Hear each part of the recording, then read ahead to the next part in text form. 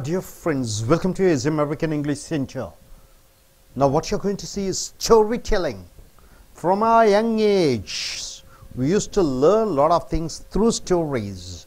Your grandmother says, your father, mother, brother, everybody says some story. When you are young, you are able to understand it properly, isn't it? Whether it is Ramayana, Mahabharata, Jesus Christ stories, Christian stories, Muslim stories, you hear a lot of stories. You watch movies, movies also are stories, right? You understand the concept. So, through storytelling, moral lessons are taught.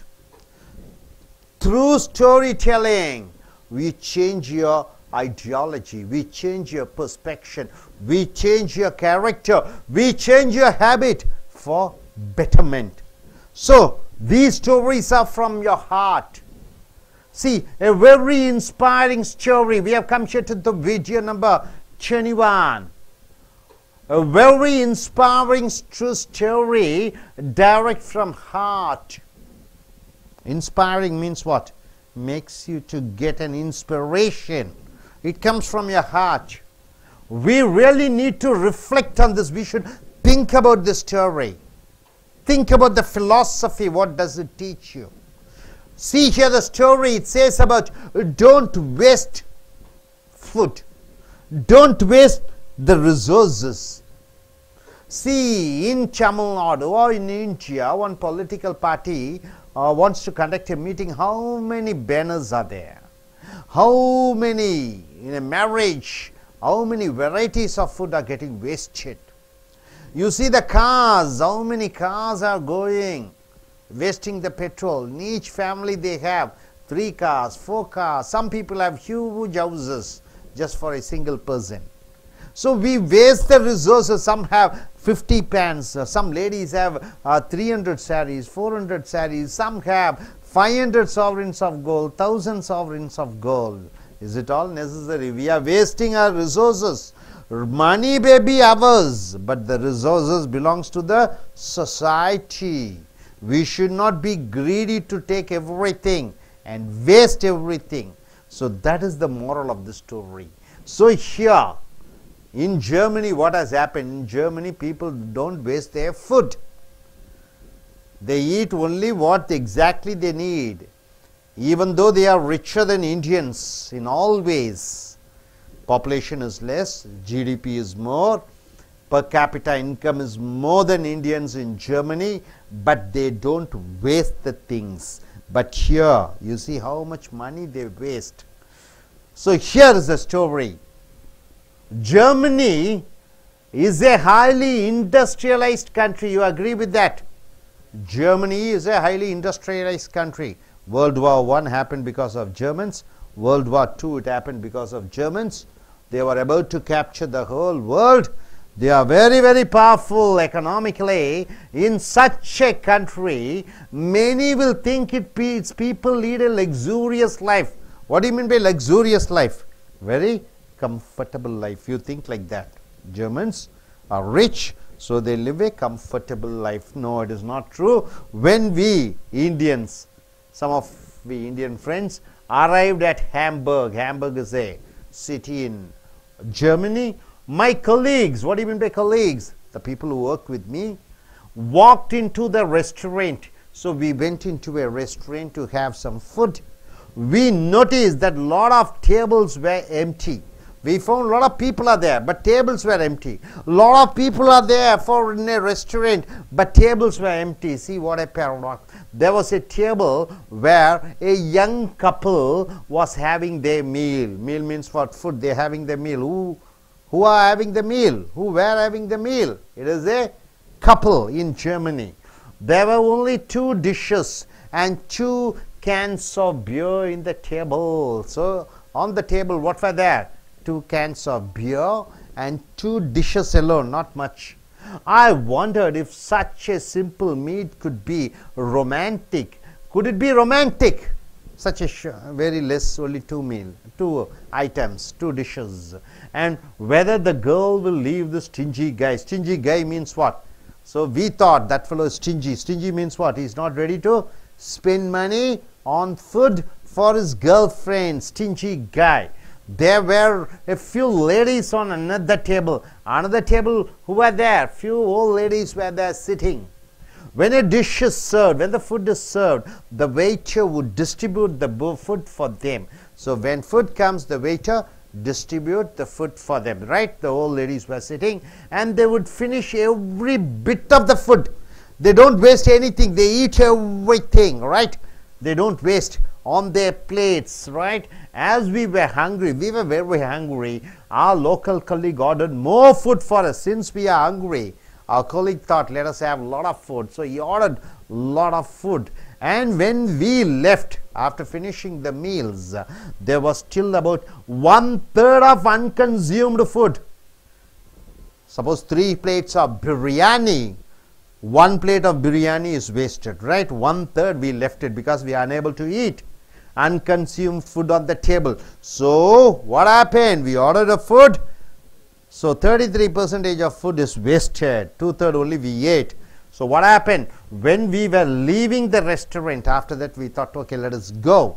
The old lady spoke to us in English. The old lady spoke to us in English because we don't know German. So she spoke. We understood what we were able to understand, that they were unhappy about us wasting so much food. The old ladies were telling, why do you want to waste so much of food? And that's what they were unhappy. So we paid for our food. We paid the money for our food. It is none of your business how much food we left behind. My colleague told the old ladies. So my colleague, old ladies were telling, why do you want to waste the food? And my friend told, it is none of your business. It is my money. I waste. What is your business? Please mind your business. The old ladies were furious. They were angry. Who? The old ladies. So one of them immediately took her handphone. She took her cell phone and made a call to someone. She made a call to somebody, maybe a policeman or security man or people who protect the society. So what happened? After a while, a man in uniform from Social Security Organization. What do you mean by Social Security Organization? To take care of the society. One member came, arrived. Upon knowing what the dispute was, he issued us a 50 euro fine. So how much is the fine? 50 euro fine was charged. For what? Because we wasted our food. We all kept quiet. We all kept quiet. The officer told us in stern voice. What do you mean by stern voice? In a strict voice, what did the officer told us? He told us, order what you can consume. Only what you can eat you order. Order what you can consume. Money is yours, but resources. Money is yours, we agree. You have thousands of euros, you have 1 lakh euros, is yours. But the resources means what? The food and things and car and all the resources belong to the society. It is societies. There are many others in the world who are facing shortage of resources, right? In many parts of the world, whether it is in Africa, Somalia, Nigeria, all those countries, Egypt, Syria, they don't have resources, have no reason to waste resources. So why do you want to waste your resources? So the mindset of people of this rich country, what is the mindset of the people of this rich country? Which is the rich country? German people. What is their mindset? What is their thought? They put all of us to shame. We Indians should be shameful upon them. I mean shameful upon us, we Indians. Why? We really need to reflect on this. We should think about this. We are from a country which is not very rich in resources, right? We are not well endowed with resources. Oil and petroleum is less, minerals is less, population is high, so the percentage of per capita income is low. So Germany is much powerful than us, industrialized country, but we should be ashamed because we don't have much of resources, but we waste. So to save face, we order large quantity and also waste food when we give others a treat. Whenever a marriage is in India is conducted, what happens? We spend all the money. We either borrow the money or sell the property, and we do a grand marriage with hundreds of varieties of food. In parties and functions, we waste money, like arranging for all the shows and orchestra and music and all those things. So the lesson is, think seriously about changing our bad habits. You have to change your bad habits, right? Expecting acknowledgement that you read the message and forward to your contacts. So very true. Money is yours. Of course, you have 5 crores. It is yours. No denying fact. But resources belong to the society. So all the resources in India, it belongs to one person, it belongs to the entire society. Nobody can grab and waste it, right? So that is the moral of the story. Hope you are able to understand. So don't waste it. Whether it is food, whether it is water, the tap water is flowing, some people won't be bothered, just like that they leave it. Even if water is flowing, it is getting wasted, try to close it. Electricity, even if some wasteful electricity bulb is on, try to put off. And if you have dresses, don't have 500 dresses, 1000 dresses, or pant, only 5 pant is necessary, 5 sets of dresses is enough. Why do you want to have 100 set of dresses? It is a curse. You need to have only 1 car. Why do you want to have 3 cars? You need 1 bike. Why do you need to have 5 bikes? A girl needs at least 5 or 10 sovereigns of gold. Why do you want to have 500 sovereigns of gold, thousands of sovereigns of gold? You need a small house. Why do you want to have 10 houses, 20 houses? So my dear friends, we should be ashamed of what we live. We should take these Germans as an example, how they live. Right, sir? So I request you gentlemen to come forward and tell what you are able to understand by this philosophy, and tell how we are and what should we do. Please come to the center stage, look at the camera and start speaking, sir.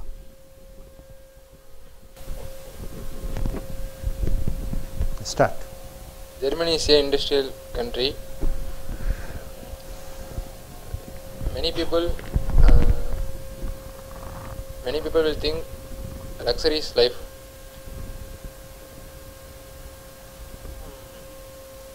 We arrived at Hamburg. My colleagues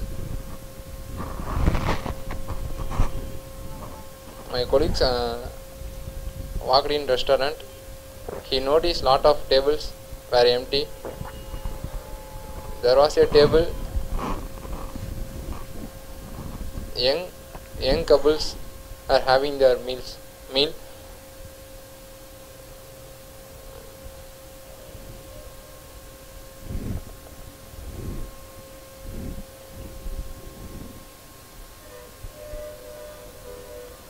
There were only 2 dishes and 2 cans of beer on the table.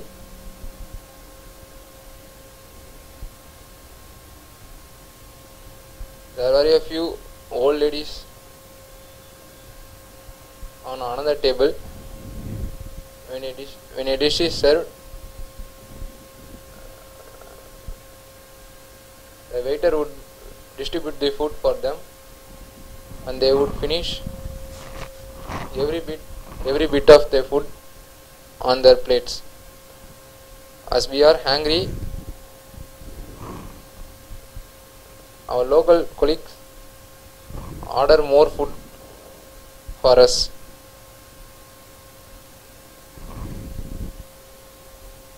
When we left, there was still about 1/3 of unconsumed food on table. When we are leaving the restaurant, the old lady spoke to us in English. We understood that they were unhappy about us. Look at the camera and speak what you know. Don't read it. So what do you understand by this philosophy? You should not waste food, right? Okay, good. Yes, you gentlemen. Okay. நண்பர்களே, ace American ஆங்கில வகுப்புகளுக்கு உங்களை வரவேற்கிறோம். உங்களுக்கு கதைகள் மூலமாக சில தத்துவங்களையும், கதைகள் மூலமாக சில விஷயங்களையும் சொல்வதன் மூலமாக உங்களுடைய எண்ணங்களையும் உங்களுடைய சிந்தனைகளையும் உங்களுடைய குணாதிசயங்களையும் உங்களுடைய கண் நோட்டத்தையும் மாற்றி அமைக்கக்கூடிய ஒரு ஆற்றலை பெறுவீர்கள். ஸோ நம்ம பார்த்திங்கன்னா சிறு குழந்தை முதற்கொண்டு கதைகளை பாட்டிமார்கள் சொல்வார்கள், தாத்தாமார்கள் சொல்வார்கள், அன்னை தந்தை சொல்வார்கள். ஸோ வளர வளர சினிமாக்கள் மூலமாக கதை மூலமாக நிறைய கற்றுக்கொண்டிருக்கிறோம், நிறைய தத்துவங்களை கற்றுக்கொண்டிருக்கிறோம். பொதுவாகவே இந்தியா போன்ற நாட்டிலே சினிமா கதைகளும் மத கதைகளும் அரசியல் கதைகளும் பல கதைகளை நாம் படிக்கிறோம், அதன் மூலமாக தத்துவத்தை பார்க்கிறோம். இங்கே ஒரு சிறு கதை, இங்கே அமெரிக்கன் இங்கிலீஷில் கதைகள் மூலமாக தத்துவத்தை சொல்கிறோம். இங்கே கதை நம்பர் வீடியோ நம்பர் 21 கதை ஸ்டோரி 21 ஆக வருகிறது. இந்த கதையின்படி என்ன வகை வருகிறது என்று பார்க்கிற பொழுது இந்த கதையில் என்ன விஷயம் என்ன சொல்கிறது என்று சொல்கிற பொழுது, வளங்களை விரயம் பண்ணாதீர்கள், பொருட்களை விரயம் பண்ணாதீர்கள். பொருட்கள் சமுதாயத்திற்கு சேர்ந்தது. ஒரு தனிநபர் அல்லது சிலர் அதிக அளவிலே பொருட்களை ஆக்கிரமிக்க கூடாது. ஸோ இங்கே ஜெர்மனி என்ற நாடு மிகப்பெரிய ஒரு தொழிற்சாலைகள் உள்ள நாடு, தொழில் வளம் உடைய நாடு. இந்த நாட்டிலே அவர்கள் அனைவரும் ஆடம்பரமாக வாழ்கிறார்கள் என்று நாம் எண்ணுகிறோம். கிடையாது, அப்படி கிடையாது. ஒரு நாள் நாங்கள் இந்தியாவிலிருந்து சென்றோம். அந்த ஜெர்மனி நாட்டில் இருக்கக்கூடிய என்னுடைய சக தோழர் மூலமாக நாங்கள் ஒரு உணவு விடுதிக்கு சென்றோம். அங்கே பார்த்தீர்கள் என்றால் உணவு அருந்துவதற்கு நிறைய பேர் உட்கார்ந்து கொண்டிருக்கிறார்கள். மேஜையிலே ஒரு சில உணவுகள் தான் இருக்கிறது, ஒரு சில பாத்திரத்திலே உணவுகள் தான் இருக்கிறது. என்ன என்று பார்க்கிற பொழுது இவர்கள் கஞ்சத்தனமான மனிதர்களா? ஏன் செலவழிக்க மாட்டேன் என்கிறார்கள். இங்கே ஸ்டிஞ்சி கைனா ஒரு கஞ்சத்தனமான ஒரு ஆண்மகன். மனைவி உட்கார்ந்து கொண்டிருக்கிறார்கள், காதலி உட்கார்ந்து கொண்டிருக்கிறார். ஒரு சில உணவு கொஞ்சம் தான் இருக்கிறது. கஞ்ச மனிதர்களா என்று நாம் நினைக்க தோன்றுகிறது. அங்கே இருக்கக்கூடியவர்கள் ஒவ்வொரு உணவாக அவர்கள் சொல்லி வரவழைத்து அந்த உணவை ஒன்று துளி கூட மிச்சம் வைக்காமல் சாப்பிட்டு விடுகிறார்கள். நானும் என் நண்பர்களும் பசியுடன் சென்ற காரணத்தினாலே ஏகப்பட்ட உணவை வரவழைத்தோம், சாப்பிட்டோம். 3/2 பங்கு தான் சாப்பிட்டோம், 1 பங்கை மிச்சப்படுத்தி விட்டோம். எழுந்து நடக்கிற பொழுது அந்த வயதான மூதாட்டியார்கள் எங்களை அழைத்து, ஏன் இந்த உணவை வீணாக்குகிறாய் என்று எங்களை பார்த்து கோபமாக கேட்க, நாங்கள் அந்த மூதாட்டியிடம் எங்களுடைய பணம், எங்களுடைய உணவு, நாங்கள் மிச்சம் அளிக்கிறோம், அதை கேட்பதற்கு நீ யார் என்று அந்த வயதான மூதாட்டியரிடம் எதிர்த்து பேசினோம். அந்த மூதாட்டியாரும் யாரோ ஒருவருக்கு ஃபோனிலே அழைக்க, அங்கே சமுதாய பாதுகாவலர்கள் ஒருவர் வர, இந்த உணவு மிச்சப்படுத்தி இருக்கிறீர்கள் என்று எங்களுக்கு கட்டணமாக ஒரு 50 யூரோ பணத்தை அதை கட்டணமாக அவர்கள் நீங்கள் செலுத்தியாக வேண்டும் என்று சொல்கிறார்கள். மேலும் அவர் என்ன சொல்கிறார் அந்த அலுவலர், பணம் உங்களதாக இருக்கட்டும், ஆனால் இங்கே இருக்கக்கூடிய பொருட்கள் அனைத்தும் பொது மக்களுக்கு சார்ந்தவை, நீங்கள் இப்படியாக விரயம் பண்ணக்கூடாது என்று. ஸோ இந்த சிறு விஷயத்தின் மூலமாக நாம் என்ன அறிந்து கொள்கிறோம் என்று பார்க்கிற பொழுது, இந்தியா போன்று ஒரு ஏழை நாடு, இந்தியாவை போன்று 126 கோடி மக்கள் உள்ள பெருநாடு, இந்த நாட்டிலே அநேகம் பேர் உணவில்லாமல் தவித்து கொண்டிருக்கக்கூடிய நாடு. இங்கே நாம் பார்க்கிறது என்ன பார்க்கிறோம்? அன்றாடம் திருமண விழாக்களிலும் விசேஷங்களிலும் 5 ஸ்டார் ஹோட்டல்களிலும் பார்ட்டிகளும் ஃபங்க்ஷன்களும் உணவுகளை வீணாக விரயம் செய்கிறோம். ஒரு மனிதருக்கு ஒரு 5 செட் உடை இருந்தால் போதும், நூற்றுக்கணக்கான உடைகளை வைத்திருக்கிறார்கள். நகை ஒரு 5 பவுன் போதும், 10 பவுன் போதும், ஆனால் ஆயிரக்கணக்கான பவுன் நகைகளை வைத்திருக்கிறார்கள். கருப்பு பணம் வைத்திருக்கிறார்கள், 1க்கு 4 கார்கள் வைத்திருக்கிறார்கள், ஆயிரக்கணக்கான நிலங்களை வைத்திருக்கிறார்கள்.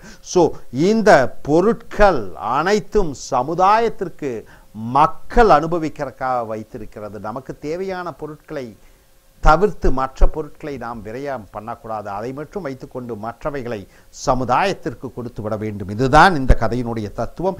ஸோ இதை பற்றி திவ்யா அவர்கள் இங்கே வந்து தமிழிலே என்ன புரிந்து கொண்டார்கள் அவர்கள் இந்த கதையின் மூலமாக, அல்லது இந்த ஜெர்மனி நாட்டினுடைய அவர்களுடைய கொள்கை கோட்பாடுகளுக்கு நாம் எந்த அளவு இணங்கி செல்கிறோம் அல்லது மாறுபட்டு இருக்கிறோம் என்பதை சொல்வார்கள். அங்கே கேமராவை பார்த்து நீங்கள் பேசுங்கள்.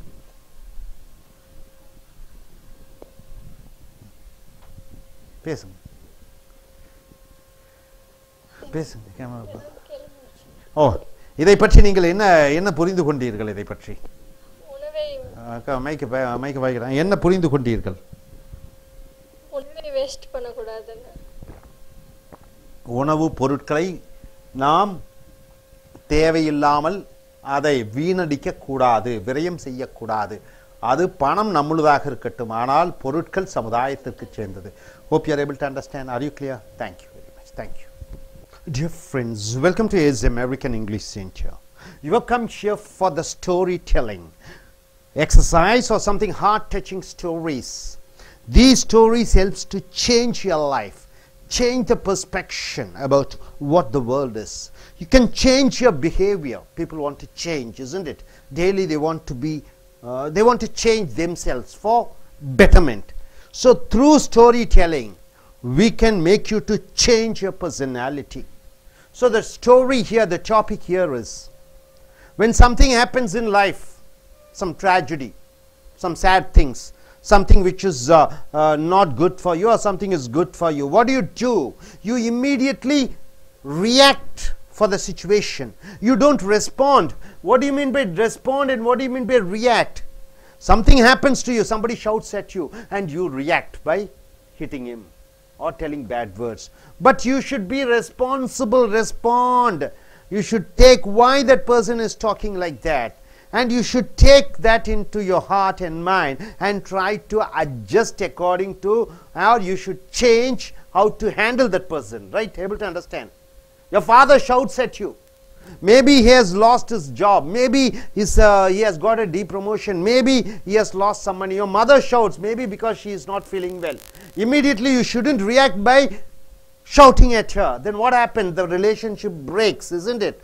There you have to respond. Oh, my mother is not feeling well, I have to keep quiet, I should go there and I shouldn't shout at her, right? So response is necessary, not reaction is necessary, right sir? Your teacher says, your manager says, your boss says, your subordinate says, the government official says, when you're going in a bike, a traffic man shouts at you, you should think, okay, why is he doing like that? And you should try to handle the situation by understanding why the situation has arisen. That is called respond. But immediately you react. One policeman shouts at you, you also shout at him and both fight each other. Then that is reaction. So reaction is always leads to tragedy. Response leads to improvement. Reaction always leads to tragedy. Response always results to improvement. Your staff says your English is bad, your manager says, right? You immediately don't shout at him, your English is worse than mine, that and this you shouldn't show. You should understand, yes, maybe my English is wrong, maybe I should go to a training center, maybe I should learn, then I should improve myself. That is what my manager wants me to do. So you react, no, you respond for the situation. So this is what it is all about, response. So in reaction, what all happens? Short-sighted. And whenever you react, you just see for the short-sightedness. Your mind is not broad, it is short-sighted.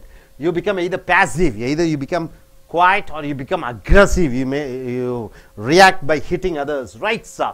And infighting goes on. Some reaction, somebody says something, so infighting goes on if you go in for reaction. Gossip and rumor. If you don't like somebody, immediately you react by telling bad about others. It is called gossip.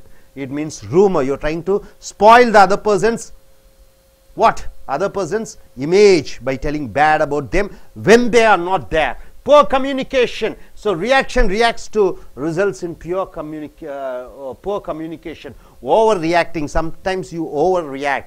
Sometimes tough battles goes on. You become a hand fight goes on. Uncooperative. Somebody says and you are not cooperating at all. You are not responding. You are reacting by uncooperating, jumping to conclusion. Immediately you come to conclusion, that fellow is bad, that fellow is a stupid fellow, I cannot work with him, that and this. Immediately you take immediate decisions. So jumping to conclusions, this is called reaction, right? Able to understand? But when you are responding, what is responding?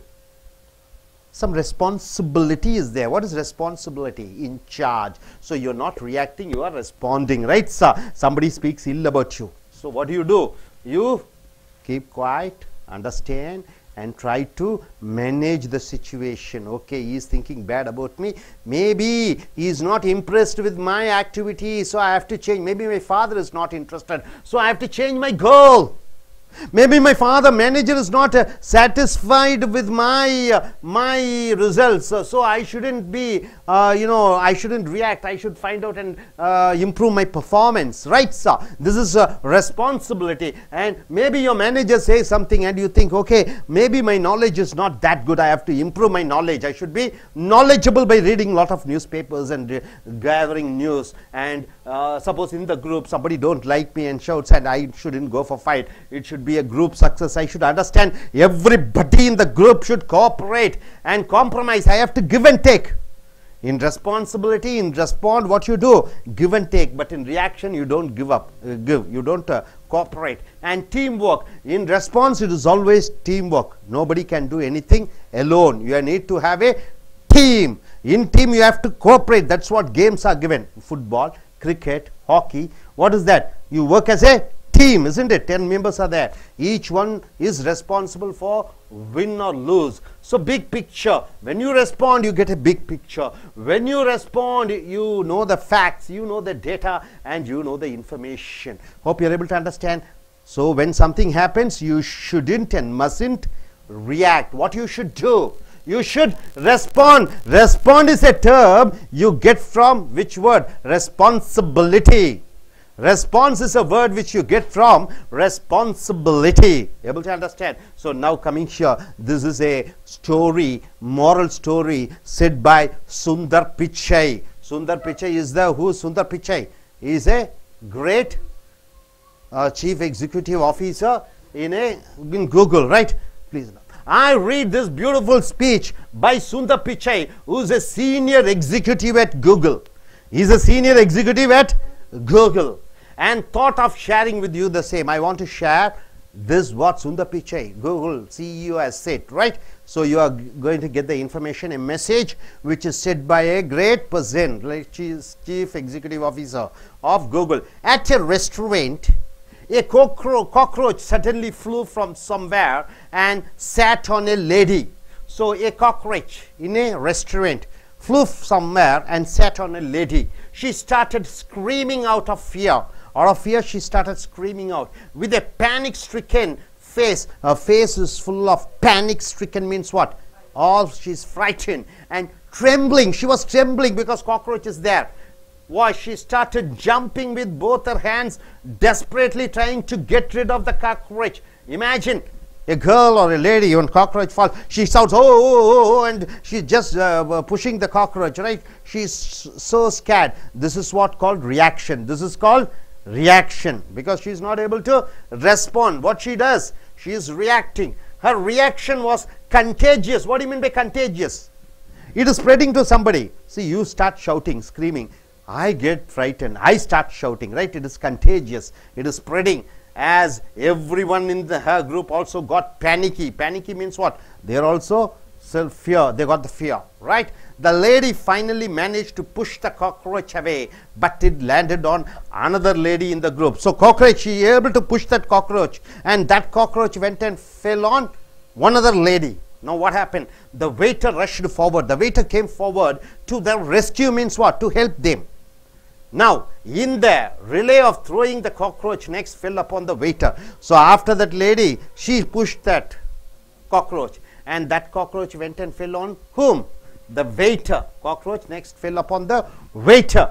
The waiter stood firm. The waiter, cockroach was there. He stood like that. He saw the cockroach, composed himself, very calm and quiet, composed himself, and observed the behavior of the cockroach on his shirt. He was observing what the cockroach was doing. He was just looking at the cockroach. He was not shouting. He was not fearful. He was not panic-stricken. He was quiet and observing the movements of the cockroach. When he was confident enough, when he was very confident, he grabbed it with his fingers and threw it out of the restaurant. He went out of the restaurant and threw the cockroach, right? So what do you mean by this? Sipping my coffee and watching the amusement. So Sundar Pichai was taking a cup of coffee. He was watching the amusement, means what? The fun. All people are shouting, and the waiter took the cockroach and left it there. The antenna of my mind. What do you mean by antenna of my mind, sir? Your mind is there, it is fully activated, antenna of mind. Picked up a few thoughts, it got few thoughts and started wondering, started thinking, was the cockroach responsible for their histrionic behavior? That lady started shouting, right? Oh, ooh, ah, ooh and all. That is called histrionic approach. It is called histrionic behavior, right? Histrionic. What do you mean by histrionic? Shouting, unable to control, you are madly shouting when you are not bothered about situation. So, yes, it is called histrionic behavior. So, he was thinking, what is the reason for histrionic behavior? Is it cockroach? Is it cockroach, sir? If so, then why was the waiter not disturbed? So, if the cockroach was the reason for histrionic behavior, then why the waiter was not disturbed? Able to understand? The ladies, two ladies were shouting as if they are going to die. But here, the waiter was so calm and quiet and he took and put it outside. So, is the reason cockroach or who? The reason is who? It is not the cockroach, but the inability of the ladies to handle the disturbance caused by the cockroach.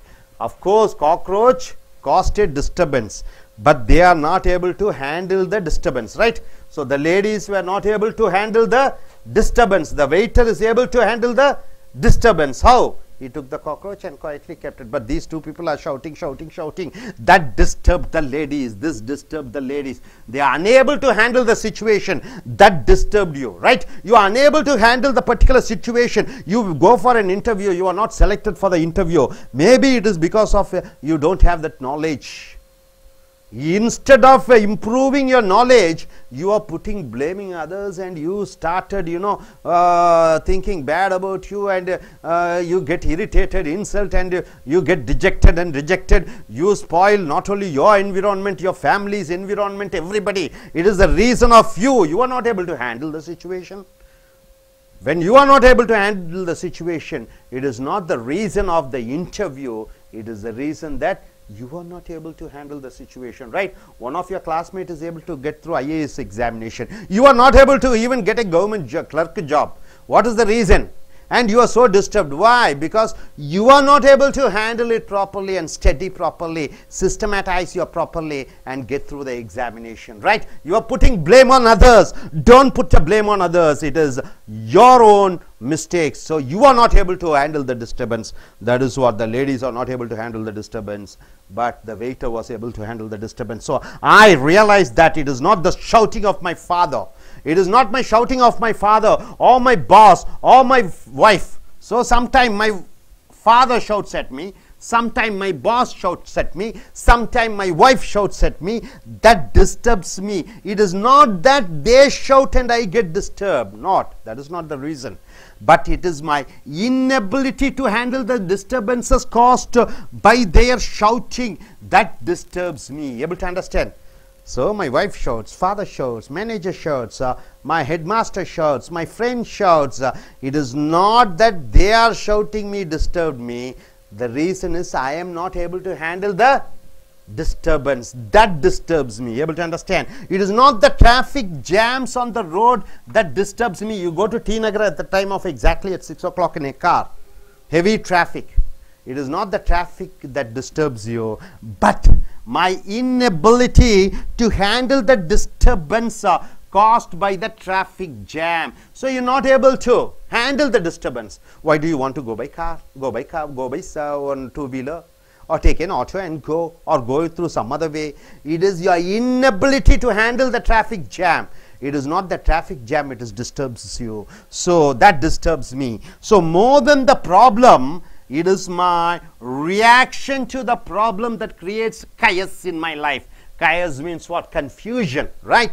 It is not that problems creates disturbance. It is unable to handle the problem which creates confusion in your life. Able to understand? So what is the topic is all about? So here, lessons learned from the story. I understood I should not react in life. So everybody say together, I understand I shouldn't react in life.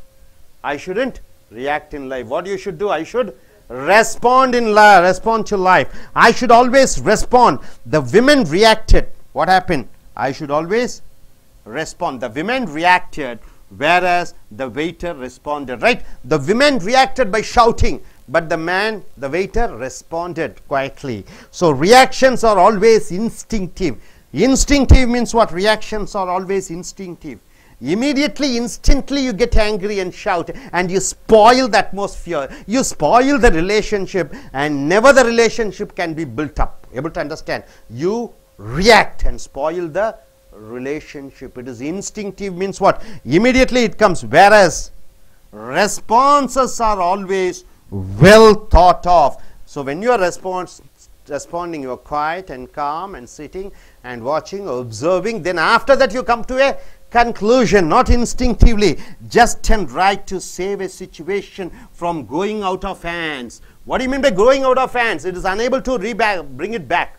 It is out of your hands, right? So by responses you can able to manage the relationship, to avoid cracks in relationships. This is what husband and wife problems is all about. It is not the wife and husband shouts. That is not the problem. Handling the situation, responding to the situation instead of reacting the situation, it results in divorce, it results in fight, it results in father and son fight, father mother fight, for husband and wife fight. To avoid taking decisions in anger, anxiety. What do you mean by anger?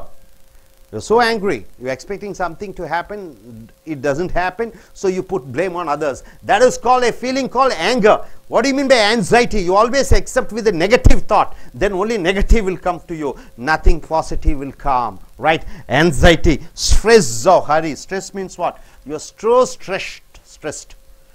As if the whole world is on your shoulders, you are so stressed. Nothing is called like stress, nothing is there. You want to be hurry, you want everything to be done fast. There it always goes in for reaction and not for response. So my dear friends, in life whatever comes, it is not the problems in life, it is not the money, it is not the friend, it is not the shouting off, it is not the fighting, or it is not the police, or it is not the problems which causes you the disturbance. The disturbance is caused because you are not able to handle the situations. Hope you are able to understand. Are you clear about this philosophy? As each one of you, I request you to come forward. Yes, first we shall start with Preeti. Please come forward and tell what you are able to understand by this philosophy called react and respond. Look at the audience and start speaking. There is a lot of difference between reacting and responding. Respond is a word that comes from responsibilities. In any situation, for example, if a person fights with us, we should also not fight with them. Instead, understand the situation and we need to respond. What is the reason for their fighting? And we need to respond in calm to them. And we shouldn't fight against them. It is reacting, and the other is responding. Yes, you gentlemen, please come forward. Just jump from this wire and go. Be careful with the wire. Just take the mic. Go to the center. Look at the camera. Yes. You can see the character of the persons, react or response, to handle the situation. We can handle it in a reaction also, or we can handle it in a response way also. But the way of handling is the key to the success. If we react, if we response and reaction, then we have been learned in nothing good, like gossips, rumors, or fighting. It will be happen. When we react in response way, we can achieve the goals and we can learn from the fail, from the success. Thank you. You gentlemen, jump the wire down.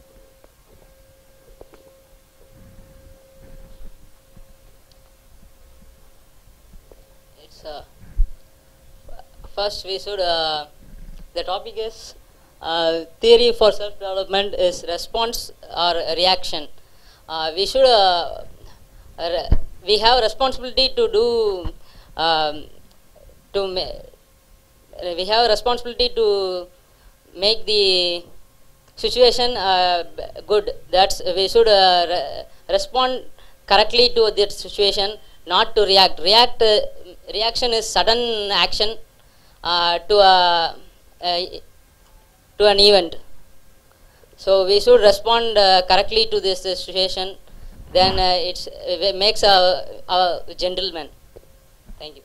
Please come.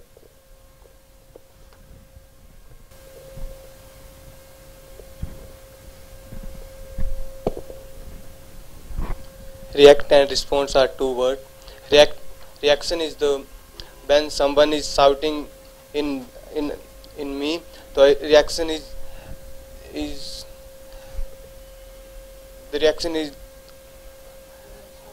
when shout back. This is the reaction, and the response is the handling is the softly, and the response is the performance about how's the performance, and reaction is the reason to the fighting when someone is shouting, and that's it. Good. Wait, 1 minute. நண்பர்களே, as American ஆங்கில கதை சொல்லும் வகுப்புகளுக்கு வருகிறீர்கள். கதைகள் மூலமாக தத்துவங்கள் சொல்லப்படுகிறது. கதைகள் மூலமாக உன்னுடைய கண்ணோட்டம் மாறுகிறது. கதைகள் மூலமாக உன்னுடைய சிந்தனைகள், உன்னுடைய புத்தி கூர்மை தீட்டப்படுகிறது. சிறு வயது முதலே பாட்டி சொன்ன கதை தத்துவ கதைகள், மத கதைகளை பார்த்தீர்கள். இங்கே கதை 22, பேஜ் நம்பர் 36-37 ஷார்ட் ஸ்டோரிஸ் என்று பார்க்கிறோம். இங்கே வாழ்க்கையிலே அன்றாடம் நடக்கக்கூடிய விளைவுகள், பல பிரச்சனைகள் நடக்கிறது. பிரச்சனைகள் உன் நிம்மதியை எடுப்பதில்லை. அந்த பிரச்சனைகளை நீ எப்படி சமாளிக்கிறாய், எப்படி அதற்கு பதிலளிக்கிறாய், உடனடியாக அந்த பிரச்சனைக்கு எந்த சிந்தனையும் இல்லாமல் உடனடியாக தீர்வு காணுகிற பொழுது அங்கே என்ன ஆகிவிடுகிறது? கோபதாபம், எரிச்சல், உணர்ச்சிகள் கொந்தளிக்கிறது, உறவுகள் உடைக்கப்படுகிறது. ஆனால் பிரச்சனைகள் என்று வருகிற பொழுது பொறுமையாக, அமைதியாக, நிதானமாக சிந்தித்து அந்த பிரச்சனைகளுக்கு ஒரு தீர்வை கொண்டு வருகிற பொழுது அந்த பிரச்சனைகள் உன் நிம்மதியை இழக்க வைப்பதில்லை. ஆனால் பிரச்சனைகளை எப்படி கையாள்கிறாய், அதுதான் உன் நிம்மதியை குலைத்து விடுகிறது. இதுதான் இந்த சிறு கதையினுடைய தத்துவம். சீஃப் எக்ஸிக்யூட்டிவ் ஆஃபீஸர் என்று சொல்லக்கூடிய உலகத்தினுடைய கூகுள் கம்பெனியினுடைய உயர் அதிகாரியான சுந்தர் பிச்சை அவர்கள் ஒரு முறை ஒரு உணவு விடுதிக்கு செல்கிறார்கள். அங்கே அவர் காஃபி குடித்து கொண்டிருக்கிற பொழுது அங்கே பார்க்கிறார், அங்கே நிறைய பெண்களும் ஆண்களும் அமர்ந்திருக்கிறார்கள் உணவு விடுதியிலே. அங்கே ஒரு சிறு காக்ரோச் என்பதை தமிழில் என்ன சொல்வீர்கள்? கரப்பான் பூச்சி ஒன்று அங்கே ஒரு பெண்ணினுடைய உடல் மேலே வந்து உட்டு விடுகிறது. அவள் கத்துகிறாள், கதறுகிறாள், அலறுகிறாள். அங்கே இருக்கக்கூடியவர்கள் அனைவரும் பயந்து விட்டார்கள். என்ன ஏது என்று, ஏதோ செத்து விடுவோமோ என்பது போல கத்துகிறார். கத்தி அந்த கரப்பான் பூச்சியை தூக்கி அந்த பக்கம் தள்ளி விடுகிற பொழுது அது இன்னொரு பெண்ணிடம் போய் விழுகிறது. அவளும் கத்துகிறாள், கதறுகிறாள், ஏதோ கொலை செய்யப்படுவது போல. அங்கே இருந்த வெயிட்டர், சப்ளையர் வருகிறார். அவர் மேல் அந்த பெண் வீசி எறிகிறாள். அந்த வெயிட்டர் அதை பார்க்கிறார். அந்த கரப்பான் பூச்சியை அமைதியாக பார்க்கிறார். மெதுவாக எடுத்து அமைதியாக வெளியே சென்று அந்த கரப்பான் பூச்சியை விடுகிறார். இங்கே யாருடைய அறிவு, யாருடைய புத்தி கூர்மை, யாருடைய நிதானம் தெளிவாக இருக்கிறது என்று பார்க்கிற பொழுது இந்த பிரச்சனைகளுக்கு மூல காரணம் அந்த கரப்பான் பூச்சி கிடையாது. இந்த பிரச்சனையின் மூல காரணம் அந்த கரப்பான் பூச்சியை எப்படி கையாள்வது என்பதுதான். கரப்பான் பூச்சி ஒரு பிரச்சனை, அந்த பிரச்சனையை கையாள தெரியாத 2 பெண்கள், அந்த பிரச்சனையை கையாள தெரிந்த ஒரு சப்ளையர், அவர் அழகாக அந்த கரப்பான் பூச்சியை வெளியே எடுத்துக்கிறார். இதுதான் அன்றாடும் வாழ்க்கையிலே கணவன் திட்டுகிறார், மனைவி திட்டுகிறார், மேலாளர் திட்டுகிறார், உன்னுடைய ஹெட்மாஸ்டர் திட்டுகிறார், நண்பர் திட்டுகிறார், உனக்கு சக வேலை செய்யக்கூடியவர்கள் திட்டுகிறார்கள், அல்லது குறை கூறுகிறார்கள் உனக்கு கீழே வேலை செய்யக்கூடியவர்கள். உடனடியாக அதற்கு பதில் செலுத்துகிற பொழுது அங்கே என்னாகி விடுகிறது? ஷார்ட் சைட்டட்னஸ், குறுகிய கண் பார்வை, பேசிவ், ஒன்றும் இல்லாமல் உன்னை மூடமாக்கி விடுகிறார்கள், ஒன்றும் பதில் சொல்ல முடியவில்லை. அக்ரஸிவ், மிக கோபம் வந்து உனக்கு நீ அவர்களை அடிக்க செல்கிறாய். இன்ஃபைட்டிங், உள்ளுக்குள்ளேயே ஒரு சண்டை நடக்கிறது. காசிப், உன்னை பற்றி குறை கூறுகிறவரை பற்றி அவமானப்படுத்துகிறாய். அவர் இல்லாத போது அவர்கள் முன்னாடி பேசாமல் மறைமுகமாக பேசுகிறாய். அன்ப்ரொடக்டிவ், அங்கே ஆக்கப்பூர்வமான வேலைகளை செய்யாமல் தெண்டமாக இருக்கிறாய். போ கம்யூனிகேஷன், யாராவது பேச வந்தால் உன்னை பற்றி சொன்னவர்கள் அவர்களுடன் பதிலளிக்காமல் அங்கே உறவு முறைகள் அல்லது கம்யூனிகேஷன் ரொம்ப பேடாக இருக்கிறது. ஓவர் ரியாக்டிங், அதிகமாக ரியாக்ட் பண்ணுகிறாய். டஃப் பேட்டில் சண்டை இடுகிறாய். அன்கோஆப்ரேட்டிவ், அவங்க என்ன சொன்னாலும் நீ ஒற்று போவதில்லை. சில சமயம் அம்மாவுக்கும் உனக்கும் பிரச்சனையாகும், அப்பாவுக்கும் அம்மாவுக்கும் பிரச்சனையாகும். அந்த நேரத்தில் உடனடியாக அவர்கள் கோபப்பட்டு அவர்கள் சொல்வதை கேட்பதில்லை. ஜம்பிங் டு கன்க்ளூஷன், உடனடியாக ஒரு முடிவுக்கு வந்து விடுகிறாய். ஆனால் ரெஸ்பாண்ட், அமைதியாக பொறுத்திருந்து அந்த பிரச்சனைகளை கையாளுகிற பொழுது நீ என்னவாக இருக்கிறாய்? பெர்ஃபார்மன்ஸ், நீ செய்யக்கூடிய காரியங்கள் பிரமாதமாக இருக்கும். கோல்ஸ், உனக்கு ஒரு லட்சியத்தை வைத்துக் கொள்கிறாய். அந்த லட்சியத்தை நோக்கி உடனடியாக பயணம் செய்ய முடியும். ஒரு டாக்டராகவோ இன்ஜினியராகவோ ஒரு கலெக்டராகவோ எந்த லட்சியமானாலும் அந்த ரெஸ்பான்ஸோட போகிற பொழுது அந்த லட்சியத்தை நீ அடைந்து விடுவாய். நாலேஜபிள், உன்னை அறிவை நீ பெருக்கிக் கொள்வாய். ப்ரொடக்டிவ், நீ ஆக்கப்பூர்வமானவனாக இருப்பாய். குரூப் சக்சஸ், எந்த வேலை செய்தாலும் கூட்டாக செய்ய வேண்டும். அது குரூப் சக்சஸ் என்று சொல்லக்கூடிய கூட்டு வெற்றியை அடைவாய். காம்ப்ரமைஸ், நீ சமாதானம் பண்ணி அவர்களுக்கு ஈடு இணையாக நீ செல்வாய். டீம் ஒர்க், கூட்டத்தில் எப்படி வேலை செய்ய வேண்டும் என்பதை கற்றறிந்து கொள்வாய். பிக் பிக்சர், எல்லாம் உன் சிந்தனைகள் எல்லாம் பெரிதாக இருக்கிறது. ஃபேக்ட்ஸ், டேட்டா, இன்ஃபர்மேஷன், அனைத்து விஷயங்களையும் உண்மை நிகழ்வுகள் இருக்கிறதா என்று சொல்லக்கூடிய அந்த ஃபேக்ட்ஸ், டேட்டா, இன்ஃபர்மேஷனை வைத்துத்தான் உன்னுடைய வாழ்க்கையினுடைய ஒவ்வொரு நொடி பொழுதுகளையும் நீ காலெடுத்து வைப்பாய். ஸோ நண்பர்களே, பிரச்சனைகள் என்று வருகிற பொழுது அந்த பிரச்சனைகள் உன் தூக்கத்தை கலைப்பதில்லை, அந்த பிரச்சனைகள் உன் மன சங்கடத்தை உருவாக்குவதல்ல. அந்த பிரச்சனைகளை எப்படி கையாள்கிறாய், அந்த ரெஸ்பாண்ட் தானே வேண்டுமே ஒழிய ரியாக்ஷன் தேவையில்லை. அதுதான் இந்த கதையினுடைய மூலாம்சம். ஸோ நீங்கள் அனைவரும் வாழ்க்கையில் நடக்கக்கூடிய சிறு சிறு அசைவுகள், சிறு சிறு பிரச்சனைகள், பெரும் பெரும் பிரச்சனைகளுக்கு உடனடியாக முடிவு செய்யாதீர்கள். அந்த பிரச்சனைகளை எப்படி கையாள்வது என்பதுதான் இதில் முக்கியமான கருத்து. Hope you are able to understand. Are you clear? Thank you very much. Friends, welcome to his American English Center. Check your storybook, and we have come here to the story number 23. The video number 23, the page number 38, 39. So the short story is inspirational start story on relationships, building bridges. What do you mean by building bridges? Building bridges means what? See, a relationship, lovers are there, friends are there, husband and wife is there. So some problem happened, and the bridge means what? The connectivity between this heart and that heart, it breaks. So what you have to do? You should not try to break it further. If you are a third person, you should try to build the relationship, bridge the relationship, try to cement the relationship. You shouldn't be the cause for breaking the relationship. Hope you are able to understand. Your friends are there, two of them are fighting, they have a problem. Who is an enemy, sir? Only a friend can be an enemy. Whom will you hate? Only when you love somebody you can hate. The more you hate, it means the more you have loved that person. The worst is the enemy. He was the best friend of you, right? The best friend can be the best enemy, and the best lover could be the best person whom you hate. So what you do is, in day-to-day life, you find a lot of persons, they have problem in the relationship. You as a third person, you should try to build the relationship. You should try to bridge the relationship. You shouldn't be a cause for breaking the relationship, right? That's the duty of you. Now just see the story. We build too many walls and not enough bridges. We create and we build walls, we don't build bridges. Only if you have a bridge, the other person can come into your heart. We build only walls, we are not building bridges. This is the story. So once upon a time, two brothers who lived in an adjoining farms means what? This brother has 5 acres of land, one other brother has 5 acres of land. It is adjoined means what? Next to this brother's farm, the other brother's farm is there. Fell into conflict, they had a problem. Conflict means they had a problem. It was the first serious rift in 40 years of farming. So two brothers were living so happily. After first time, after 40 years, there was a relationship break. Side by side, sharing, they were sharing machinery. Once all the 40 years they were sharing machinery, and trading labor means what? They are sending their labor from one farm to the other farm. Both were thinking like each farm, and goods as needed without a hitch means what? Without any problem, they were sharing. Both the brothers were sharing. After 40 years there was a problem, rift. Then the long collaboration fell apart. So the relationship fell apart. It began with a small misunderstanding. So anything starts with a small misunderstanding, right sir? Relationship breaks because of one small misunderstanding between the brother, and it grew into a major difference. So small misunderstanding, it is taken a gigantic proportion, and such a huge matter it has become, and finally it exploded, burst into an exchange of bitter words. Bitter words means what?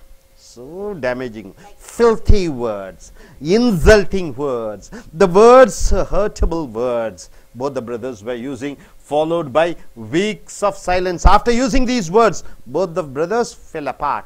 They were not speaking to each other. So coming here, one morning, there was a knock on John's door. John is a brother, right? There was a knock on John's door. John is a brother. He opened it to find a man with a carpenter's toolbox. A man was there with a carpenter toolbox. I'm looking for a few days' work, the carpenter told. Sir, I'm looking for a few days' work, sir. He said, perhaps you would have a few small jobs here and there. So John says, yes, we have some work here and there, some few works. You please do it. Could I help you? Yes, said the older brother. I do have a job for you. Look across the creek. What do you mean by creek? Anybody? Creek means a stream. Stream means what? Some small river type, small water flowing, right? Stream is there of that farm. That farm you can find a creek. That's my neighbor. So he says, that's my neighbor. See the creek there, the stream there. That farm is my neighbor. In fact, it is my younger brother. John says, that creek and that farm, it's my younger brother's. So last week there was a meadow between us. Meadow means what? Some problem between us. And he took the bulldozer to the river Levy, and now there is a creek between us. So there was a small connection, bridge between myself, my farm and his farm. My brother broke it down, and yes, with the use of a bulldozer. So, well, he may have done this to spite me. Spite me means what? To make me angry. He might have done this particular thing. I will go him one better. See that pile of lumber. Pile of lumber. What do you mean by lumber, sir? The woods which are cut. Curing by the barn. Barn means what? In the farm there is a small house. It is called barn. There are certain woods are there. I want you to build me a fence. Fence means what? Using the lumber, using the wood, I want you to build a fence means what? So that I don't see my brother's farm on 8 foot. 8 foot means it should have 8-foot fence. So I need to see his place. So I don't want to see his place. I don't want to see his place. I don't want to look at his place at all. So anymore. Cool him down. Anyhow, the carpenter said, I think. So the carpenter says, I think. I understand the situation. Show me the nails and the post hole digger, and I'll be able to do a job that pleases you. So the carpenter says, okay, sir, your wood is there. I will build a fence. Please give me the nail and everything. I will go and build the fence. Who says? The carpenter says. The older brother. The elder brother had to go to town for supplies. He has to go down to shop to buy certain instruments. So he helped the carpenter get the materials ready. So he wants the carpenter, all the needed things were given to the carpenter. And then he was off for the day. Next, the carpenter worked hard all the day, measuring, sawing. Sawing means what? Cutting the wood and measuring and doing all those things. Who was doing? The carpenter. Nailing. About sunset, when the farmer returned, when the farmer John returned, the carpenter had just finished his job. The carpenter has finished the job. What did John say? To build a fence so that he doesn't see his brother. The farmer's eyes opened. Why is his jaw dropped? His eyes opened. His jaw dropped. He was shocked. What was the matter? There was no fence at all. The carpenter didn't build a fence. Rather, what did he do? It was a bridge. A bridge stretching from one side of the creek to the other. So a stream is there. Next to the stream, brother's farm. The other side, John's farm. So John has asked the carpenter to build a fence. But the carpenter did what? He, with all the instruments and metals and things and that wood, he built a bridge connecting this farm and that farm, brother's farm. A fine piece of work, hand nails and all, and the neighbor, his younger brother was coming across. So his younger brother, when he came out, he saw the bridge. He came straight to his brother and he gave the handshake. He gave his handshake, saying that even though I shouted at you, even though I scolded you, even though after we had the problem, after that you invested money and you built a bridge. Who said? The younger brother told John, and he gave it a shake hands. You are quite a fellow to build this bridge. After all, I have said and done. I have done a lot of things bad to you. I have said worse things about you, but you are able to build a bridge for me. The two brothers stood at each end of the bridge, and then they met in the middle, taking each other's hand. So both the brothers caught the hands of each other. Say they turned to see the carpenter hoist the toolbox on his shoulders. The carpenter took the toolbox and he kept it in his shoulder. No, wait, stay a few days. John and the other brother says, stay for a few days. I have a lot of other projects for you. And said the older brother, but the carpenter said, what did he say? I would love to stay on. But the carpenter said, but I have many more bridges to build. I have to build many more bridges. Means what? I have to connect a lot of hearts. I have to make the opposition parties to join together. So this is my duty. I have to go. So dear friends, what do you understand by the philosophy? So be a bridge. If it's a Muslim or a Hindu, there's a fight, in religious fight, be a bridge. If a caste fight is there, build a bridge. If in relationships your two friends have a fight, lovers have a fight, try to be a bridge. If friends are fighting, try to be a bridge. Don't try to add fuel to the fire. Don't make the matter complicated. Don't be a party for breaking the relationship seriously. Try to be a bridge, or keep your mouth shut and get out. Don't be a party to break the relationship. So this is the philosophy. Indians always think Pakistanis as their enemies, isn't it? Pakistanis think they are Indians as their enemies. Try to be a bridge. Tamil speaking people, Malayalam speaking people, Telugu speaking people, some people say Tamil is great, or Telugu is great, or Hindi is great. Try to build the bridge between different people who are speaking different languages, right? And caste, this Naidu caste is good, Rao caste is good, and Chettiar caste is good. The people try to build a bridge amongst the caste. So try to build bridge between the seniors and juniors. Try to build a bridge between husband and wife, your father and mother fighting. Try to be a bridge, your brother and sister fighting. Try to be a bridge. So be a bridge and don't be a fence. This is the philosophy which we have seen, right, sir? So one by one, I request, I give this, no, you have to organize and see through that everybody speaks. Please make sure. Yes, I request Ms. Preeti to come forward. Please come forward and just tell the story and philosophy. What you are able to understand from this philosophy. Madam, see through that everybody one by one they are speaking. So story also. Yes, with the story and philosophy. Look at the audience. Hi friends, I'm Preeti. I've come here to tell a story between two brothers. In a village, there lived two brothers. They had two farms adjoining each other, that is side by side. One fine day, they got there were misunderstanding between them. It resulted in exchange of bitter words. And one of the brothers' name is John, and he had an younger brother. Then this led to they never talked to each other for some days. So one day a man came with a carpenter toolbox. He knocked the door of the elder brother, that is John. He opened the door and he saw who was that. It was a man with a carpenter's toolbox. He asked, "How can I help you?" He said, "I wanted to build a fence. I don't want to look at my younger brother's face at all." So he told him to build a fence. So he sent the man to get all the materials and build a fence in his farm. But the man went and he purchased all the things in the town, and he built a bridge instead of building a fence. When John noticed this, he was surprised, and he saw the bridge, and at the side he saw that his younger brother is coming to shake his hands. So he was surprised, like, I told him to build a fence, but he built a bridge, and this compromised all the problems, and my younger brother is also compromised. Okay. After that, the problem solved.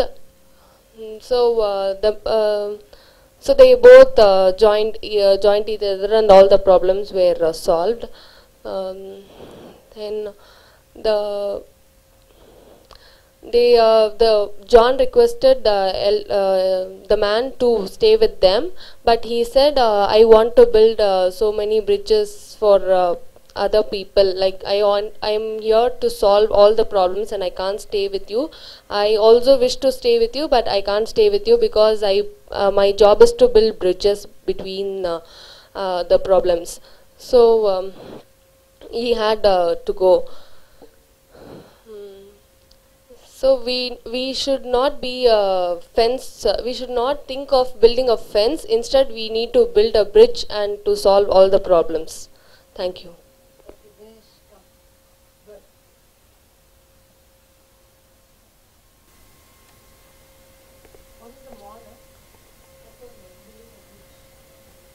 Good afternoon, friends.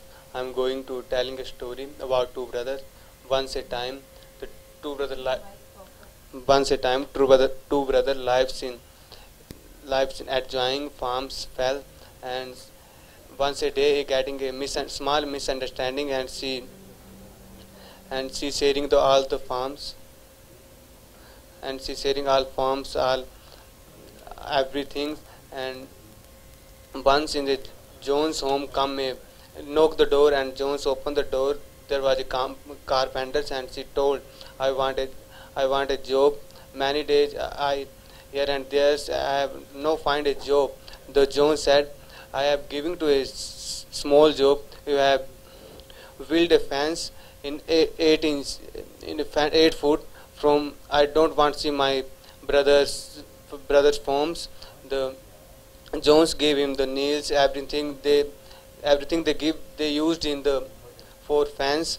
He started the old brothers. He also came to the supplying for the farms, and he helped to carpenter of the days, and the carpenter work done hardly in the up before the sunset. And the John had come. The John brother had come, and she saw there was no fence, and he was surprised, and it was a bridge. And the John brother said, you are quietly working, and she shake hand with brothers and told, you have I have been they are fighting, I am abusing you, and some say hurting words. The brother said that you have quietly the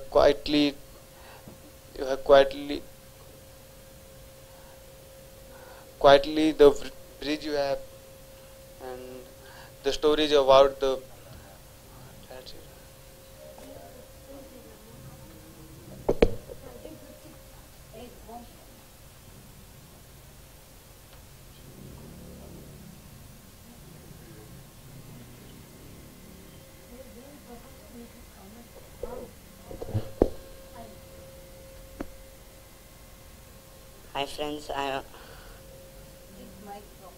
Hi friends, I want to talk about two brothers relationship. Once upon a time, two brothers who live adjoining farms. Adjoining farms fell into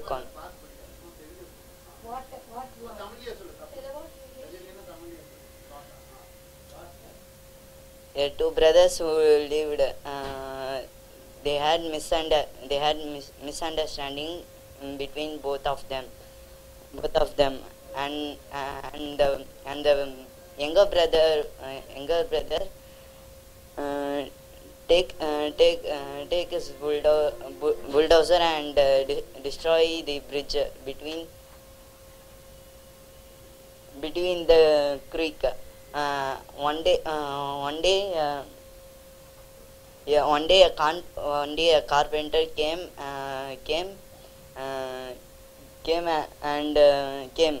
John, he knocked the door of his elder brother John. He opened the door, and the carpenter asked, "Sir, sir, may I help you?"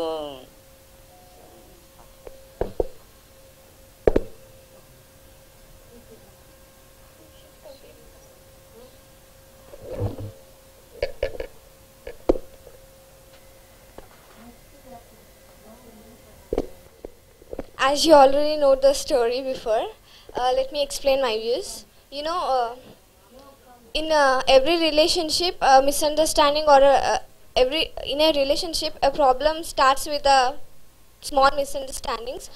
So before getting into the action or saying something, just think before what you are saying. That's it. And what else? It's not important to connect the relationship between two persons, but it's important not to break the relationship.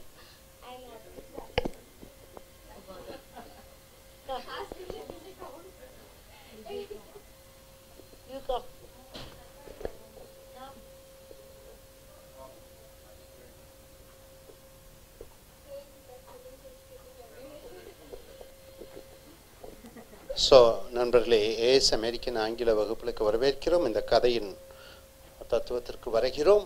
So கதைகள் மூலமாக தத்துவத்தை சொல்கிறோம். So இந்த பையன் பேசினார். கம்மியா. So இந்த பையன் is birthday. What's your name man today? Wish him all the best. Today is his birthday. எல்லாத்துக்கும் ஸ்வீட்ஸ் கொடுத்து கொண்டாடணும், ரைட்டா?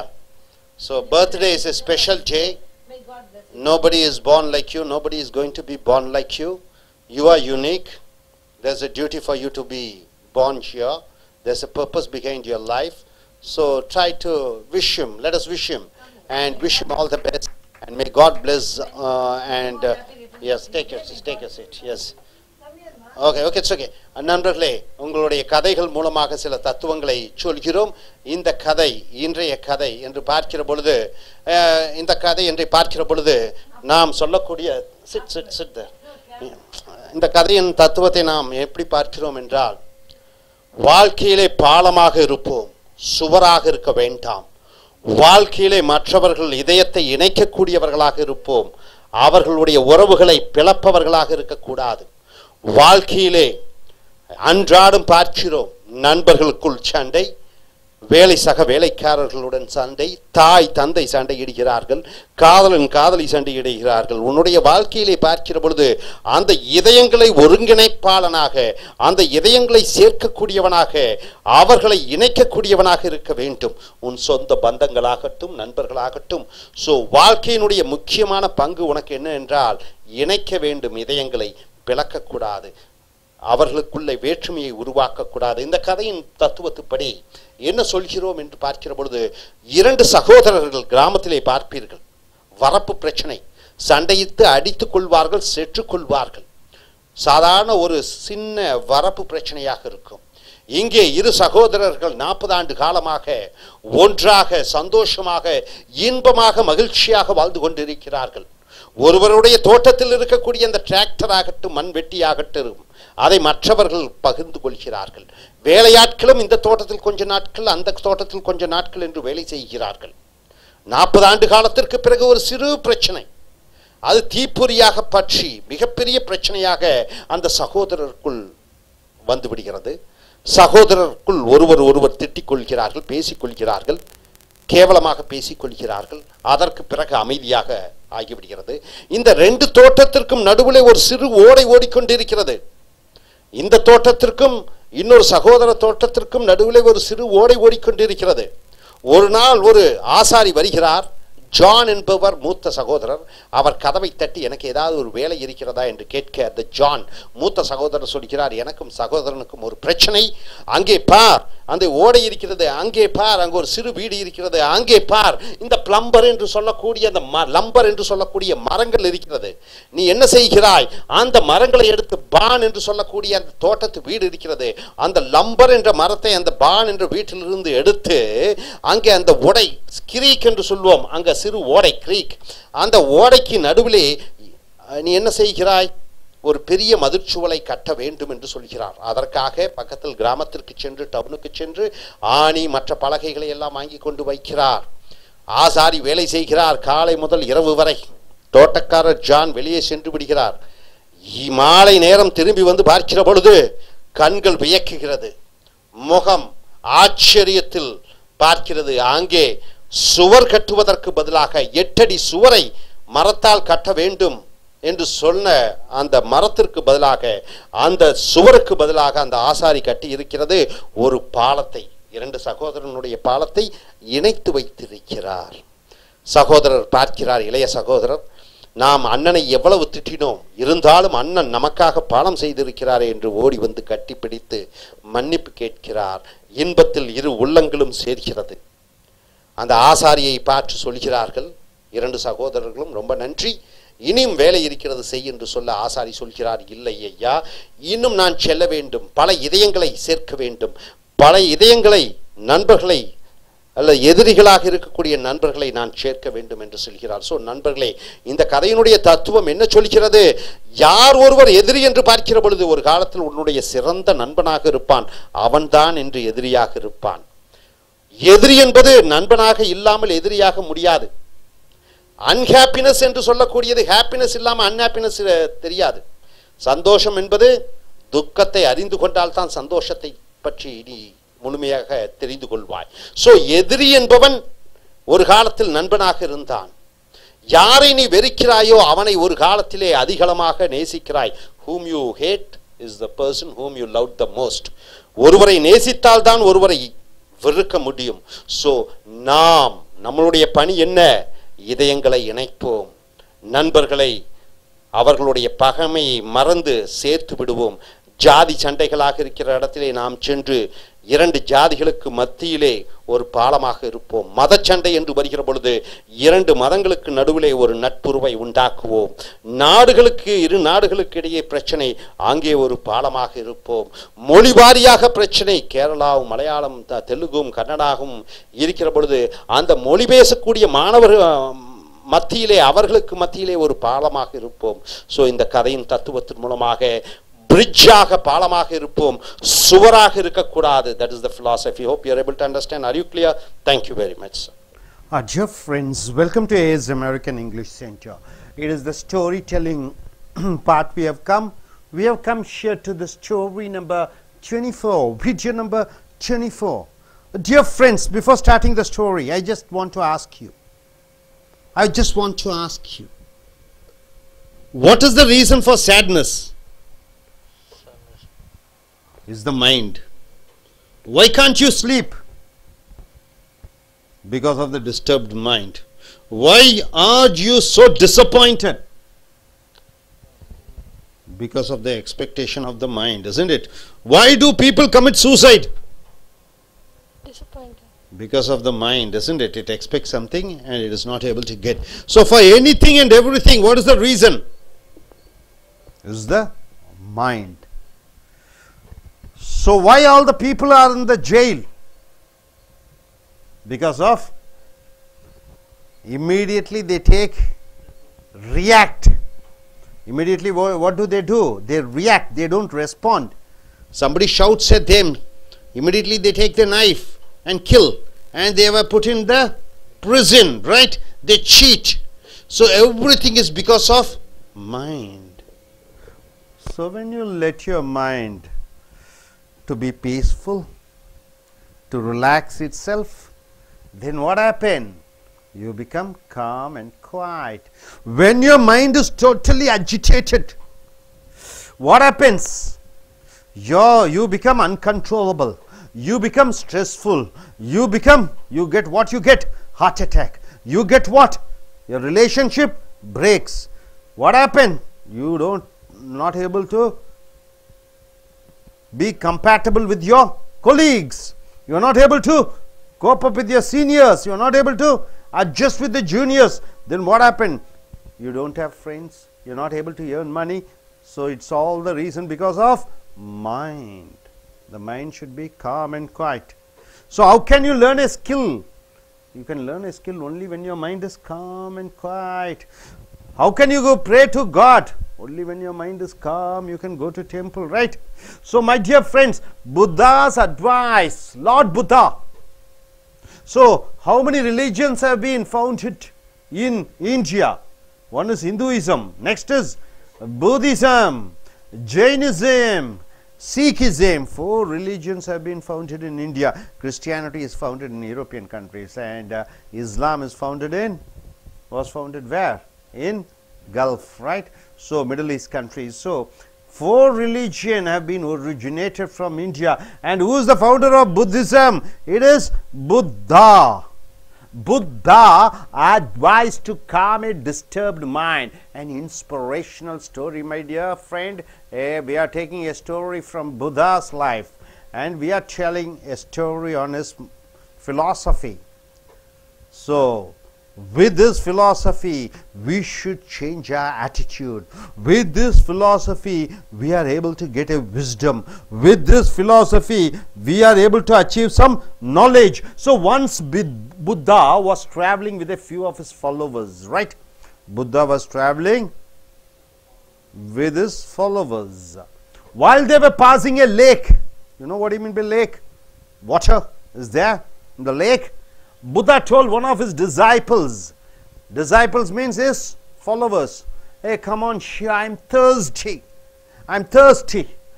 Do get me some water from the lake. Please get some water from the lake. Who said? Buddha said. To whom? To disciple. So the disciple walked up to the lake at that moment. So he walked up to the lake at that moment. A bullock cart. You know what do you mean by bullock cart?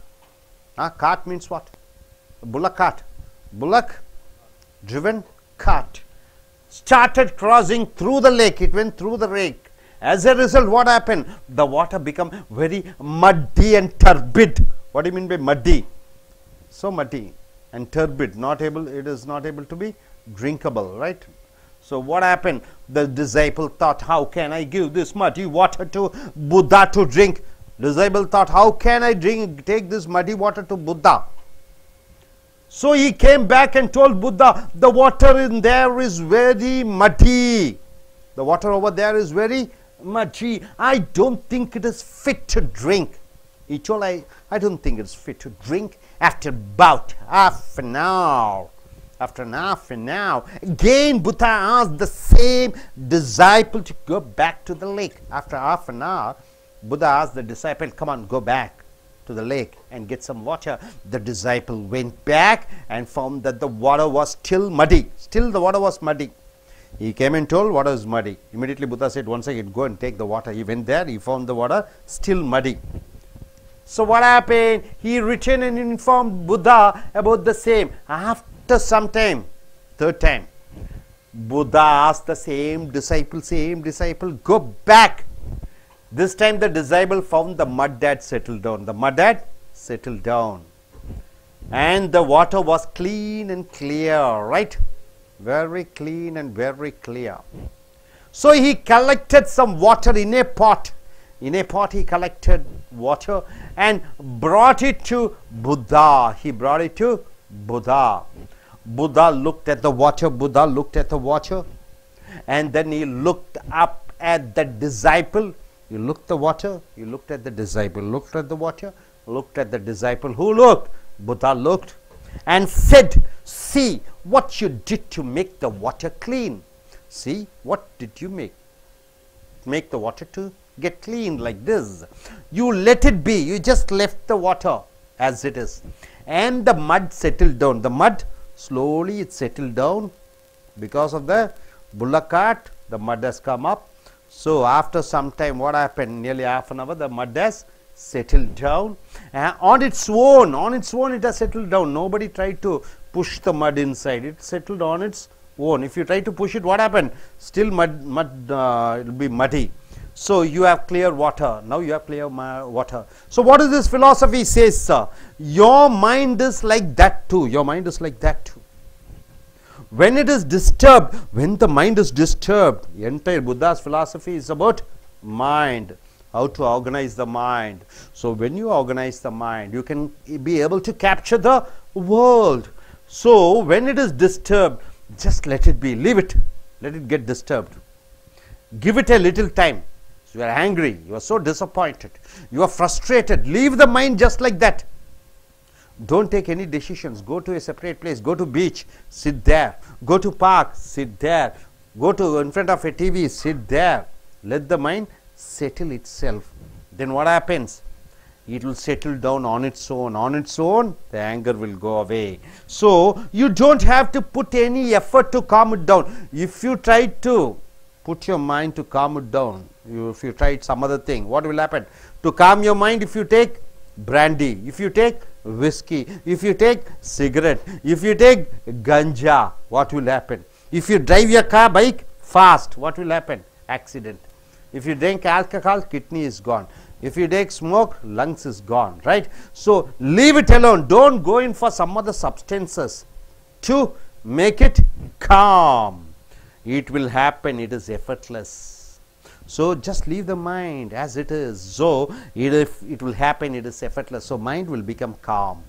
So having peace of mind is not a strenuous job.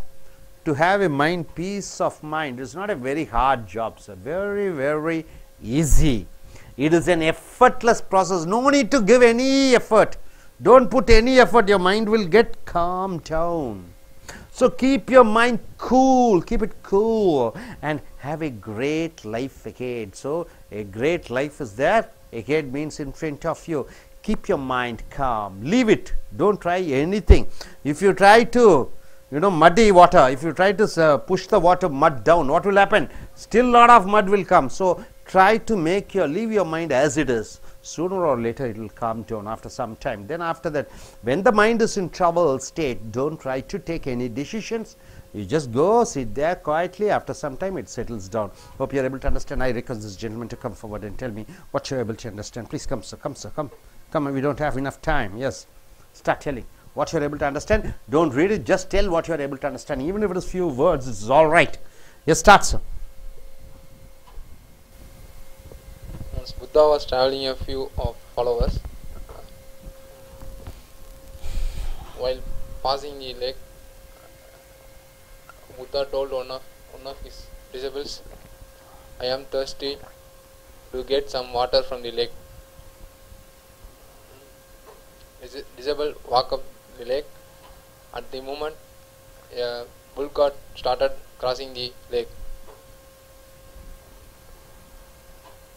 As a result, the water became very muddy and turbid. Okay, good. Next gentleman, please go forward. That's the name.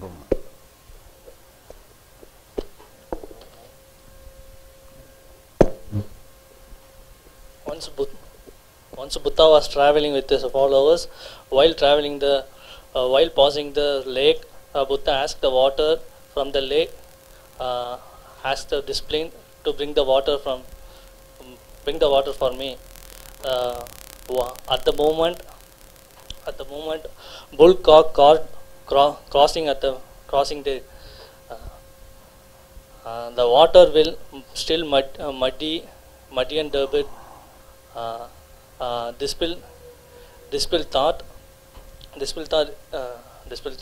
how the water will drink. It's still muddy.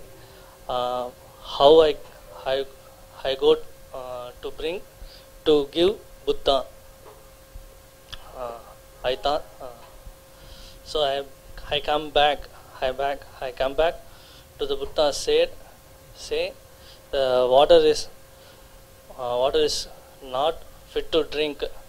So we'll leave it. Yes. You go.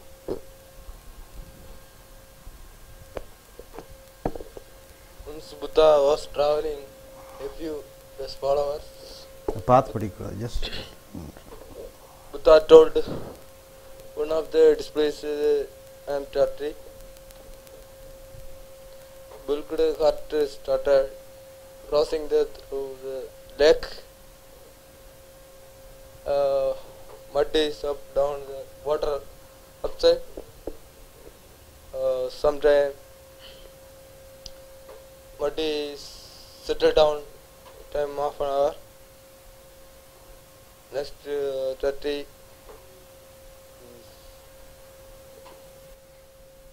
Okay. நண்பர்களே, ace American ஆங்கில வகுப்புகளுக்கு வரவேற்கிறோம். உங்களுடைய அகத்தாய்வு பர்சனாலிட்டியை நாங்கள் இந்த கதைகள் மூலமாக மேன்மைப்படுத்துகிறோம். இது மனவளக்கலை வகுப்பு. நண்பர்களே, இந்த கதையின் மூலமாக என்ன அறிந்து கொள்கிறீர்கள் என்று பார்க்கிற பொழுது, புத்தர் ஒரு கிராமத்திற்கு வருகிறார். அங்கே ஒரு ஏரி இருக்கிறது. தண்ணீர் தாகம் அவருக்கு, புத்தருக்கு. தன்னுடைய சிஷ்யர்களுடன் வந்து கொண்டிருக்கிறார். புத்தர் தன்னுடைய சிஷ்யரை அழைத்து, சிஷ்யா, அங்கே சென்று அந்த ஏரியிலே ஒரு பானை அளவு தண்ணீர், ஒரு கோவளை அளவு தண்ணீர் கொண்டு வா என்று சொல்ல, அந்த சிஷ்யரும் அந்த ஏரிக்கு செல்கிறார். ஏரியிலே தண்ணீர் எடுக்கலாம் என்று நினைக்கிற பொழுது அங்கே ஒரு மாட்டு வண்டி வருகிறது. அந்த மாட்டு வண்டி அந்த ஏரியின் ஊடே சென்று அடுத்த கரையை நோக்கி செல்கிறது. ஆகையால் அங்கே இருக்கக்கூடிய தண்ணீர் மண் கலங்களாகி விடுகிறது.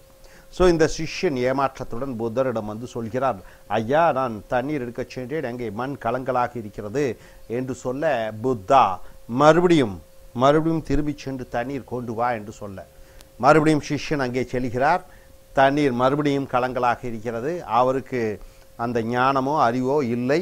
தண்ணீர் சரியாகிவிடும் என்று, கலங்களாக இருக்கிறது என்று நினைத்து கொண்டு மறுபடியும் புத்தரிடம் வருகிறார். புத்தரிடம் இதே பதிலை சொல்கிறார், தண்ணீர் கலங்களாக இருக்கிறது என்று. புத்தர் சிறிது நேரம் கழிந்து அதே சிஷ்யனை அழைத்து மறுபடியும் அந்த ஏரிக்கு சென்று தண்ணீர் கொண்டு வா என்று சொல்ல, அந்த சிஷ்யனும் ஏரிக்கு செல்கிறான். அங்கே இப்பொழுது பார்க்கிற பொழுது சிஷ்யன் மலைத்து விடுகிறான், ஆச்சரியப்படுகிறான், வியக்கிறான். தண்ணீர் கலங்கள் சுற்றமாக இல்லாமல் தெளிவான நீரோடை போன்று தெளிவான தண்ணீர் இருக்கிறது. அந்த தண்ணியை எடுத்து வந்து புத்தரிடம் கொடுக்க, புத்தர் சொல்கிறார், என்ன அறிந்து கொண்டாய் இதன் மூலமாக என்று கேட்க, சிஷ்யனுக்கு புரியவில்லை. புத்தர் சொல்கிறார், அந்த தண்ணீர் அந்த மாற்று வண்டி சென்றதனாலே மண் கலங்களாக ஆகிவிட்டது. அதை நீ அப்படியே விட்டுவிட்டு கொஞ்ச நேரம் காற்று கொண்டிருந்தால் அந்த மண் கலங்களான மண் கீழே தரையிலே சென்று சுத்தமான நீர் கொஞ்ச நேரத்தில் ஆகிவிடும். ஆனால் உன்னால் அதை புரிந்து கொள்ள முடியாமல் மறுபடியும் என்னிடம் வந்தாய். மண் கலங்களான மண், அதை விட்டுவிட்டால் அது தானாகவே கீழே சென்றுவிடும். மறுபடியும் அந்த மண் கலக்கலை நீ சரி செய்ய முயற்சித்தால் மேலும் மண் கலக்கலாக இருக்கும். அந்த மண்ணை அப்படியே, அந்த ஆற்று நீரை அல்லது ஏரி தண்ணீரை அப்படியே விட்டுவிட வேண்டும். அதன் மூலமாக பின்னர் கொஞ்ச நேரம் கழித்து உனக்கு நல்ல தண்ணீர் கிடைக்கும் என்று சொல்ல, இதை போன்றே நம்மளுடைய மனம் சில நேரங்களில் அமைதியாக இருக்கும். சில நேரங்களில் எப்படி இருக்கும்? அமைதியாக இந்த நீரோடையை போன்று தெளிவாக இருக்கும். சில நேரங்களில் இந்த மனது எப்படி இருக்கும்? கடும் அல்லல்படும், துயரப்படும், வேதனைப்படும். அந்த மனது சில சமயம் தாழ்வு மனப்பான்மையுடன் இருக்கும், மனம் அலைச்சலாக இருக்கும், மன வேதனையாக இருக்கும். இந்த நேரத்திலே நாம் எடுக்கக்கூடிய முடிவுகள் என்ன ஆகிவிடுகிறது? சில நேரங்களில் ஜெயிலுக்கு செல்லக்கூடியதாக இருக்கிறது, சில நேரங்களில் உயிரை மாய்த்து கொள்ளக்கூடியதாக இருக்கிறது, சில நேரங்களில் நட்புகள் உடைகிறது, சில நேரங்களில் உடலை பாதிப்படைய செய்யக்கூடிய அந்த சாராயமும் அந்த சிகரெட்டும் அந்த டீயும் அந்த மற்றதுகளை எல்லாம் சாப்பிட்டு நம் உடலை நாமே கெடுத்து கொள்கிறோம். தூக்கம் வராமல் இருக்க காரணம் என்ன? அந்த மனதை மேலும் நாம் துயரப்படுத்துகிற பொழுது தூக்கம் பறிபோய் விடுகிறது, முகத்தினுடைய அழகு பறிபோய் விடுகிறது. முகத்திலே அங்கே மனதிலே அமைதி இல்லாத பொழுது அங்கே அன்பு இல்லாமல் போய்விடுகிறது. ஆக மனதை அப்படியே விட்டுவிடு. என்ன துயரமும் வேதனையும் வந்தாலும் அமைதியாக இருந்து கொண்டு கொஞ்ச நேரம், அது சில பேர்களுக்கு அரை மணி நேரம், சில பேருக்கு 1 மணி நேரம், சில பேருக்கு 24 மணி நேரம், அந்த மனம் தானாகவே அமைதியடைந்து விடும். அது இயற்கையினுடைய அந்த பாடம் இயற்கை அது அளிக்கப்பட்டிருக்கக்கூடிய அந்த மனதிற்கு அளிக்கக்கூடிய ஒரு வரப்பிரசாதம். அந்த மனதை சாந்தப்படுத்துவதற்காக சாராயமும் சிகரெட்டும் கஞ்சாவும் மற்றதற்கு சென்றால் என்றால் இன்னொன்றுக்கு அடிமையாகி விடுகிறாய். மேலும் மேலும் அந்த மனதை புரட்டி எடுத்து விடுகிறாய். உடல் கெடுகிறது. ஸோ நண்பர்களே, தத்துவம் மனதிற்கு என்ன சங்கடங்கள் வேதனைகள் வந்தாலும் அமைதியாக ஒரு இடத்திற்கு செல், அமைதியாக இரு, மனதை ஆறப்போடு, விஷயம் தானாக சரியாகிவிடும். இதுதான் இந்த தத்துவம். So I request you young lady to come. நீங்கள் என்ன அறிந்து கொண்டீர்கள் இந்த தத்துவத்தின் மூலமாக? தயவுசெய்து இங்கே வாருங்கள். ஸோ என்ன அறிந்து கொண்டீர்கள் என்பதை நாம் வாடிக்கையாளர்களுக்கு, நம்மளுடைய பார்வையாளர்களுக்கு சொல்லுங்கள். என்ன அறிந்து கொண்டீர்கள்? தமிழிலே சொல்லலாம், தாராளமாக சொல்லுங்கள். நம் மனதை வந்து நிதானமாக வச்சுக்கணும். எப்பயுமே ஏதோ ஒரு டென்ஷன் வந்துச்சுன்னா அதை வந்து இப்போ யாரோ திட்டாங்கன்றது கவலைப்படாமல் அதை அப்படியே கொஞ்சம் நேரம் வந்து அப்படியே சைலண்ட்டாக நம்ம ரிலாக்ஸாக இருந்தால் வந்து அது தானாகவே சரியாயிடும். Thank you very much, Divya. Thank you very much. நன்றி. இனி அடுத்து வரக்கூடிய வீடியோக்களில் my dear friends, welcome to Is American Storytelling Meditative Stories. A story is said with a philosophy. A story is said with a crux. A story is said with a teaching. A story is said with an idea to change your perspective for betterment of yourself. So here, millions and billions of people are born in this planet. They are born, they are dead. They are born, they are dead. For the future generation, what we have contributed to the society, what we are giving to the society. One Einstein was there. He made dark world to bright world. Night is changed into day because of invention of electricity. Thomas Alva Edison, Einstein, Graham Bell, Wright brothers, and also you find one Hitler who killed, massacred crores of people. You see Napoleon, he is not the great. He almost fought and killed many people. Alexander, you can call him great. How can you call him great? He massacred and killed many people. Ashoka, you call the great. No, great in what? Killing people? In war, he has killed crores of people. So in the same way, the wars happening between, various countries, the leaders. So they killed the people, massacred the people. So here is a story of a man who is considered, who was considered, and whatever he has given as a Nobel Prize or whatever the prize, whatever he is doing to the society, good or bad, but earlier he was a person who is the reason for the murders or the death or the elimination of the masses, not in thousands, in lakhs and crores. The gentleman's name is Mr. Nobel.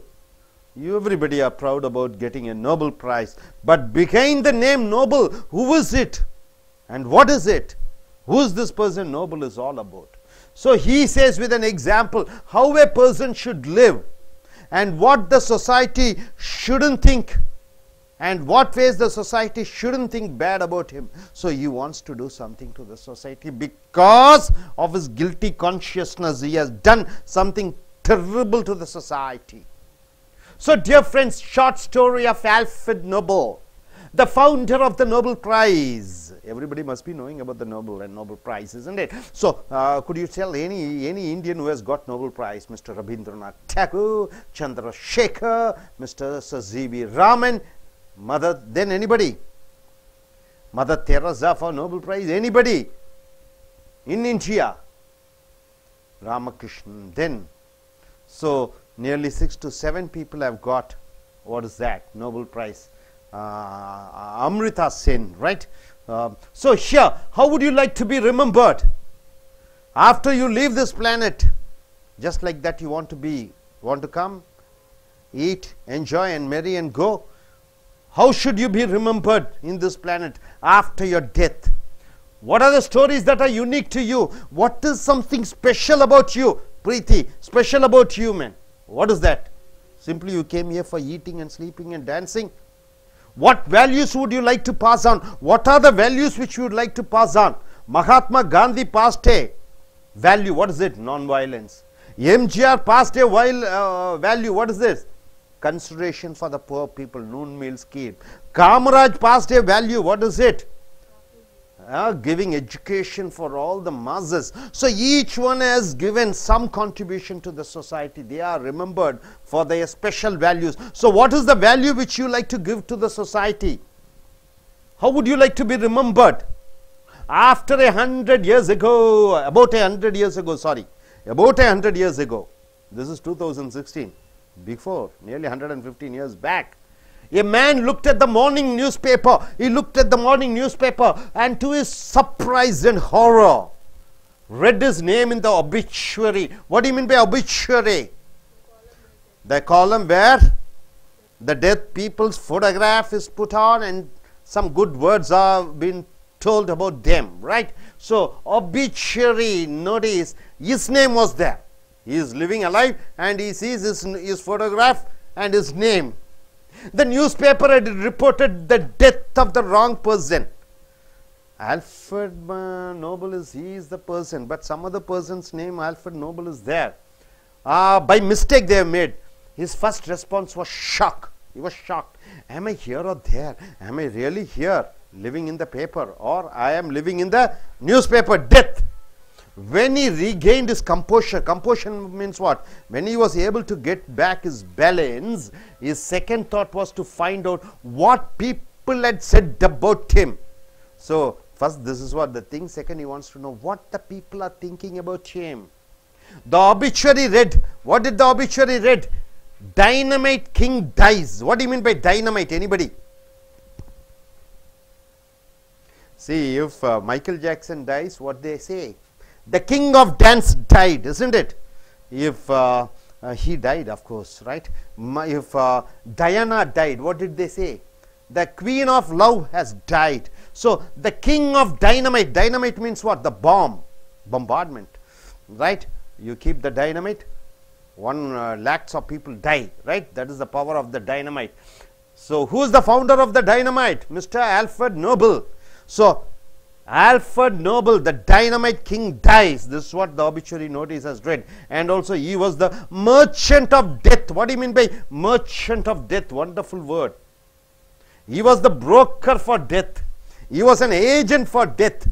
So you go to Alfred Marshall, you get a dynamite bombs, you put it there, you can kill lakhs of people. So during the World War I, what happened? He supplied for both the parties, fighting war parties. This party also has come to get dynamite for him.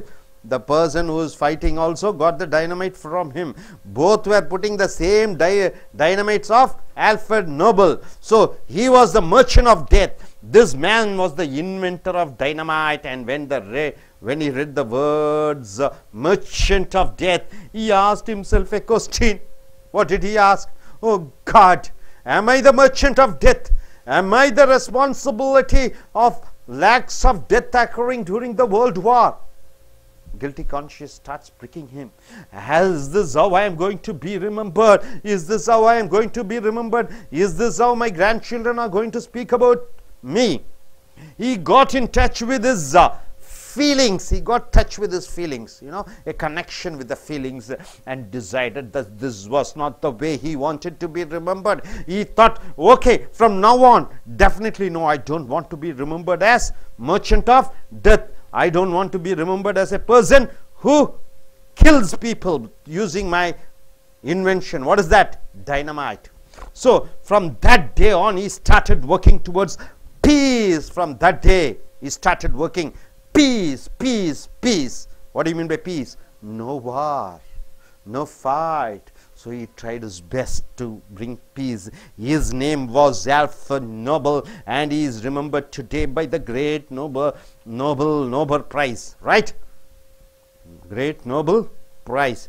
So far when we see Nobel, we always remember about the greatest award, right? Do we know that he was a merchant of death? Do we know that he is the producer of dynamite?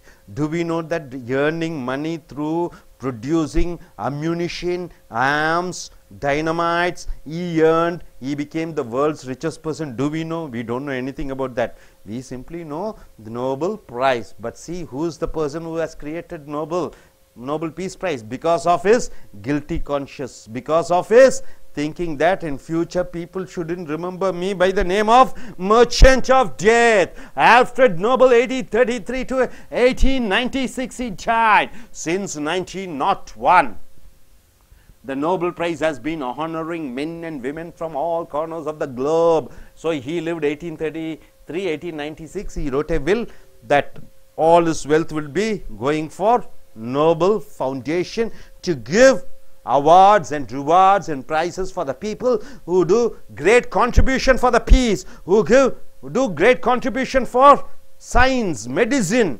economics.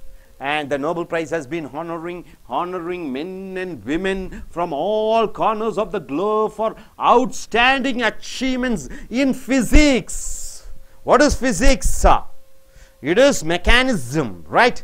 It is physics, engineering, and in chemistry, chemist, in medicine, in literature, and for work and peace. So yes, given the money for whoever has contributed best for these fields, they would be awarded and rewarded with a lot of money. So the foundation for the prize were laid in 1895. 1896 he died, so 1895 he created the Corpus Fund.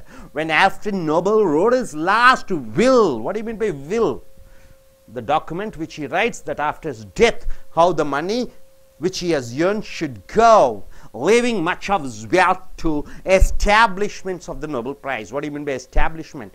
The institutions which he has created for Nobel Prize.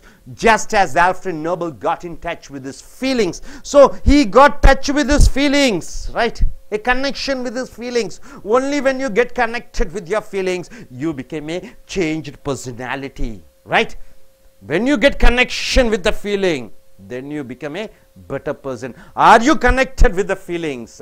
Get in touch with his feelings and redefine his values. So when you get connected with your feelings, you change your value system, you change your principles, you change your philosophies, and we should step back and do the same. We should do the same thing. We should touch the feelings of us. Why am I here? What should I do? What should I, how good I should be?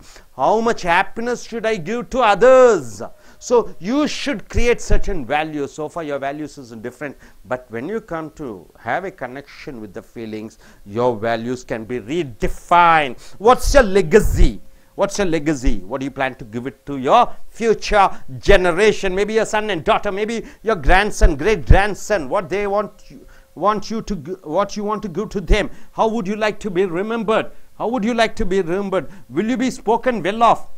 Will your son and daughter and grandchildren, will they speak good about you? Will you be remembered with love and respect? Will they remember, oh, that fellow was there, good, he has gone away, good, he is dead? Will you think like that? Should you think like that?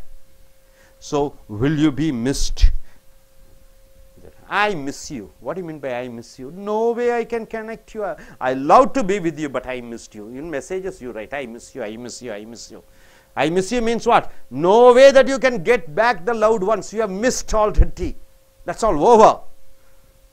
So my dear friends, Alfred Marshall's story you have seen, and how it's not a story, it's a true fact, and the world is pinning and fighting to get a Nobel Prize. But behind the Nobel Prize, you see what is the tragic incidents which made Nobel to create a Nobel Prize amount. Why? Because he was the merchant of death. He was a killer. He was the greatest killer in the world. In fact, more than Hitler, he has killed. His products have killed, because at least Hitler stood in one side. He has supplied arms and ammunition for both the side, both the fighting parties. So this is the prize which we are fighting for. My dear friends, I request one by one to come forward and tell what they understand by this story, and what is the moral in the story, and how they like to be remembered. I like yes, gentlemen, you please come forward.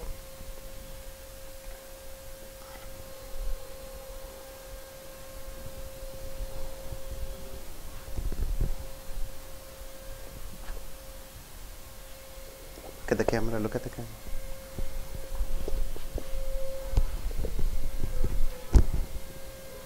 Yes, start. Alfred Nobel.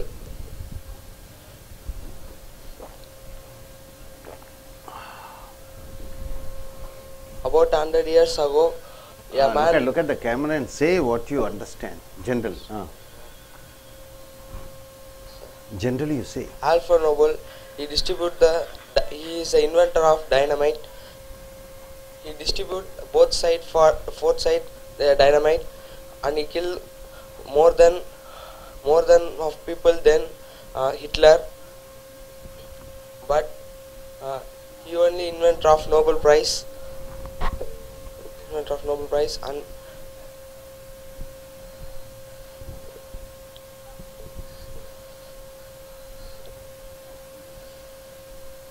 Okay, you Jan, go, make it fast. Stand.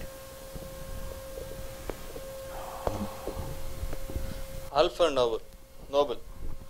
He is the creator of the Nobel Prize. But why he is created the Nobel Prize? Because one day he thought that he has been dead, it has been rated down by himself. That day he started the reading what other people, when I am dead, what are they speaking. So and they thought they are the Dynamite King dies, which means the merchant of death. Then he got a guilty feeling about he is called a merchant of death. Then he understand that I am a killer, or I am a villain, or which the created the death by himself. Then he started to working towards the peace, so that he created a Nobel Prize, and he rewarded his feelings and retained the value he has been given to the mankind. Thank you. Yes, go please. Jump in. Good morning, friends. It's story about Alfred Nobel. Once year ago, he read a newspaper, and he was in newspapers. That column he see our photo, and he was shocked and he was thinking, I am here or I am there, and he was thinking, I read the paper, and what about people think about me. So he was read in newspaper, the dynamite king dies, and mystery of the death, and she thinking about what people think about me.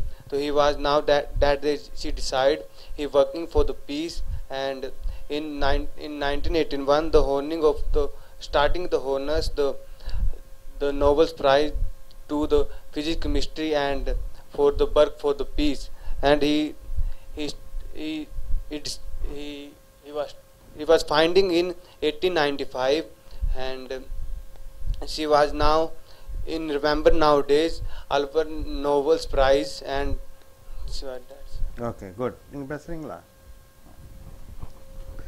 Jump.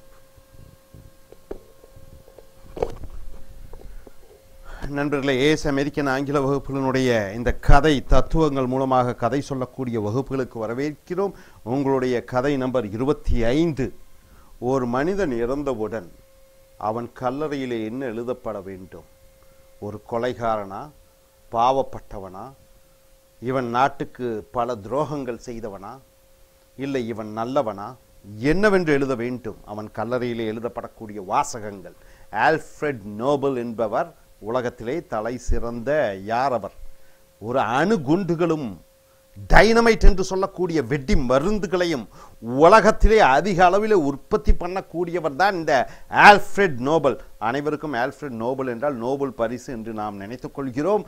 அந்த Nobel பரிசுகளுக்கு பின்னாடி ஒரு மனசாட்சி அந்த Nobel பரிசு பெற்றவர்களை கூத்திய காரணத்தினாலே இந்த 5 துறைகள், மருத்துவம், அப்புறம் பிசிக்ஸ், தமிழ் என்ன சொல்வீங்க, இயற்பியல், கெமிஸ்ட்ரி வேதியியல், கலை லிட்ரேச்சர், அமைதி, உலக அமைதிக்கு என்று 5 பரிசுகளை இப்போ எக்கனாமிக்ஸ் எல்லாம் போட்டிருக்காங்க.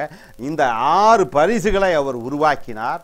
அந்த பரிசுகள் மிகப்பெரிய அளவிலே பணம் கொண்டதாக இருக்கிறது. உலகத்தில் இருக்கக்கூடிய அனைவரும் அந்த பரிசை பெறுவதற்காக போராடுகிறார்கள், போட்டி போட்டுக் கொள்கிறார்கள். அந்த பணம் கிடைக்கிற பொழுது மிக அதிக அளவிலே வசதி அடைந்து விடுகிறார்கள். ஸோ நண்பர்களே, இதற்கு பின்னணியிலே அந்த நோபல் பிரைஸ் யார், நோபல் என்பவர் யார் என்று பார்க்கிற பொழுது வெடிமுன் மருந்துகளை தயாரிக்கக்கூடியவராக இருக்கிறார். உலக போரின் பொழுது அவருடைய வெடி மருந்துகள், அதற்கு முன்னாடி நடந்த நாட்டு சண்டைகளிலே போரிலே அவருடைய வெடி மருந்துகள் தான் இரு தரப்பினரும் சண்டையிடக்கூடியவரும் போரை தற்காத்து கொள்ளுபவர் இருவருக்கும் அவர் மருந்துகளை சப்ளை பண்ணினார். உலகம் முழுக்க அனைத்து நாடுகளுக்கும் தன்னுடைய டைனமைட் வெடிகளை உற்பத்தி பண்ணி தயாரித்து கொடுத்தார். அந்த டைனமைட் வெடிகள் மூலமாக மலைகளை உடைத்து, கல்களை உடைத்து, ரோடுகளை போடலாம், பள்ளங்களை தோண்டலாம், கப்பல்கள் செல்வதற்கு பாதை அமைக்கலாம், இன்னொன்றும் செய்யலாம். மனித வெடிகளாக பயன்படுத்தி மக்களை கொன்று குவிக்கலாம். இவருடைய ஆல்ஃபிரட் நோபலினுடைய வெடி மருந்துகள் எதற்கு உபயோகப்படுத்தப்பட்டது? மனிதரை கொல்வதற்காக உபயோகப்படுத்தப்பட்டது. ஆல்ஃபிரட் நோபல் ஒரு நாள் என்ன செய்தார்? பத்திரிகையை பார்க்கிறார். அங்கே மரண செய்தியிலே அவருடைய படம் போட்டிருக்கிறது தவறாக. அங்கே என்ன எழுதியிருக்கிறது? கொலைகாரனுடைய ஏஜென்ட்டாக, ஒரு கொலைகாரனுக்கு மெர்ச்சன்ட் ஆஃப் டெத், கொலை வியாபாரி என்று எழுதப்பட்டிருக்கிறது. உடனே மனது துடிக்கிறது. இப்படியா நான் சாகும்பொழுது இருக்க வேண்டும்? உலகத்திலேயே பெரிய பணக்காரனாக இருக்கிறேன், இனிமேலும் இது போன்று நடக்கக்கூடாது என்று தன்னுடைய 1896 இறந்து விடுகிறார். ஆனால் 1895 ஒரு தன்னுடைய நிறுவன சொத்துக்கள் அனைத்தையும் உலக அமைதிக்காகவும், வேதியியலுக்காகவும், இயற்பியலுக்காகவும், கலைக்காகவும் ஒரு அத்தனை சொத்துக்களையும் ஒரு பணமாக உருவாக்கி அதில் கிடைக்கக்கூடிய வட்டியை வருடந்தோறும் மக்களுக்கு, இயற்பியலிலே சிறந்தவர்களும், கலைகளில் சிறந்தவர்களும், அமைதிக்கும் சிறந்தவர்களாகவும் இருக்கக்கூடியவர்களுக்கு மிகப்பெரிய அளவிலே தொகை கொடுக்கப்பட வேண்டும் என்று தன் உயிலிலே எழுதியிருக்கிறார். ஸோ அந்த ஆல்ஃபிரட் நோபல் எப்படி இப்படி மாறினார் என்று பார்க்கிற பொழுது அவர்களுடைய உணர்வுகளுக்கும் உணர்ச்சிகளுக்கும் அவர்களுக்கும் ஒரு இணைப்பு ஏற்படுகிற பொழுது மக்களுக்கு நன்மை செய்தாக வேண்டும் என்று நினைக்கிறார். ஸோ நண்பர்களே, உங்கள் சாவிற்கு பிறகு என்ன எழுதப்பட வேண்டும்? உங்களுடைய கல்லறையில் உன்னுடைய பேரன் பேத்திகள், மற்ற நண்பர்கள் என்ன சொல்ல வேண்டும் உன்னை பற்றி? சிறந்தவனா, நல்லவனா, கெட்டவனா என்று அதை நீதான் முடிவு செய்து இன்று முதல், இப்பொழுதிலிருந்து வாழ்க்கையில் சமுதாயத்திற்கு நல்லது செய்யும் விதமாக அந்த தொழிலிலே இறங்குங்கள். Thank you very much. Hello friends, welcome to AS American English Center. So what's the most important part of a body? Is it eyes? Is it the ears? Is it the brain? Is it the heart? Is it the legs? Is it the heart? Lungs? Kidney? What is the most important part of the body? Is it the legs? No, sir. What is that? Sir, heart. Heart is most important part of the body. Why? What is the reason? Sir, feelings, sir. Feelings comes from heart. Which is the most important part of the body? Eyes. Eyes. Why? Sights. What's the most important part of the body? Brain, sir. Brain. So dear friends, the most important part of the body, here according to the author over here, he tells it is the shoulder. Is the shoulder is the most important part of the body. Daily problems, agonies, mental pressure, tensions, it has been created by, if it is Hinduism, we say Lord Buddha, not Lord, sorry, Lord Brahma, isn't it, sir? He is the creator, he is the father. He not only created the physical body, he has put certain mind and brain which has certain emotions where you are so attached, and what happened? All the negative feelings and hatred and all type of idiotic negative feelings are there in your body. Even Lord Shiva was not able to escape from this. When Sakti died, Lord Shiva was suffering with this problem. So he was telling to Lord Brahma, why did you create like this? He told, this is what I have to do it. What is that? A brain. In that brain, all type of attachments. Today your loved ones is there, tomorrow they are not there. Today your car is there, tomorrow it is not there. Today your job is there, tomorrow it is not there. Today you are healthy, tomorrow health is gone. So life is like that. When those type of problems comes, what you need a shoulder to put your head on. In this head everything is carried. What is that? All the negative and positive, burdensome. So you need put the weight on somebody. Is there anybody to carry the weight of all your negative? You need to have a shoulder. If you have a shoulder to put your negative weight on his shoulder, you are the most luckiest person in the world. There are, you have your father, you may have your mother, brothers and sister, but you are unable to go and put all the problems on their shoulder. You need a shoulder. You need somebody to hug, and you need somebody to put your weight of all your negative on the shoulder. So the shoulder is the most important part of the body. Is it so, sir? Morning to night, all the likings, all the disappointments, all the angers, all the frustration, everything is there. We have to put that what is that, the drainage on something else or somebody else. Is there anybody to take that? Here, my mother used to ask me, what is the most important part of the body? My mother used to ask me. I used to say, through the years I would take a guess at what I thought was the correct answer. I thought, when I was younger, I thought sound was very important to us human beings. So sound is more important. So I told my mother, Mommy, ears is the most important part of the body, right? Without ears, human beings cannot live. Is the most important part of the body. I told my mother. My mother told. She said, no, many people are deaf. There are people who are deaf. But you keep thinking about it, and I will ask you again soon. So there are many people without able to hear, they are able to live. So ear is not a big problem. Ear is not at all important. So people are deaf and they are able to live. So that is not the important part of the body. So several years passed before she asked me again. My mom asked me once again. And since making my first attempt, I thought, okay, what shall I say? I had contemplated. What do you mean by contemplated? I thought the correct answer. So this time I told her, Mommy, sight is very important to everybody. What is that sight? Looking at something, seeing. Sight is the most important part of the thing. So it must be our eyes. So second time when my mother asked me, I told her, no, it is not the ears, it is the eyes which is most important part of the body. She looked at me and told me, you are learning fast, my child, you are learning fast, but the answer is not correct at all, because there are many people who are blind. There are people who are blind and they are able to live, and it is not the eyes which is important. And what is the most important? Slumped again, I continued my quest. What do you mean by quest? Search for knowledge. And over the years, mother asked me a couple more times, and always her answer was no. I used to say hands, I used to say legs, I used to say mind, and every time my mother told no, no, no. But you are getting smarter every year, my child. This is what the mother's reply. So finally one day what happened? Then one year my grandfather died. My grandfather died. So what happened? Everybody was hurt in their heart. So everybody was crying. Everybody were crying. Okay, even my father cried. Mother cried. Everybody cried. The most beloved grandfather died. So to remember that, especially because it was only the second time I saw him cry. This is the second time I saw my father crying. I never seen him crying. My mom looked at me when it was our turn. So when my mother looked at me to say our final goodbye to my grandfather. So she asked me, what did she ask me? Do you know the most important body part yet? When my grandfather was dead. When my grandfather is dying, lying there, dead, my mother asked me, you know which is the most important part of the body? When? At the time of funeral, at the time of cremation, at the time of the dead body which was over there. My dear, this is what the question of the mother. I was shocked.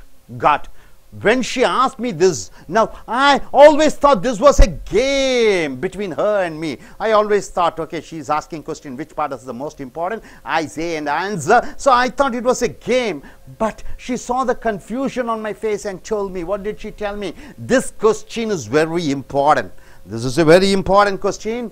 It shows that you have really lived in your life. So here, for every body part you gave me in the past, every body part you gave me in the past, whether it was ears or eyes or legs, I have told you, you are wrong. And I have given you an example.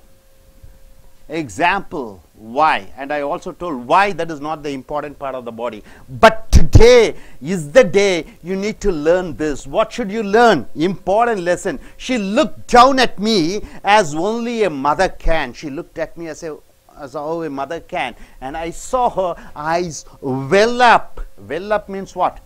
It is all the tears are there. So with tears she said, my dear, the most important body part is your shoulder. Your shoulder. I asked, is it because it holds up my head? I asked my mother, why shoulder is important? Is it that the head is, the weight of the head is, taken care by the shoulders? Is it so? She replied, no. It's because it can hold the head of a friend. It can hold the head of a friend or a loved one. So the shoulder can hold the head of a friend, or the shoulder can hold the head of a loved one. When they cry, when you are crying, so you just go and put your head on the shoulder of one of your loved ones, one of your best friends. Then what happens? That agony goes away. Everybody needs a shoulder to cry on.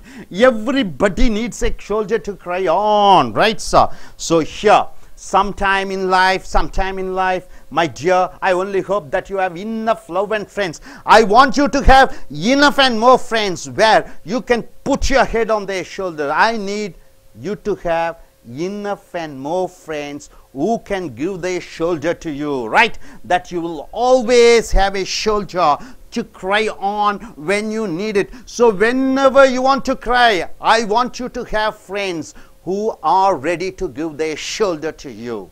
So there and there I knew the most important body is not a selfish one. It is made for others. So eyes is made for me, ears is made for me, hands is made for me, I eat the food, legs are made for me, but the soldier is meant for somebody else. The soldier is meant for my loved ones. So it is made for others. The shoulder is made for others and not for yourself. My dear friend, the shoulder is not for yours, it is for others. So it is sympathetic to the pain of others. This is the shoulder. This is the shoulder. When you are suffering, I tell, come on, lie down. Come on, lay down. Put your head on. So this is the shoulder. Your mother, when you are a child, when you are crying, she puts on her shoulder and try to relax you. So here, people will forget what you said. People will forget what you said. People will forget what you did. But people will never forget how you made them feel, right? Able to understand? See, people will forget what you said. Suppose you are in trouble, I said, come on, I hug you and put you on my shoulder. Then people will forget whatever I said to you. I shouted at you, I cursed you. So people will forget what you did, whatever you have done. You have done wrong to me, and people will forget. But people will never forget how you made them feel. How you made them feel. You make them feel comfortable, right? You are jobless, you are crying, and you come to me. I put you on my shoulder, I give you 10,000 rupees. I tell you, okay man, come on, let us do some other thing. And I give you solace, and it makes you happy. So people will forget what you said, what you did, but people will never forget how you made them feel. So here, the origination of this letter is unknown, but it brings a blessing to everyone who passes it on. Good friends are like stars. Good friends you develop in your life are like stars. You don't always see them. You don't always see them, but you always know they are there. Stars, you cannot see them properly, but you know always they are there for you. Share this with a friend or your loved one. Just did it. Hope you're able to get it. Are you clear about this? So what's the important part of this part of the body in your important part in your body? The the philosophy says it is the shoulder, because his shoulder takes care of others, and shoulder, it is not what? Selfish. It is for others. All of the parts of body is for yourself, and this part, shoulder, is for others, right, sir? So with this we shall start the discussion. Yes, I request you gentlemen to come forward and tell what you are able to understand. Look at the camera and start speaking, and according to you, which is the most important part of the body and what the philosophy says to you. Yes, start. Good morning. I never thought such kind of philosophy, because when we hear the important part of the body, we all will think at eye, a brain, or a heart. But when I understand this philosophy, how I clearly understand the shoulder is the important part of our body, because shoulder is made for others to lie down and feel them up. So, thank you. Good. Yes, you go, man.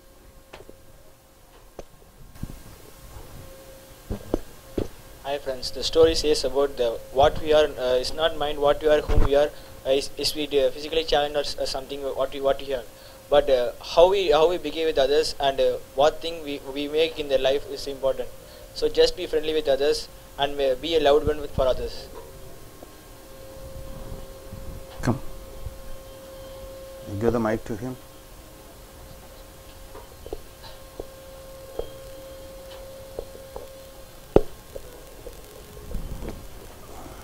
Hello friends. Look at the camera. I thought important part of our body is either a brain or heart, but but this philosophy is the philosophy of the story is shoulder is the important part of our body, because it can hold the head of our friend or loud one when they cry. Everybody needs the shoulder to support them. So shoulder is the important part of this our body. Good. Yes, Preeti, you can go.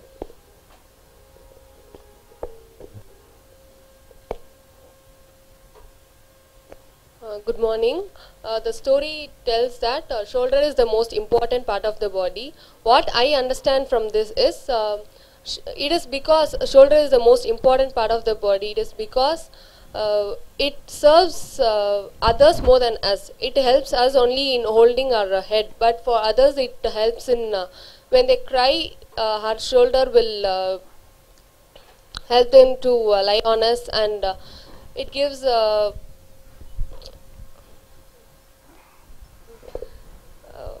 to say? Solace, happiness, joy. It gives them happiness. Leaves away, removes the problems, tensions. So it is important to make friends who will give shoulder to us when we cry. That is the thing. Okay. Thank you, sir.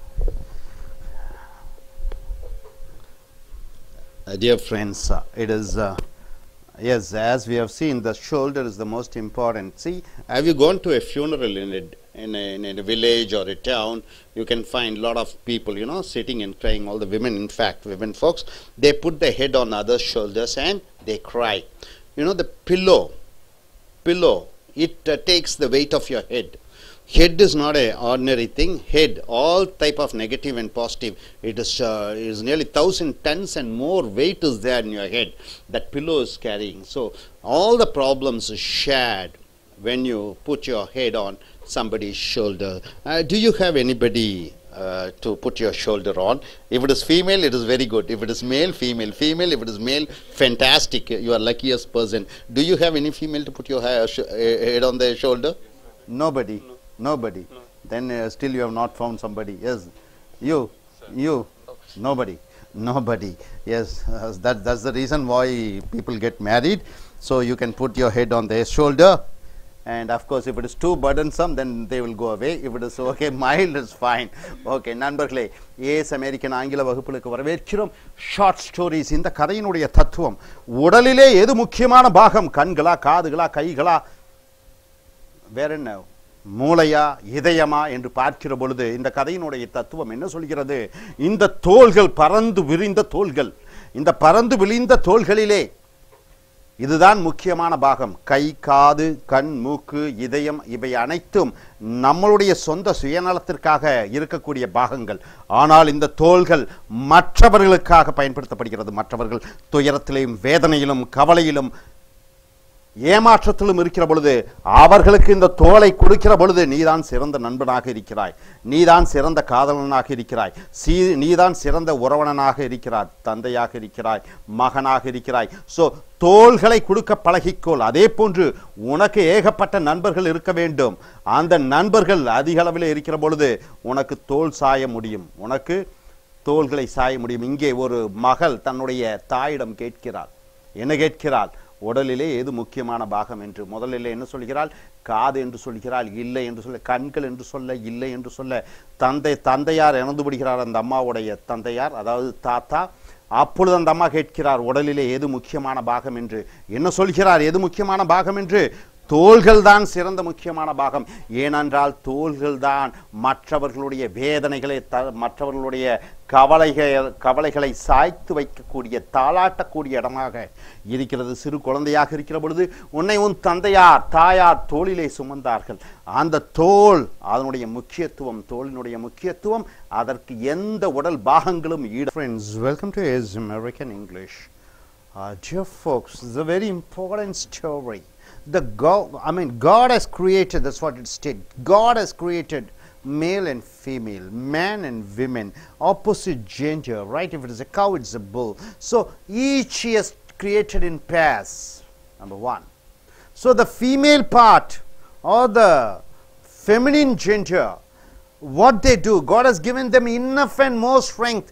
Physically they may not be that, they may not be that strong, but mentally he has given them certain powers.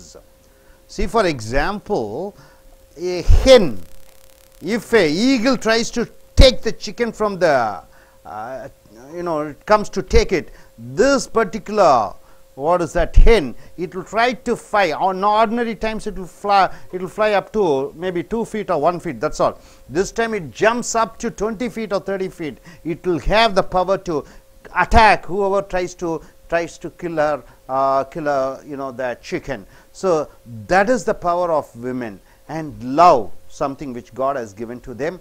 When epic Parasurama, the character Parasurama is considered to be the incarnation of Lord what? Shiva or Vishnu? Parasurama, Vishnu. So what happened? Parasurama was ordered to kill his mother. So in Hinduism it is said that your dad's words is mantra. You have to do what your dad says.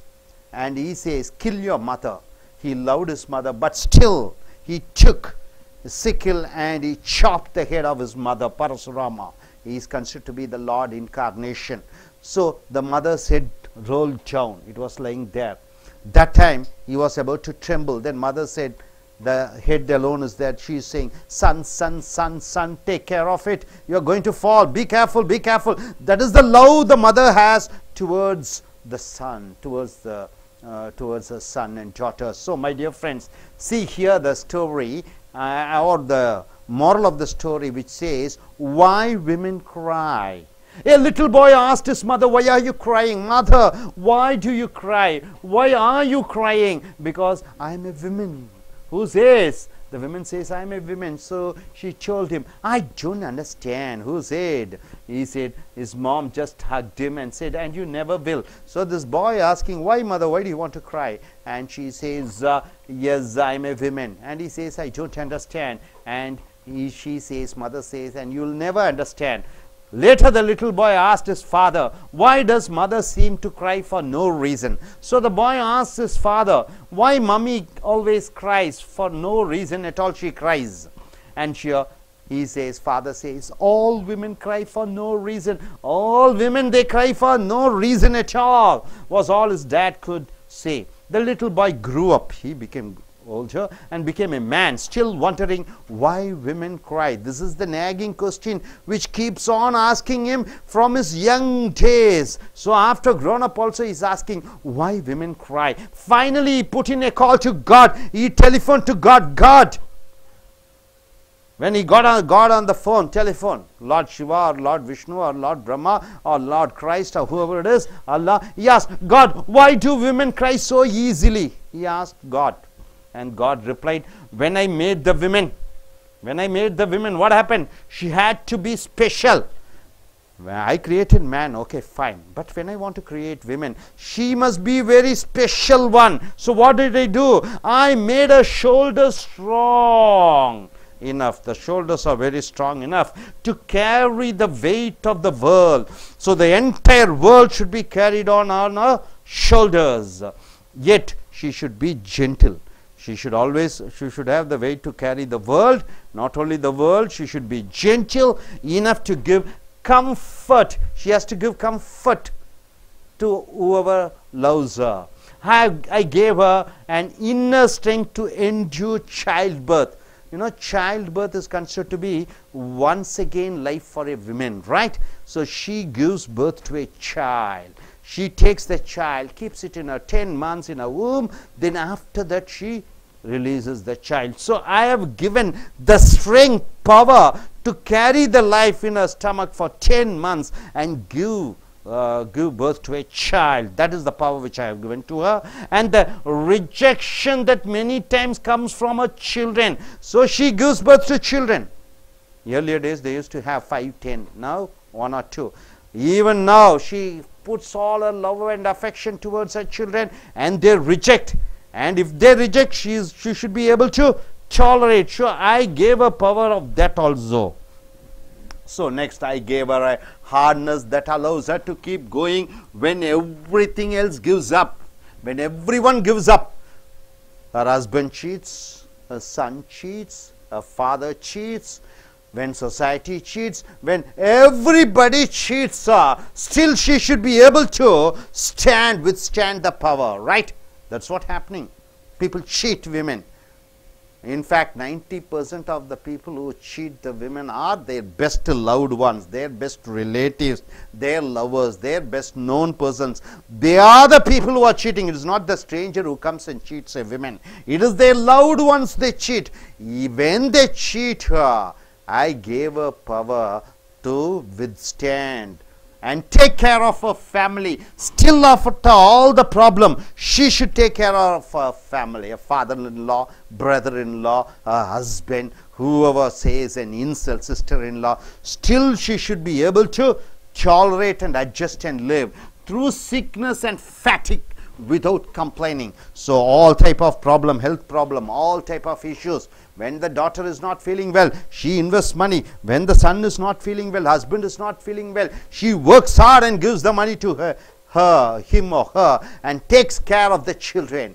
So I gave the power to her. I gave her the sensitivity to love her children. Wonderful word. What do you mean by sensitivity? The feeling to love the children, feeling to love her children. I gave the feeling to her to love her children under any and all circumstances, whether tsunami comes, whether the temperature is 108, whether it is flooded, whatever it is, I gave her power to love.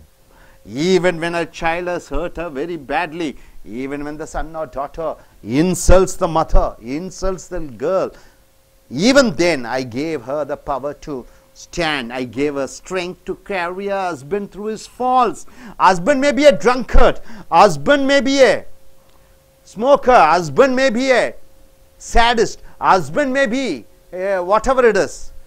I still gave her power to tolerate his insults and fashioned her from his rib. So in Christianity, you take the males. God has taken the male's rib, and through that he fashioned the women, right? So I took the male's rib and fashioned her through the male's rib to protect his heart. So the rib is taken and women is formed.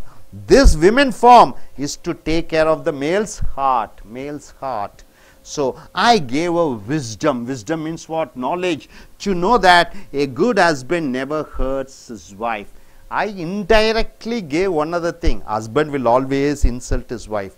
I also gave her one other knowledge, one other power, to say that husband will never cheat you, he will never hurt you, it is always your husband. That also I programmed inside her mind.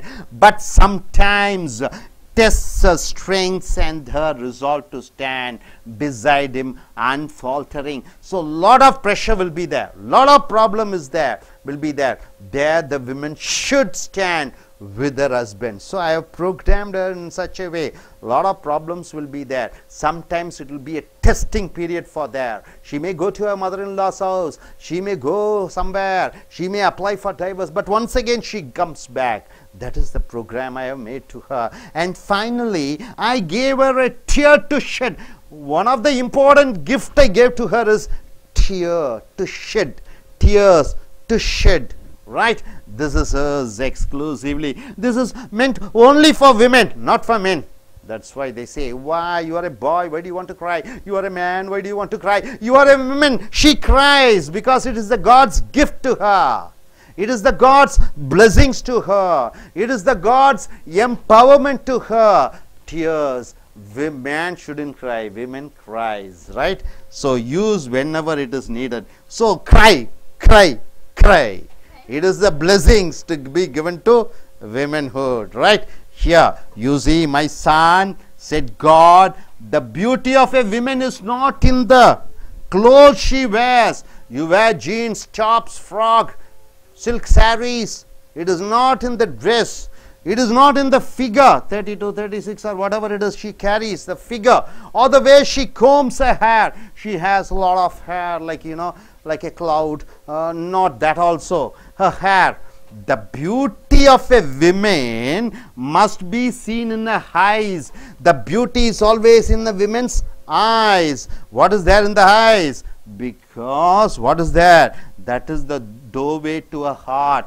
So eyes is important. Eyes is the beauty of a female, because I gave the tears in her eyes. So through eyes you can touch the heart of the girl or heart of a woman, the place where love resides. So I gave the women eyes, I gave the women tears. So the tears are there in the eyes. So eyes is the gateway for love. That is the special thing which I gave to women. So that is the reason this crying is exclusiveness for women.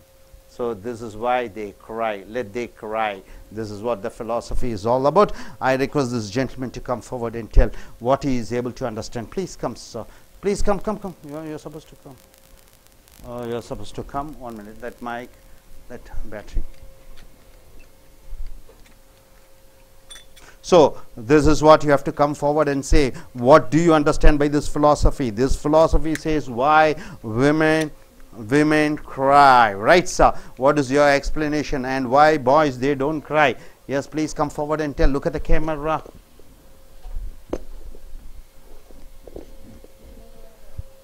Let's start. Look at the camera.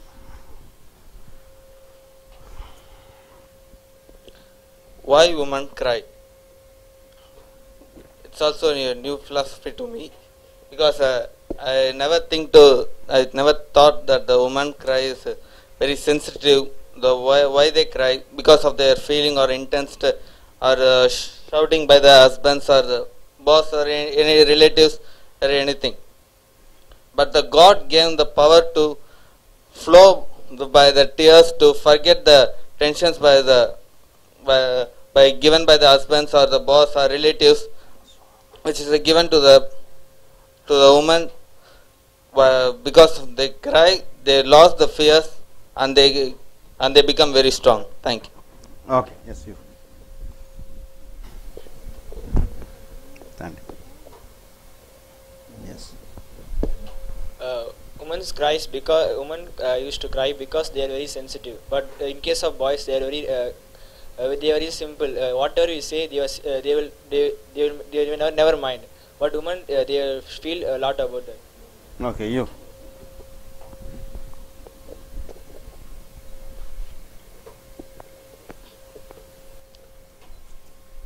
why women are crying. I thought that they are basically they are weak, they are sensitive, so they are crying for all. Some women, I saw some women crying for when they are happy, they will cry. But now only I came to know that it's a God's gift that they will cry for all. That's a God's gift. Yes, give to the yes, good. Yes.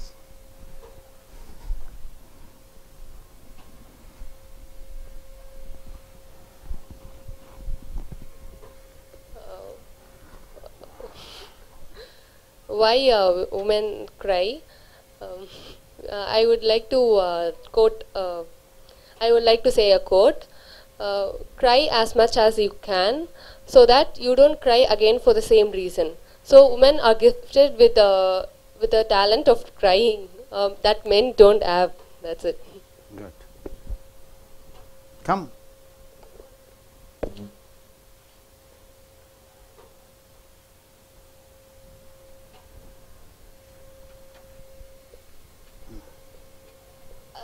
Women are sensitive, that's the reason they cry. They mainly cry because of only men. Because they scold and they'll treat as they like. And she is very sensitive towards their children and their husband. If their children or their husband get hurt, or not only children and husband, anyone whom she loves, she will she'll be very sensitive towards them and she'll cry. நண்பர்களே, ace American ஆங்கில வகுப்புகளுக்கு உங்களை வரவேற்கிறோம். பெண்கள் அழுகிறார்கள். ஏன் அழுகிறார்கள்? நண்பர்களே, கடவுள் மனிதன் பெண்களை படைக்கிற பொழுது என்ன படைத்தான்? உலகத்தில் இருக்கக்கூடிய அனைத்து வேதனைகளையும் துக்கங்களையும் துயரங்களையும் உலகத்தை இருக்கக்கூடிய பாரத்தையும் தன் தோளில் சுமக்கக்கூடிய சக்தியை படைத்தான் பெண்களுக்கு. ஆண்களை படைத்தான். ஆணனுடைய அந்த விலா எலும்பை எடுத்து பெண்ணை படைத்தான். அந்த பெண் விலா எலும்பு மூலமாக, ஆணனுடைய விலா எலும்பு மூலமாக படைக்கப்பட்ட பெண் அவனுடைய இதயத்தை காக்கிறாள். ஸோ இங்கே கதையின் தத்துவம் என்ன என்று பார்க்கிற பொழுது, ஒரு சிறு பையன் தன்னுடைய அன்னையார் அழுவதை பார்க்கிறான். ஏன் அன்னையே நீ அழுகிறாய் என்று கேட்க, அந்த அழுவது என்பது பெண்களுக்குள்ள வரப்பிரசாதம். நான் அழுகிறேன், அதை பற்றி சொன்னால் புரியாது என்று சொல்கிறார். மறுபடியும் அந்த குழந்தை தன்னுடைய தந்தையாரிடம் கேட்டு, ஏன் அம்மா அடிக்கடி அழுகிறார்கள் என்று சொல்ல, இவர் என்ன சொல்கிறார், தந்தை, பெண்கள் எப்பொழுதும் அப்படித்தான் அழுது கொண்டே இருப்பார்கள் என்று. பையன் பெரியவன் ஆகிவிடுகிறான். டெலிஃபோன், ஒரு ஃபாஸ்ட் லைன், ஒரு ஹார்ட் லைன் டெலிஃபோன் ஆண்டவனுக்கு பேசுகிறான் தொடர்பு படுத்தி. ஆண்டவா, ஏன் பெண்கள் அழுகிறார்கள் என்று கேட்கிற பொழுது, நான் அவர்களுக்கு கொடுத்த வரப்பிரசாதம் அழுகை. அந்த கண்களிலே அவளுக்கு அந்த கண்ணீரை கொடுத்து விட்டேன். உலகத்தில் இருக்கக்கூடிய அனைத்து பிரச்சனைகளும் துயரங்களையும் அவள் தோளிலே சுமந்து கொள்ள வேண்டும். அந்த பாரத்தை கொடுத்து விட்டேன். அன்பை அவள் வெளிப்படுத்துகிறாள். அந்த அன்பின் மூலமாக குழந்தைகள் வளர்கிறார்கள். அவர்கள் பின்னால் அவளை ஏமாற்றுகிறார்கள். அவர்கள் ஏமாற்றுகிற பொழுது அவளுக்கு அந்த ஏமாற்றத்தை தாங்கக்கூடிய அந்த சக்தியை நான் அவளுக்கு வழங்கி இருக்கிறேன் என்று சொல்கிறார். மேலும் அவர் சொல்கிறார், ஒரு பெண் அவளுடைய உடை, அவளுடைய அழகு, அவளுடைய நளினம், அவளுடைய நிறம், அதை பொறுத்து அவள் அழகு அல்ல. அவளுக்கு நான் கண்களிலே அந்த அழகை கொடுத்திருக்கிறேன். அந்த கண்களிலே எப்பொழுது இருக்கக்கூடிய அந்த கண்ணீரை கொடுத்திருக்கிறேன். மேலும் அவள் ஒரு குழந்தையை தன்னுடைய வயிற்றிலே வாங்கி கொண்டு அந்த குழந்தையை பிரசவம் செய்வதற்கான அந்த சக்தியையும் அவளுக்கு வழங்கி இருக்கிறேன். பெண்கள் அழுவது என்பது அவளுக்கு நான் கொடுக்கக்கூடிய அன்பின் ஒரு பரிசு. இது ஆணுக்கு நான் கொடுக்கவில்லை, பெண்ணுக்கு மட்டும்தான் கொடுத்திருக்கிறேன். ஆணை விட பல மடங்கு மன ரீதியாக பலமுடையவளாக, ஆணை விட ஒரு உயிரை கொடுத்து அந்த உயிரை பேணி காக்கக்கூடியவளாக அவளுக்கு நான் வழங்கியிருக்கிறேன். எக்காரணத்தை கொண்டும் அவள் மனது உடையக்கூடாது. எந்த பிரச்சனைகள் வந்தாலும் அவள் சமாளித்து வர வேண்டும் என்பதற்காகத்தான் அவளுக்கு கண்ணீர் என்று ஒன்று பரிசை அவளுக்கு வழங்கி இருக்கிறேன் என்று சொல்கிறார்.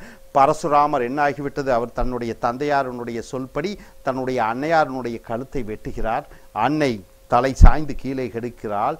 மகன் தடுமாறி கீழே விழ பார்க்கிறான். அன்னை சொல்கிறார், பார்த்து நடந்து கொள் செல் மகனே என்று சொல்கிறார். தன் மகன் தன்னை கொன்றாலும் கூட தன்னுடைய கடமையான அன்பை செலுத்துகிறாள். அதை போன்று நம்மளுடைய வீட்டிலே பார்த்தீர்கள் என்றால் கணவன் ஏமாற்றுகிறான், மகன் ஏமாற்றுகிறான். யார் ஏமாற்றினாலும் அவனுக்கு உணவளிக்கக்கூடிய தயார் நிலையிலே இருக்கிறாள் ஒரு தாய். அதுதான் தாயினுடைய தியாகம், அதுதான் தாயினுடைய பாசம். அந்த பாசத்தினுடைய வெளிப்பாடு தான் கண்ணீர். அதை அவளுக்கு நான் வழங்கி இருக்கிறேன் என்று சொல்கிறோம் இந்த தத்துவத்தின் மூலமாக. Hope you are able to understand. நீ அடுத்து வரக்கூடிய வீடியோக்களில் மற்றவைகளை பார்ப்போம். Thank you very much. Friends, welcome to American English Center. We have come here to short storytelling philosophical classes. Dear friends, through story we teach you a philosophy, right sir? See my dear friends, when you are undergoing some problems, when you are undergoing some sufferings, when you are undergoing some failures, after you have undergone in your life, you might have experienced, right, certain failures, certain problems. Then once you undergo and gone through the sufferings and problems, how do you come out as? Have you become hardened? Have you become softened? Or were you able to show your true color, true character? I have become hardened. You become hardened. What you have become in your life experience? Hardened. Hardened. What you have to come out is, after all the problems, you should smell out with your character. When Mahatma Gandhi was thrown out of the running train, he came out. A true smell came, a true flower came, a true flower blossomed. What it is? Non-violence, isn't it? So during the tough times and after that, what happened? You were able to find out the smell of non-violence. You were able to smell it. And Mother Teresa, when she saw the sufferings of the people in the streets of Calcutta, what happened? Her true color or true self has started giving fragrance, right? It starts smelling what exactly it is. So this is the same thing of when successful people, when people of some extraordinary qualities, when they suffer, they get ennobled. What do you mean by ennobled? They become a ennobled person, right sir? If you become hard, then what you become? You become a rough and tough and like a wall. Nobody can reach you, right? If you become rough and tough, you become too soft. You become so down, right? You become so fragile and so weak. You should smell the true character of what you are after undergoing all the problems. There's a philosophy here. Short story, the carrot. You know the carrot. You know the egg. And the coffee bean, you know coffee bean. You put the coffee bean and you heat it, then what happens? You get the smell of the coffee.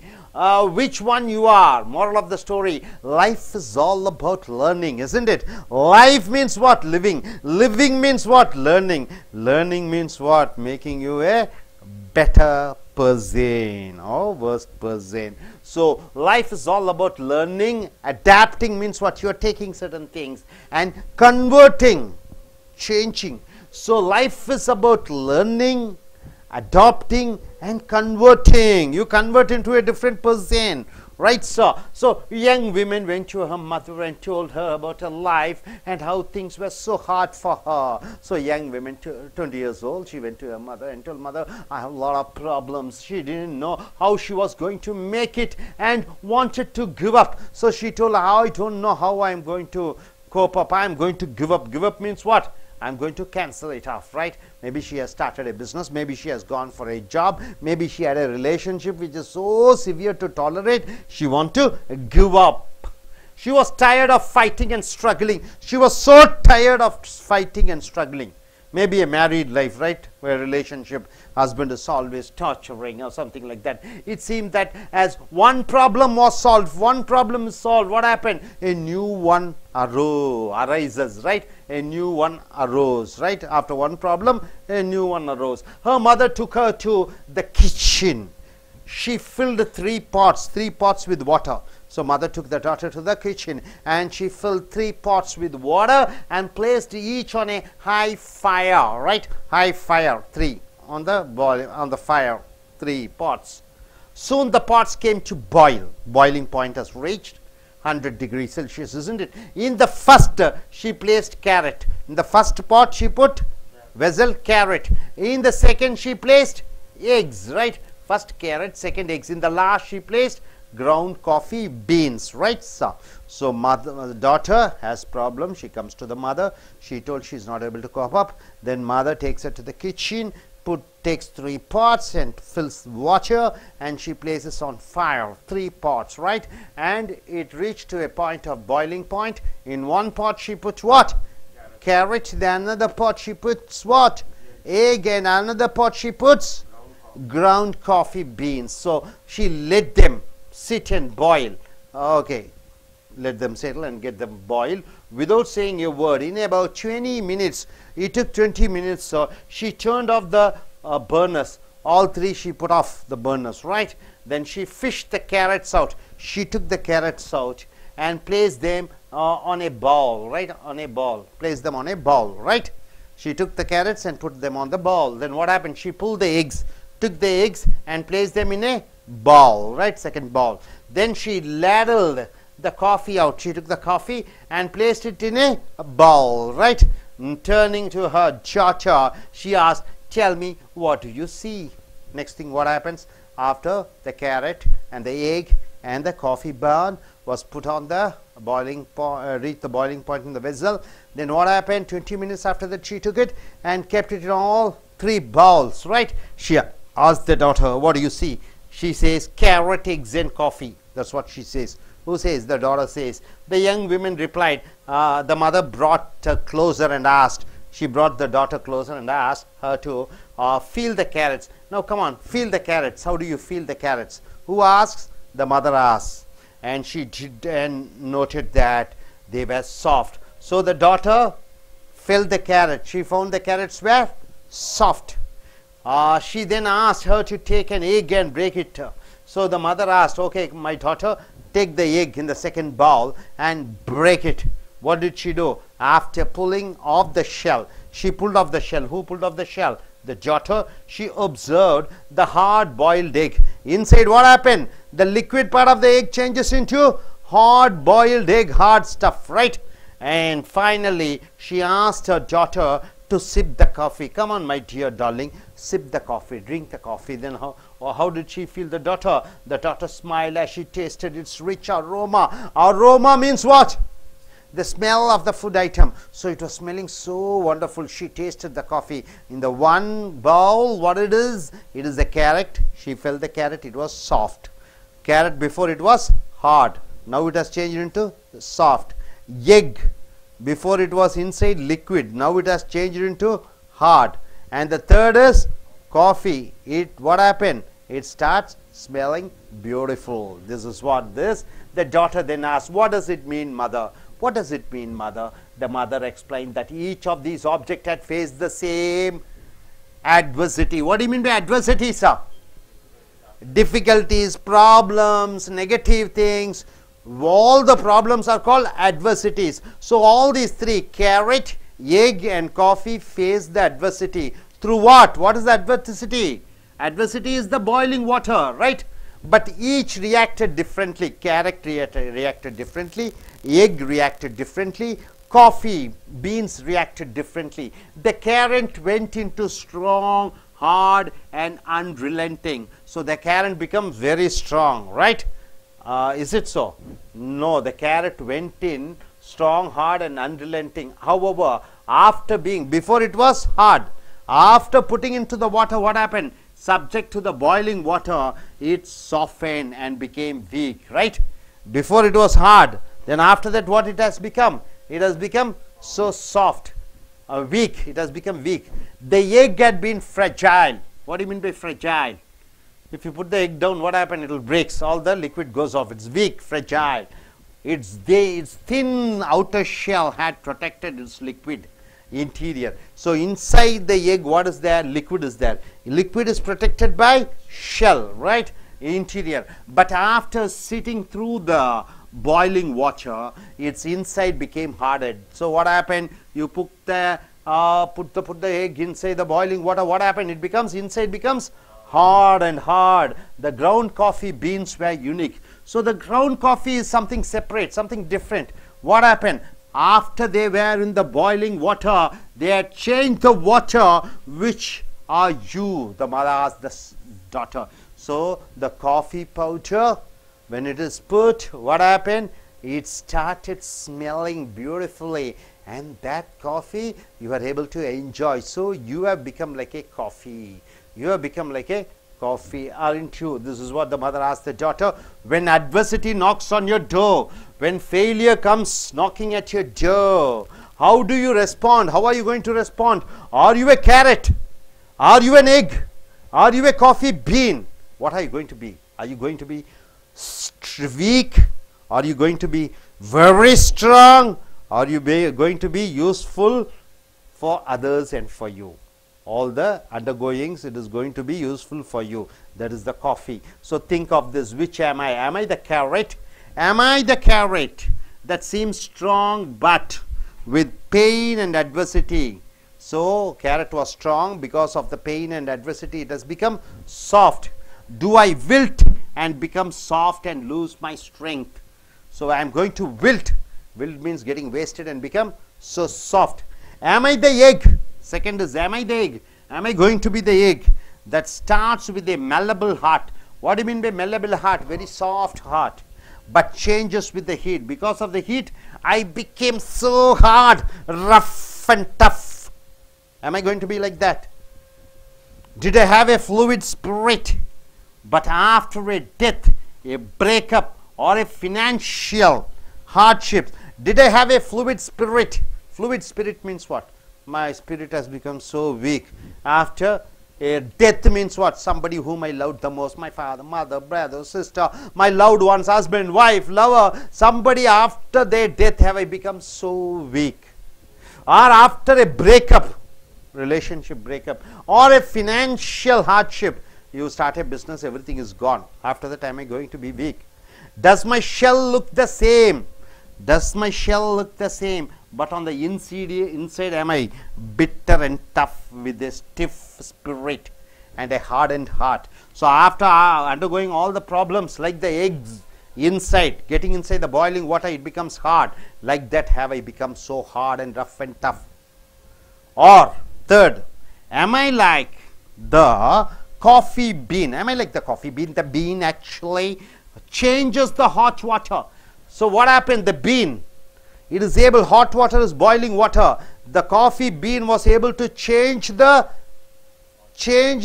hot water. Hot water is the problem. Hot water is the adversity. Hot water is the breakup of the relationship. So all this negative is changed into a coffee, drinking coffee, right? The very circumstance that brings the pain, of course it brings the pain.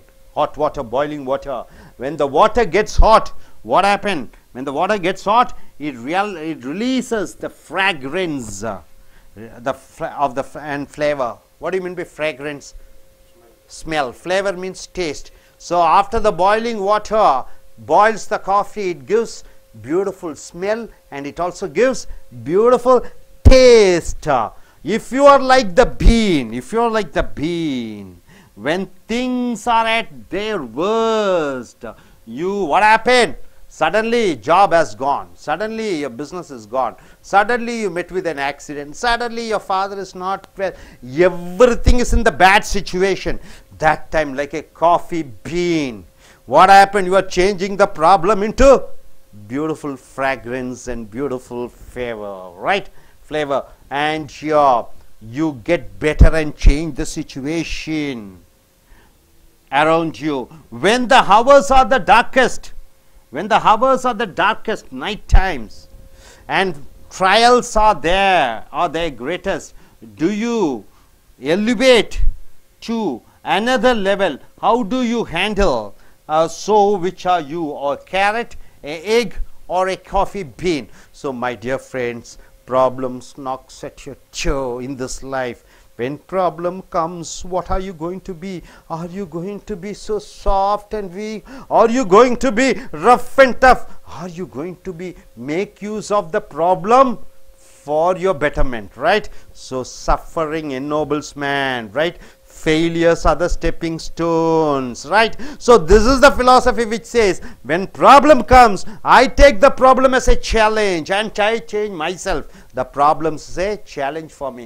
Problem is not a problem for me. This is what the great leaders have made. Prime Minister Modi has made, Mahatma Gandhi has made, Obama, even though he belongs to a minority community, he was able to become the president of America. Nelson Mandela was able to make, and Einstein was able to make, Mother Teresa was able to make, Bill Gates was able to make, Ambani was able to make. So the suffering and adversities makes you a better person, makes you a colorful person, makes you to give the flavor and give the taste and fragrance, just like this coffee bean, and not like a carrot and not like a egg. Carrot, before it was hard, then after that it becomes soft.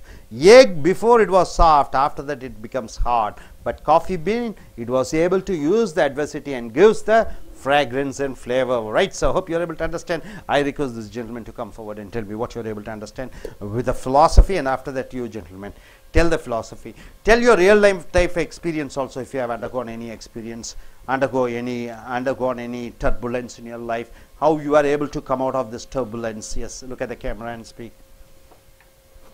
In this short story, I agree that one philosophy, handling the tough situation, we have to test our character and make it as a very beautiful fragrance and a taste. Like that only this story says go. I have examples of these eggs, coffee beans and the carrot.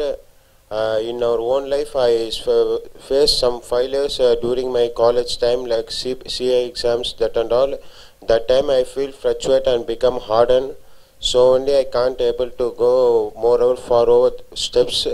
Now I realize for my failures, so I have to change my character to smell that and make it success in our life. Good. Yes, you gentlemen, jump on this one. You can sit there. Good afternoon, sir. And I'm learning about that story.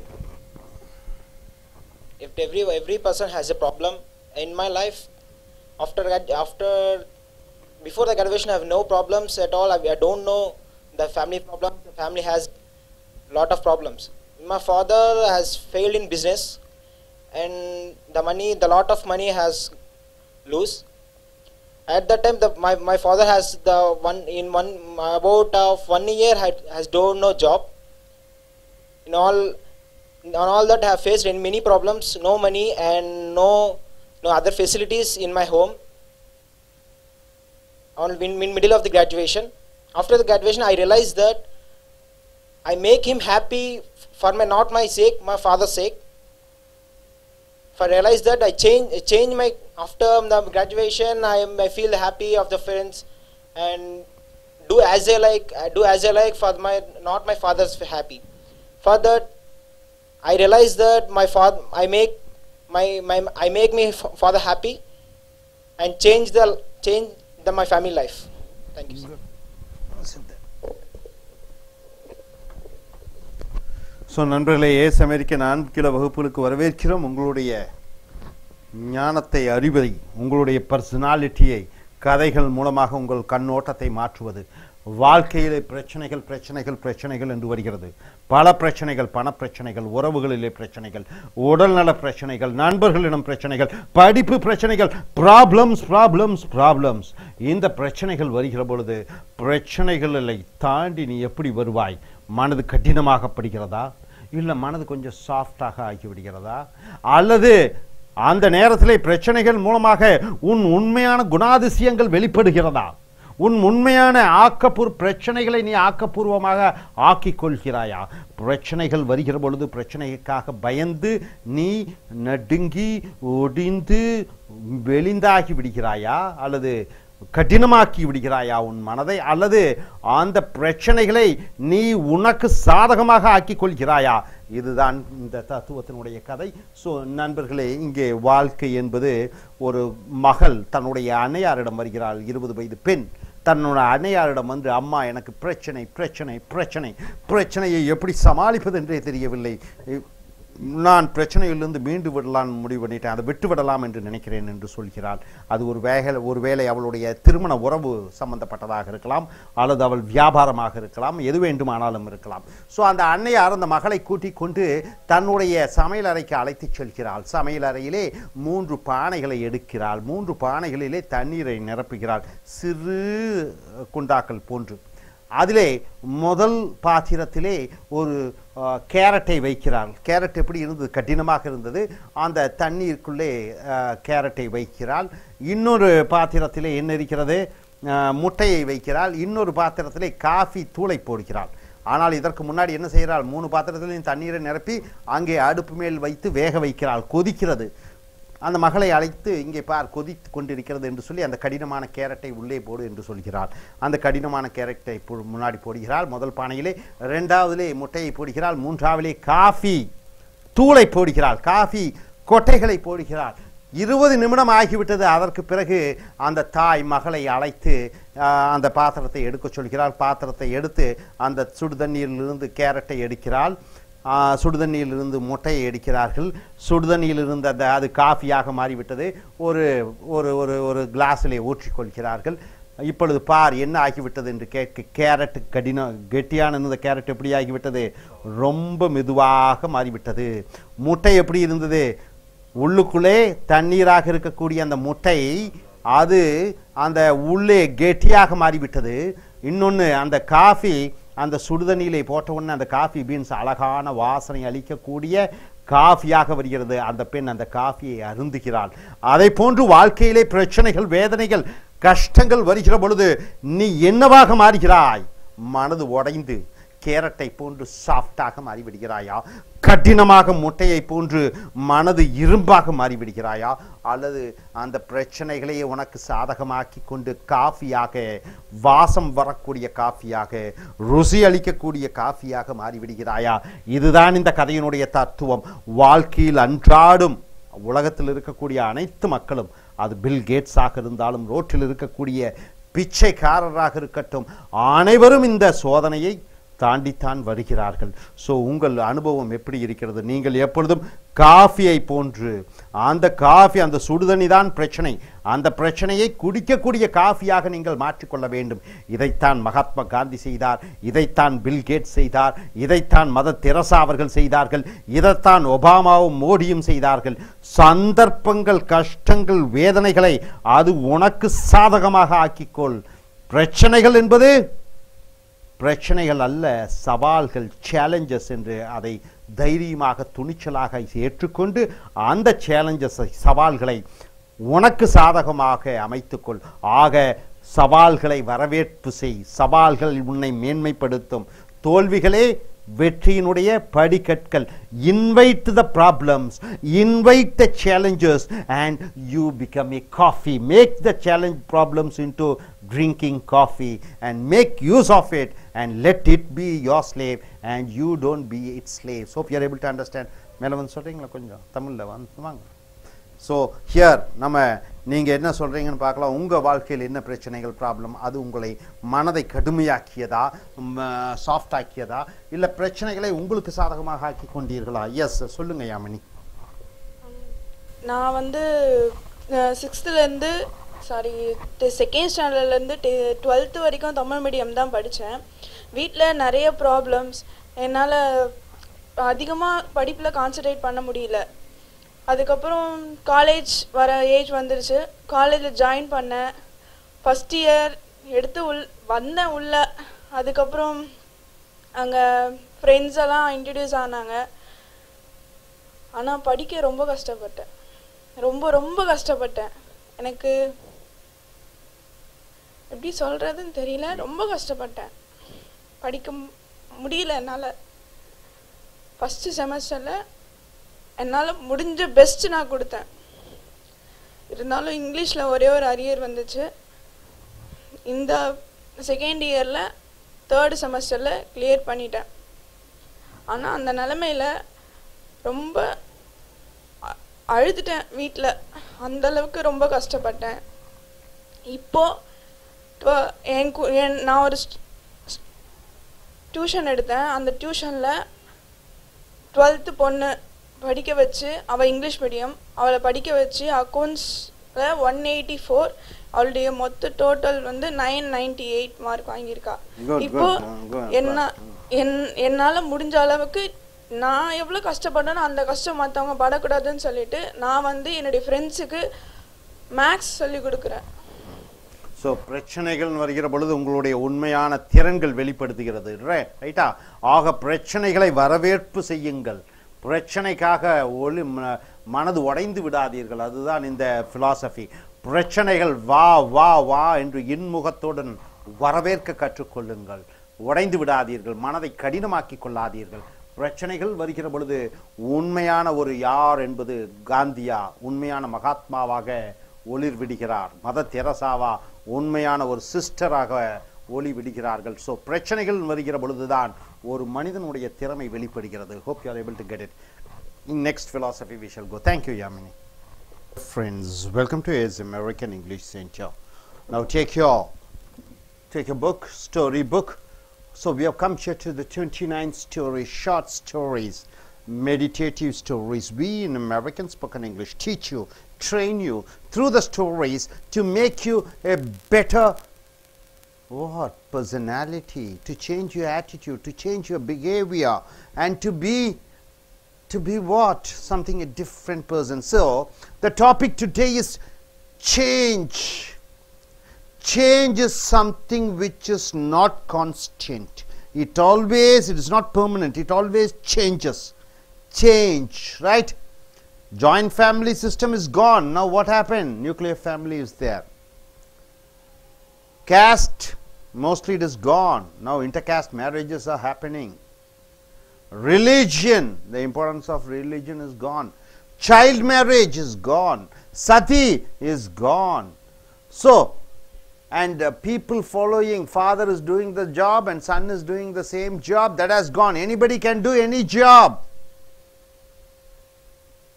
Reservations, everything is going on. So changes is happening. If you are strict in saying I will never change, then you are losing a lot of things, right?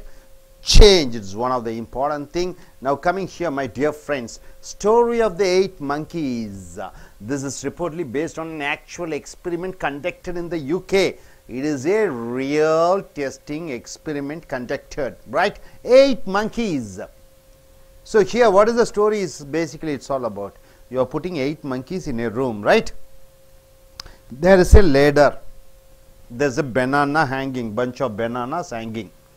So whenever a monkey tries to climb the ladder to take the banana, somebody is pouring cold water on the what? The remaining 7 monkeys. So all of the monkeys, they get experience, they get trained in such a way that whenever a monkey tries to climb the ladder, cold water is poured on other monkeys. So now no monkey is allowing any monkey to climb the ladder to take the banana.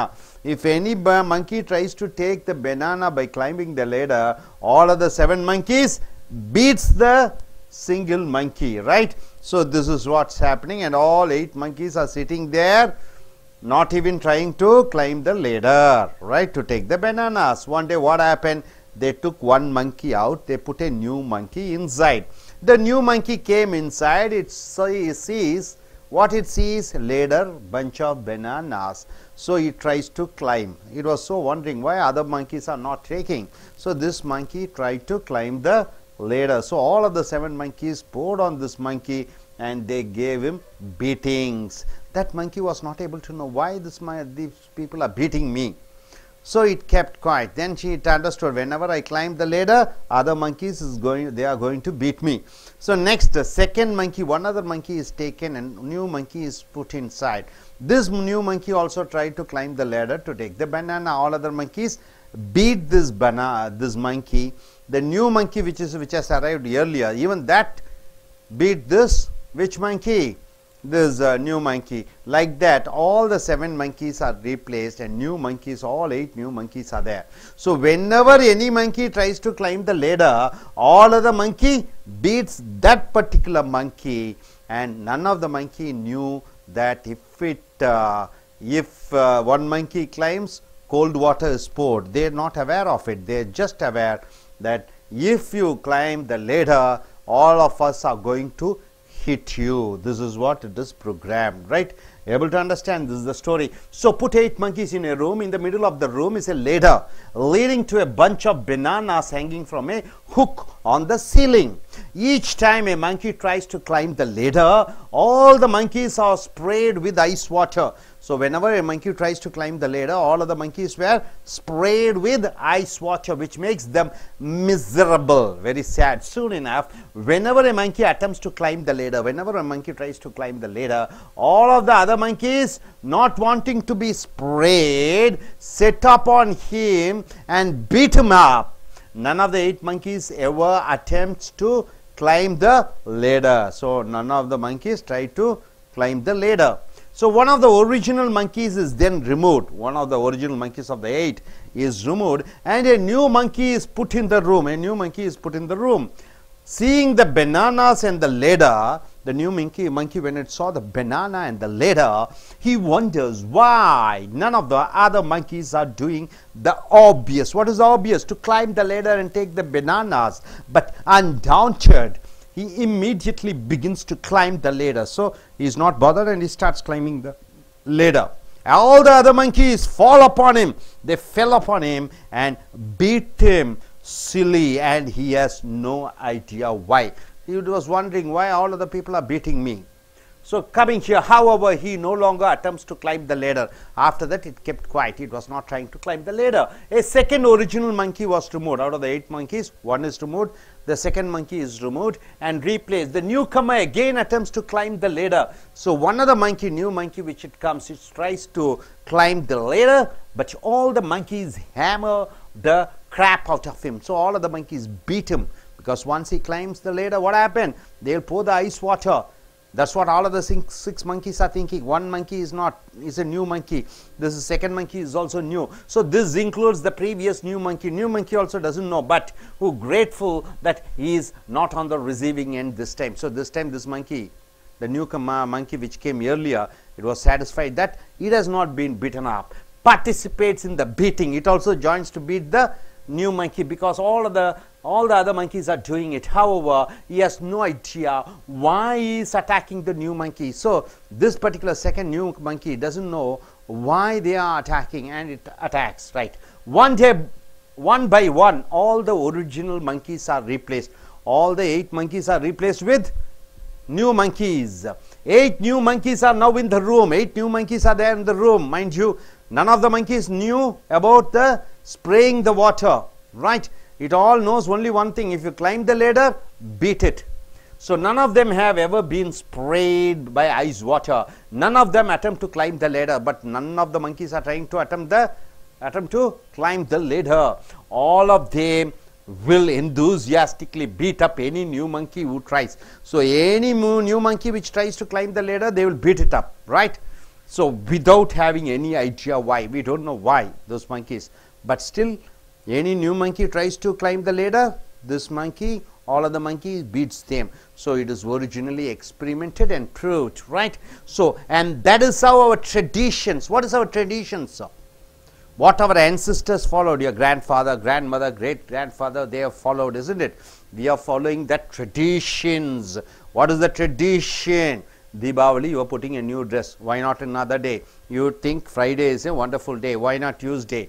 You think you have the female should tie a rope in their neck. That is the marriage. Why not male tying a rope on his neck? So all these traditions we follow what? Blindly, without knowing what it is. So and that is how traditions, religions. What is religion? We always think something is there, God is there, heaven is there, hell is there. We just follow what our ancestors have said. Scientifically, we have not asked. We blindly follow certain traditions, religions, and systems get established and followed. These type of systems are followed without knowing what is the purpose. See, horoscope is there. Nobody knows how can in a paper some signals, stars or whatever it is, how can they match between a man and a woman? It is impossible, but still we strictly follow that horoscope, right? Only if a horoscope is matching, the husband and wife will be successful. This is one thing, like a monkey, we are following this rules without knowing what is the truth in it, like a horoscope, seeing for match, and what is that, and lot many things. See, dowry giving, it is a tradition, we follow it blindly, just like the monkey is following and beating. Why should a girl give dowry to a man? It is something stupid, stupidity of first order. And why should the father of the girl should take care of the after marriage also? Why should he spend money? So they say Diwali, Pongal, and you're boring, and when is the granddaughter comes for age, he has to spend money. So all these traditions are followed blindly. So think twice before following a tradition. Before following something, think twice. Why are we following this? Is there any use in it? Religion or system blindly. Don't follow anything blindly. It would make more sense if you get your own understanding to it. You have to understand why it is. Is there any truth in it? Is there any importance in it? Is there any science in it? What benefit it gives? Only by understanding all this, then you have to follow. So long but worth a read. Hope you are able to understand what the story is all about. 8 monkeys were there, a ladder is there, banana is there. So whenever a monkey tried to climb the ladder, the ice water is sprayed on the other monkeys. So what happened? Each monkey thinks, suppose if anybody tried to climb the ladder, ice water will be poured, so we shouldn't allow any monkey to climb the ladder, and they beat the monkey. So one monkey is replaced, one other new monkey is put in, new monkey tried, they beat him. Then one other new monkey is put in, that monkey is also beaten up. So all the new monkeys have come. None of the monkeys knew that if they climb the ladder, water will be poured, but they just beat any new monkey which is climbing the ladder. That is how, like monkey, we are following the traditions and principles, the customs and cultures which are followed thousands and thousands and thousands of years back, right? We are not going in for a new method, new methodology, and finding out why this is followed. This is the philosophy of the story. Hope you are able to understand. I request now இப்பொழுது Tamil, let us go in for a Tamil. நண்பர்களே, இப்பொழுது பார்த்தீர்கள் என்றால் கலாச்சாரம், பண்பாடு, பாரம்பரியம் போன்ற கொள்கை கோட்பாடுகள் எல்லாம் அந்த காலத்திலிருந்து இந்த காலத்து வரைக்கும் பின் தொன்று தொட்டு வரக்கூடிய பழக்க வழக்கங்களை ஏன் எதற்கு என்று கேட்காமல் அதை பின்பற்றி கொண்டிருக்கிறோம். இந்த கதையினுடைய தத்துவத்தை பார்க்கிறீர்கள் என்றால், ஒரு அறையிலே 8 குரங்குகள் உள்ளே இருக்கிறது. அங்கே ஒரு ஏணி இருக்கிறது. அந்த ஏணியின் மேலே வாழைப்பழம், ஒரு சீப்பு வாழைப்பழம் பெரிய அளவிலே தொங்க விடப்பட்டிருக்கிறது. எப்பொழுதெல்லாம் ஒரு குரங்கு அந்த ஏணியில் ஏறி அந்த பழத்தை சாப்பிட ஏணியில் ஏறுகிறதோ, அப்பொழுதெல்லாம் மேலே இருந்து குளிர்ச்சியான தண்ணீர் மற்ற அந்த குரங்குகள் மேல் ஊற்றப்படுகிறது. ஸோ இந்த குரங்குகள் 7 குரங்கு மற்ற குரங்குகளுக்கெல்லாம் என்ன தெரிகிறது? எப்பொழுதெல்லாம் யார் ஏணியில் ஏறுகிறார்களோ அப்பெல்லாம் தன்மேல் கொதிக்கும் நீர் அல்லது குளிர்ச்சியான தண்ணீரை ஊற்றுவார்கள் என்று. எப்பொழுதெல்லாம் எந்த குரங்கு ஏறுகிறதோ அந்த நேரத்திலே அந்த குரங்கை பிடித்து அடித்து விடுகிறார்கள். ஆக இந்த மாதிரி அவர்களுக்கு ஒரு நிகழ்ச்சி ப்ரோக்ராம் பண்ணப்பட்டிருக்கிறது அதனுடைய மைண்டிலே. அப்படி இந்த 8 குரங்குகளும் வாழைப்பழம் இருக்கிறது, ஏணி இருக்கிறது, எதுவும் ஏறுவதில்லை. எது ஏறினாலும் மற்ற குரங்குகள் அடித்து விடுகிறது. அப்பொழுது உள்ளிருக்கக்கூடிய அந்த 8 குரங்குகளிலே ஒரு குரங்கை எடுத்துக்கொண்டு வெளியே வந்து புதிதாக ஒரு புது குரங்கை விடுகிறார்கள். அந்த குரங்கும் வருகிறது. 8 பேர் இருக்கிறார்கள். வாழைப்பழம் நிறையாக இருக்கிறது, ஏணி இருக்கிறது. ஏன் தொத்தி தாவி ஏறி அந்த பழத்தை சாப்பிடக்கூடாது என்று நினைத்து தாவி ஏறி பறிக்க பார்க்கிறது. மற்ற 7 குரங்குகளுக்கு தெரியும் அனுபவம், தண்ணீர் தங்கள் மேல் படும் என்று அந்த குரங்கை பிடித்து அடித்து விடுகிறார்கள். அந்த குரங்கும் எதற்காக நம்மை அடிக்கிறார்கள் என்று தெரியாமல் அமைதி அடைந்து விடுகிறது. மறுபடியும் ஏணியில் ஏறுவதில்லை. மறுபடியும் இன்னொரு குரங்கு உள்ளே நுழைக்கப்படுகிறது. அந்த குரங்கும் ஏற முயற்சிக்கிற பொழுது அந்த குரங்கும் அடி வாங்கப்படுகிறது. அந்த இதற்கு முன்னாடி வந்த குரங்கு அதுவும் சேர்ந்து அடிக்கிறது. எதற்கு அடிக்கிறோம் என்று தெரியாமலே அதுவும் அடிக்கிறது. இப்படி எல்லா குரங்குகளும் போக புது குரங்குகள் வர, அந்த புது குரங்குகளிலே எந்த குரங்கு ஏதாவது ஒரு குரங்கு அந்த ஏணியில் ஏறுகிற பொழுது மற்ற குரங்குகள் அதை அடிக்கிறது. இந்த அனைத்து குரங்குகளுக்கும் தெரியாது தாங்கள் ஏணியில் ஏறினால் தண்ணீர் பீச்சி அடிக்கப்படும் என்று. அதை போன்று அந்த காலத்திலிருந்து இந்த காலத்து வரைக்கும் நாம் பின்பற்றக்கூடிய ஒரு சில விஷயங்கள், ஒரு சில மத சம்பிரதாய சாஸ்திரங்கள், ஜாதி சம்பந்தப்பட்ட சாஸ்திர சம்பிரதாயங்கள், நம்மளுடைய நம்பிக்கைகள், அதனிலிருந்து மீண்டு வருவதற்கு நாம் முயற்சி செய்வதே இல்லை. திருமணம் என்பது இரு மனது சம்பந்தப்பட்டது. எதற்கு ஒரு ஐயர் வர வேண்டும், எதற்கு அவர் ஒரு மந்திரம் சொல்ல வேண்டும்? புரியாத மந்திரத்தை புதிய வீட்டுக்கு உழைத்து கஷ்டப்பட்டு சம்பாதித்து ஒரு வீடு வாங்குகிறோம். அந்த வீட்டுக்கு ஏன் இன்னொருவர் வந்து அந்த சமஸ்கிருத வார்த்தைகளை சொல்ல வேண்டும்? ஏன் ஒரு பெண்ணை பெற்றவர் தௌரி என்று சொல்லக்கூடிய வரதட்சணையை கொடுக்க வேண்டும்? ஏன் ஜாதகத்தை பார்க்க வேண்டும்? அந்த காகிதத்தில் என்ன எழுதியிருக்கிறது? ஆக குருட்டாம் போகிலே நாம் பின்பற்றக்கூடிய பழக்க வழக்கங்கள் அதெல்லாம் இந்த குரங்குகளை போன்று. ஆக நாம் என்ன செய்ய வேண்டும்? இனி வரக்கூடிய காலகட்டத்திலே எது அந்த பழைய தொன்று தொட்டு வரக்கூடிய பழக்க வழக்கங்கள் இல்லை, எது சிறந்தது, எது நல்லது என்று ஆராய்ந்து அதை நாம் பின்பற்ற வேண்டும். இதுதான் இந்த கதையினுடைய தத்துவம். ஸோ இப்பொழுது தாங்கள் வர வேண்டும். எதை புரிந்து கொண்டீர்கள்? என்ன புரிந்து கொண்டீர்கள்? மாற்றம் என்பது வந்திருக்கிறதா உங்களுக்கு மனதிலே? இல்லை பல இறந்த காலத்திலே சம்பிரதாய சாஸ்திரங்களிலே ஊறிப்போனவரா நீங்கள்? அதை பற்றி சொல்லுங்கள். நீங்கள் ஒரு மாடர்னானவர்களா இல்லை பழமைவாதியா?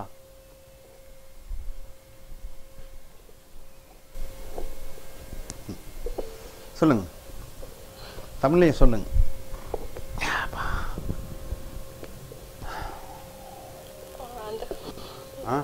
சரி, நீ போ தம்பி, நீ போ. தாண்டி போ. தமிழ்லையோ இங்கிலீஷோ எதுவும் சொல்லு.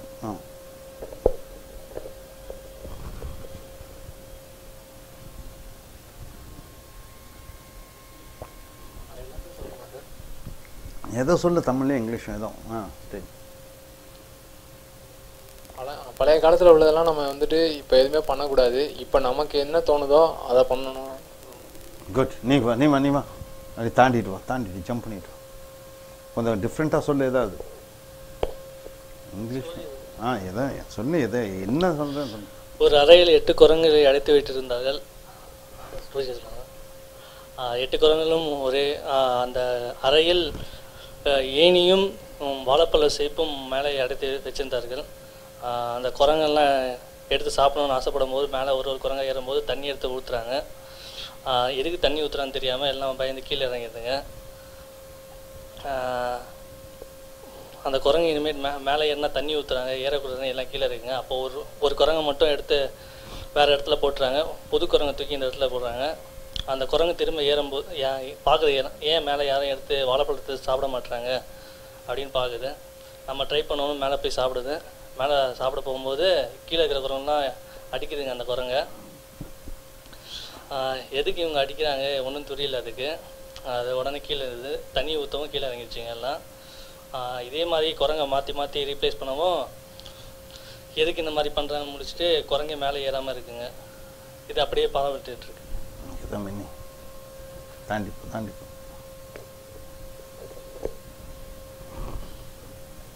இந்த ஸ்டோரியை பொறுத்த வரைக்கும் மூட பழக்க வழக்கங்களை மாற்றி புதுசாக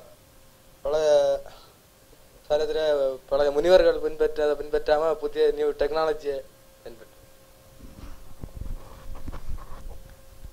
ஸோ நண்பர்களே, அந்த காலத்திலிருந்து இந்த காலத்து வரைக்கும் தொன்று தொட்டு வரக்கூடிய பழக்க வழக்கங்களை மாற்றுவோம்.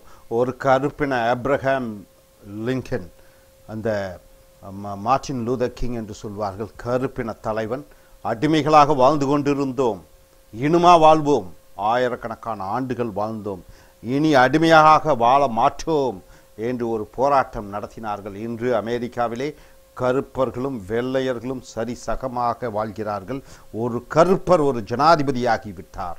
ஸோ அதை போன்று மாற்றம் பின்பற்றி வாழவே மாட்டோம். தொன்று தொட்டு நடக்கக்கூடிய விஷயங்களை நான் அப்படியே செய்து கொண்டிருக்க மாட்டோம். தாழ்த்தப்பட்டவர்கள் என்று சொன்னோம். ஒரு நாராயணன் என்பவர் இந்திய ஜனாதிபதியானார். சிறுபான்மையினர் என்று சொல்லுவோம். அப்துல் கலாம் ஒரு ஜனாதிபதியானார். சிறுபான்மை இனத்தவரான ஒரு கிறிஸ்துவ பெண் இந்தியாவினுடைய பொதுச் செயலாளரானார். காங்கிரசினுடைய செயலாளர் சோனியா காந்தி. ஸோ மாற்றம் இந்த மாற்றங்கள் மிக முக்கியம். பழக்க வழக்கங்கள் தொன்று தொட்டு வரக்கூடிய விஷயங்களை மாற்றி அமைப்போம். பெண்கள் சமையலறைக்குத்தான் உகந்தவர்கள் என்று சொன்ன காலகட்டம் மாறி இன்று ஒரு ஜெயலலிதாவும் இன்று ஒரு மம்தா பானர்ஜியும் இன்று ஒரு மாயாவதியையும் பார்க்கிறோம்.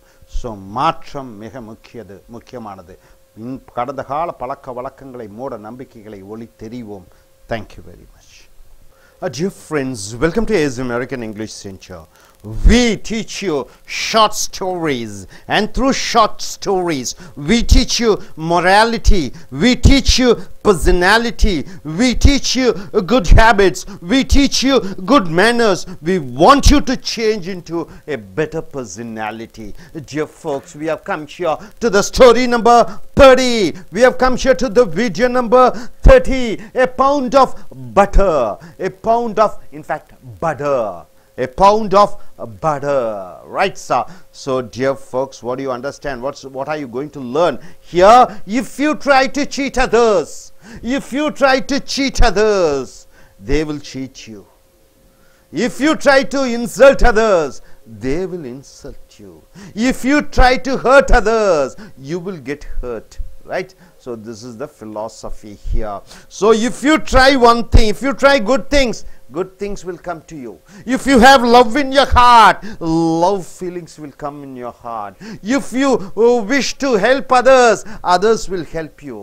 Right, sir? This is the moral of the story. What you think, you get what in return. What you act, you get whatever the action which you do, exactly of what you do. This is the philosophy here. There was a farmer who sold a pound of butter to the baker, right? You know what you mean by baker, you know what you mean by butter, you know what you mean by farmer. A farmer sells a pound means something like a kilogram of butter to a baker. You got that first idea? See whatever you tell, the communication is basically about arrangement of ideas. So this is the first idea. What is the first idea?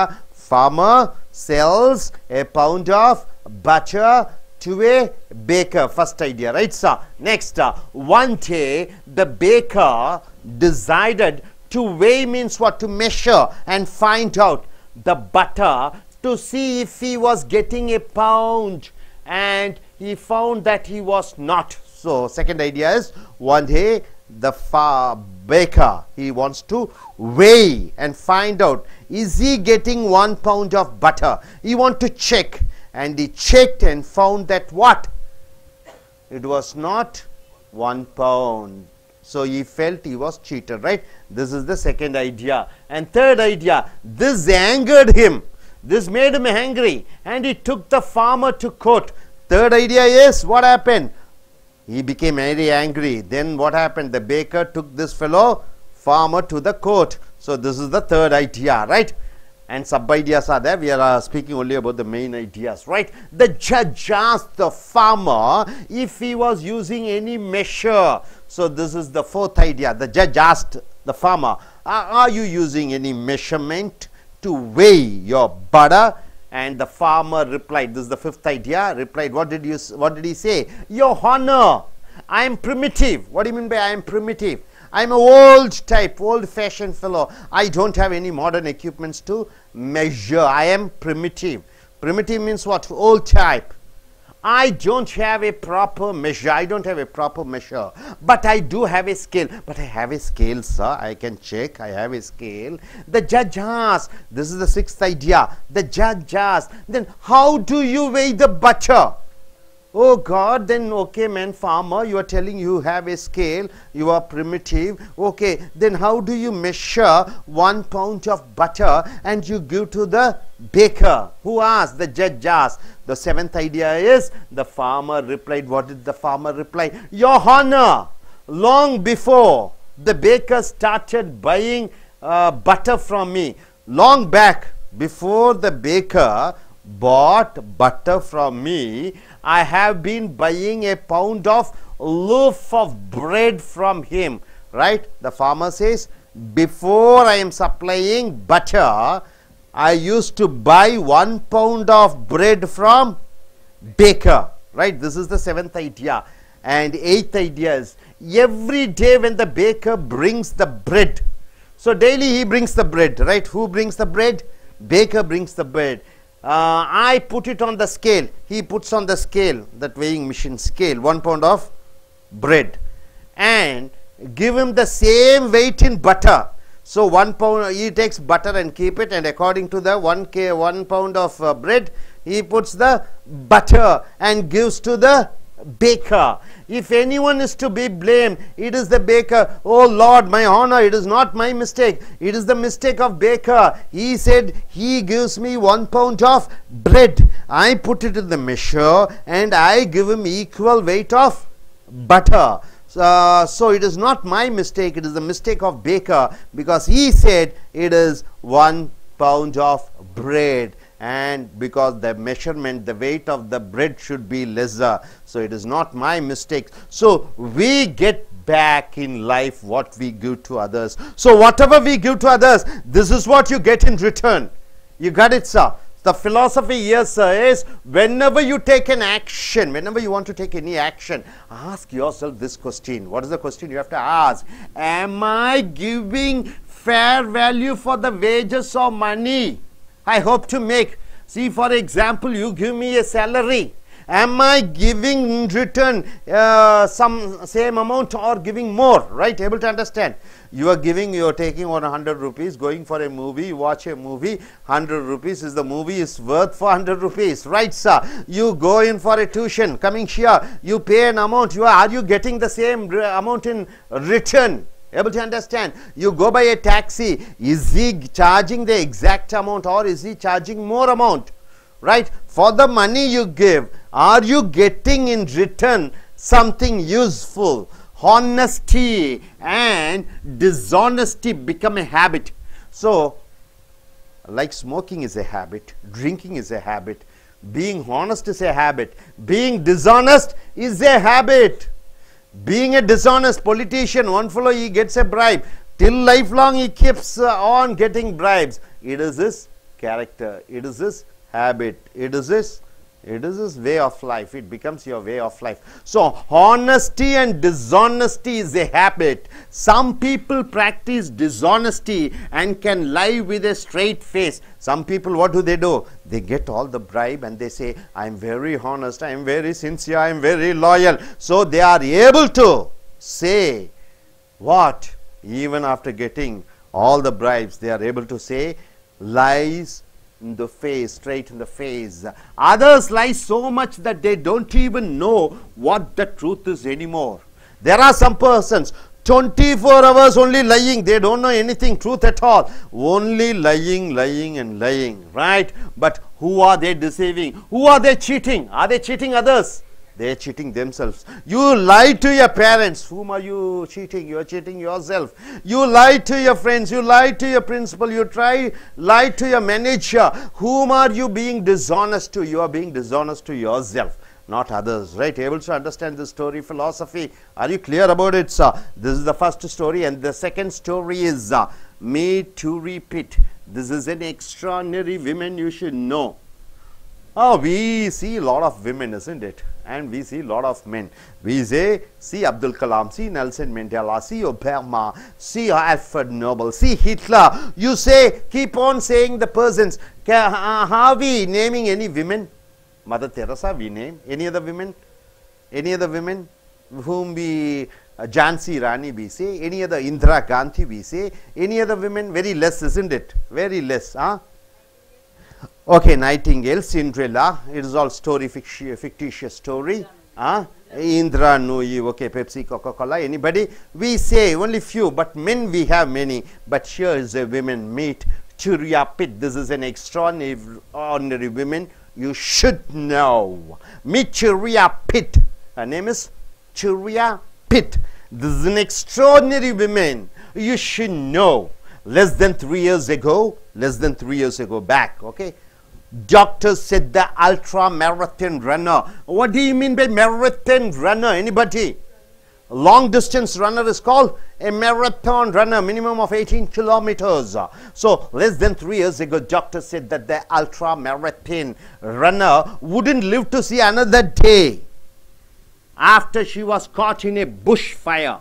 So this lady, Churia Pitt, He is a marathon runner, one award-winning runner, one exemplary runner, one person who has won many competitions. So she was caught in a bushfire, and the doctor said next day, one other day, 24 hours, it is impossible to live.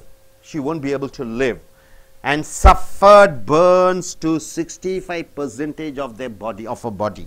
So 65% of her body is burnt. Who? Maria Teria Pitt. So Teria spent 864 days in hospital. How many days? Nearly 1.5 years she has spent. How many years? No, 3 years, right? Nearly 3 years she has spent in hospital. Went over 100 surgeries and had fingers amputated. 100 surgeries. Fingers were cut, amputated.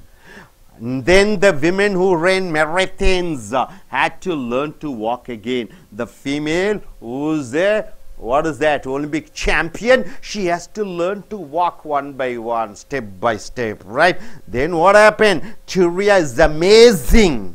She is extraordinary. In the past 6 months alone, she rode her bike from Sydney to Ulora. Sydney, Australia, Ulora. Where is it? It is something very far away in Australia. Thousands of kilometers she rode in a bike and swam a 20-kilometer race in Western Australia. There was a competition, swimming competition. She took part in a swimming competition. How many kilometers? 20 kilometers. Walking 20 kilometers is difficult, but she was able to swim in the sea for 20 kilometers. Who's the lady? 65% of her body is burnt, fingers were amputated, and she had the moral courage to swim and walked the Great Wall of China. Walking the Great Wall of China is not an ordinary thing, my dear friends. It's kilometers you have to walk, right? And she has walked. Teria is the ultimate survivor. So Teria is the only person who survived, and we wish more magazines would be brave enough to put her. So these kind of Teria met, these kind of ladies we need. They have to be put in the front page of the magazines, and other people like her that truly inspire on their cover. So we need inspiration of these type of ladies. So one moral story is, if you try to cheat, you'll be cheated. One of the stories is, whatever adversary is, whatever problem is, you come out like a smelling flower, fragrance, beauty, and you should be, when problem comes, you should enjoy the problem. You should be a better person, not a worse person, not a defeated person, not a saddened person, not a rough person. After the problems you undergo, you should flower like a beautiful flower, right? This is the moral of the story of this story. This is a Teria Pitt, and here is the bread and butter between a baker and a farmer, right? So I request this young lady to come forward and tell both the stories moral and what do you understand by this concept. And everybody one by one, please come forward and say.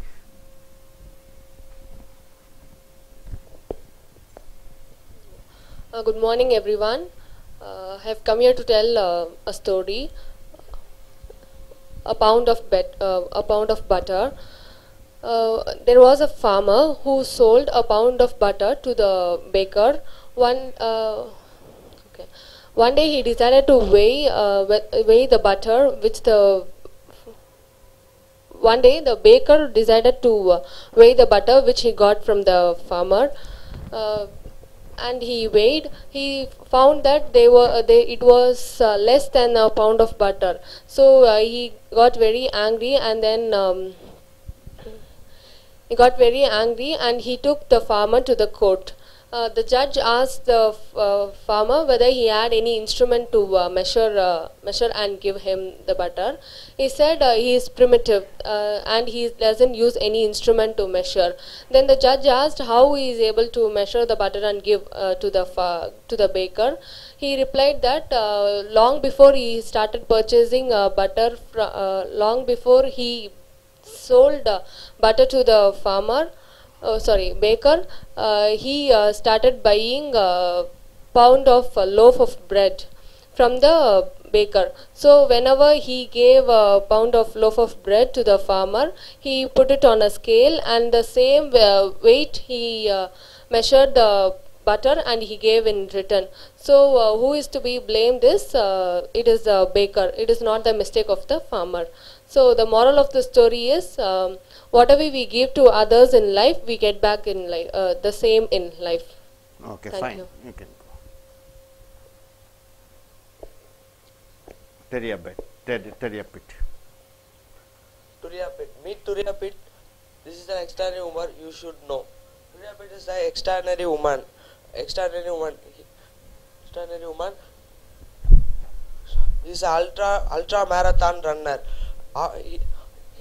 He is ultra marathon runner. He is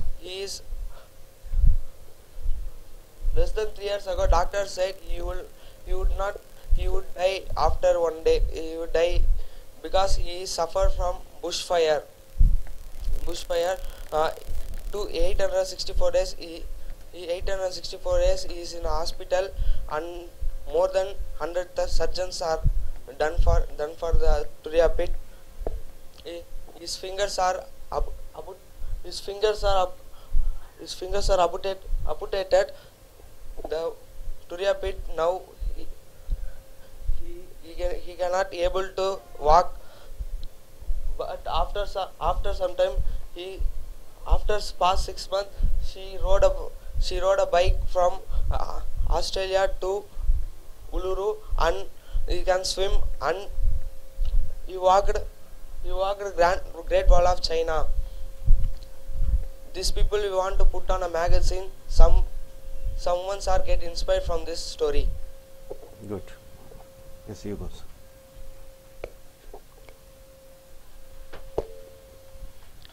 Good morning, everyone. A pound of butter. It is usually we have seen or we have been learnt in our life itself, but it's a small story. That's a farmer sold the butter to the baker. A baker, when he is buying the butter, he didn't waited the butter because he trusted the farmer. The one day the baker decided to wait at the butter, but it is not been the 1 pound is the baker is being sold, and the baker has been angered and frustrated. He's been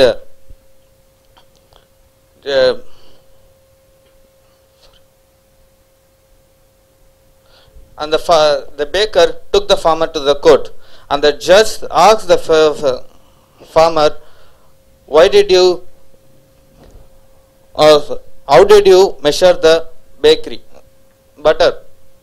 Then the farmer told, I have been purchased the loaf of bread from the bakery before I sold the butter.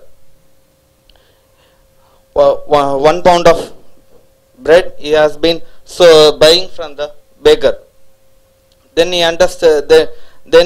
I have been weighted by the 1 pound of bread from the 1 pound of butter. I thought 1 pound of bread will be the 1 pound of butter. So I thought it will be blamed by me. It will be blamed by the bakery. So we get back in life what we give to others. Thank you.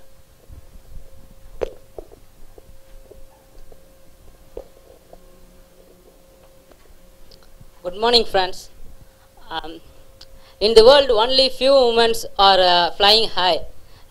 Like that, one of the story is about one of the women like that. Her name is Turiapit. She is an extraordinary woman and ultra marathon runner. One day she caught by bushfire and lied in the bed. She got over 100 surgeries and her fingers are amputated. She was in bed for 864 days. But she can't.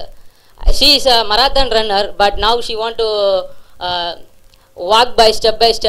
She want to learn to walk. But she was amazing. She's an amazing woman. For the past 6 months, she started to. She went she rode her bike from Sydney to Luru and swam 20 kilometers, and she walked Great Wall of China.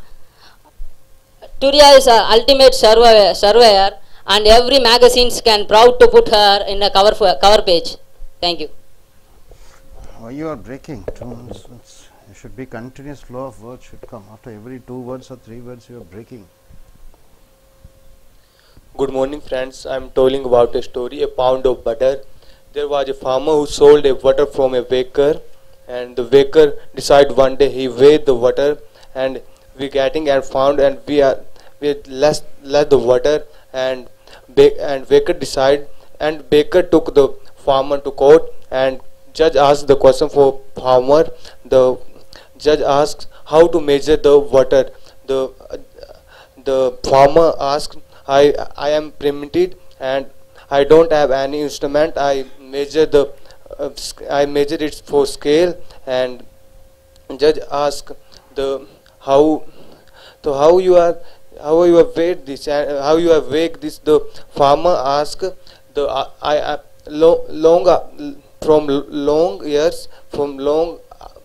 before long years I am giving the butter from baker, and baker from also giving me a bread pound, and I measure the butter. I measure the butter with the bread, and bread I am giving this. This story moral is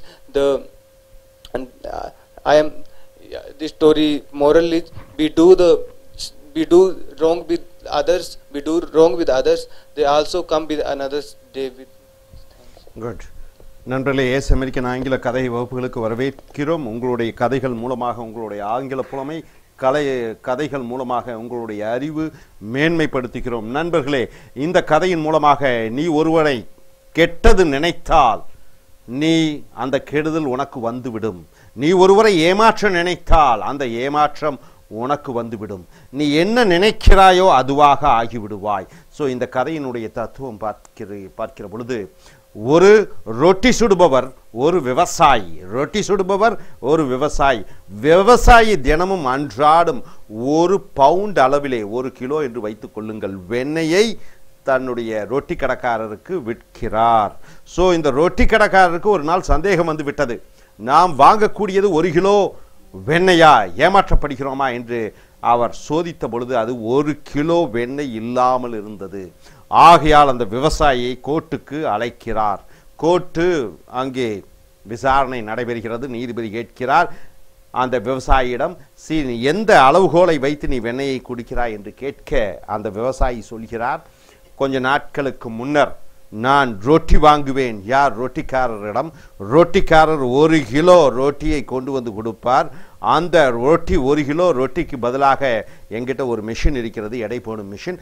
அந்த 1 kilo ரொட்டியை ஒரு தராசிலே வைத்து மறுபக்கம் அந்த 1 kilo ரொட்டிக்கு தகுந்த 1 kilo வெண்ணெயை வைப்பேன். ஆக அந்த ரொட்டியின் அளவு 1 கிலோ என்று சொன்னார்கள், அதே அளவு வெண்ணெயை வைத்தேன். கடைசியில் பார்க்கிற பொழுது அந்த வெண்ணெயினுடைய எடை குறைவு என்று சொல்கிற பொழுது கண்டிப்பாக அந்த ரொட்டியினுடைய எடையும் குறைவாக இருக்கும். ஆகையால் தவறு என்னதல்ல, தவறு யாருடையது? அந்த ரொட்டியை கொடுத்த ரொட்டி கடைக்காரர் மேல் என்று சொல்கிறோம். ஸோ நாம் ஒருவரை ஏமாற்ற நினைக்கிற பொழுது நாம் ஏமாற்றப்படுகிறோம். யாரை ஏமாற்றுகிறோம்? பொய் சொல்லுகிறோம், தீட்டுகிறோம், மற்ற விஷயங்கள் எல்லாம் லஞ்சம் வாங்குகிறோம், மனசாட்சிக்கு எதிராக செய்கிறோம், பொய்யையே உண்மை என்று பேசுகிறோம். இவை அனைத்தும் மற்றவர்களை ஏமாற்றுவதற்கல்ல, உன்னை நீயே ஏமாற்றிக் கொள்கிறாய். டூரியா பேட் என்ற ஒரு பெண், அவள் ஒலிம்பிக்கிலே சிறந்த தங்க பதக்கங்கள் பல பதக்கங்களை வென்றிருக்கக்கூடியவள். ஒரு நாள் காட்டு தீ பிடித்து அவளுடைய உடம்புடைய 65% பாகங்கள் எரிந்து விட்டது. அவளுடைய கைகள் துண்டிக்கப்படுகிறது, விரல்கள் துண்டிக்கப்படுகிறது. டாக்டர் என்ன சொல்கிறார்? அவள் இன்னும் ஒரு நாள் 24 மணி நேரங்கள் கூட அவளால் வாழ முடியாது என்று சொல்கிறாள். அந்த மெரியா டூர் டூரியா பிட் என்ன சொல்கிறார்? உடம்பிலே 100 அறுவை சிகிச்சைகள், கைகள் துண்டிக்கப்படுகிறது. அது ஒரு வருடம் 3 வருடங்கள் அவள் ஆஸ்பத்திரியிலே மருத்துவமனையிலே இருக்கிறாள். பின்னர் திரும்பி வருகிறாள். திரும்பி வந்து என்ன ஆகிவிட்டது? மறுபடியும் பயிற்சியை எடுத்துக்கொள்கிறாள். மறுபடியும் ஒரு ஆஸ்திரேலியாவிலிருந்து பெரு என்ற ஒரு ஊருக்கு பைக்கில் இருசக்கர வாகனத்திலே ஓட்டி சாதிக்கிறாள். மறுபடியும் 20 கிலோமீட்டர் நீந்தி கடலிலே சாதிக்கிறாள். கிரேட் வால் ஆஃப் சைனா என்று சொல்லக்கூடிய சைனாவினுடைய அந்த வாளை தன்னுடைய 65% உடம்பு எரிந்தாலும் அந்த மனத்திடனும் மன உறுதியுடனும் அந்த செவுற்றை நடந்து கடந்து செல்கிறாள். ஸோ நண்பர்களே, இந்த டூரியா பிட் என்பவள் நமக்கு ஒரு முன்னுதாரணமாக இருக்கிறாள். அவளை போன்று விடாமுயற்சியுடன் சோதனைகளும் வேதனைகளும் வருகிற நேரத்திலே விடாமுயற்சியுடன் செயல்படுவோம். Hope you are able to understand. Are you clear? Yes. So you want to speak in Japan? Please come. Want to tell about this? Okay. Thank you very much. Nandri.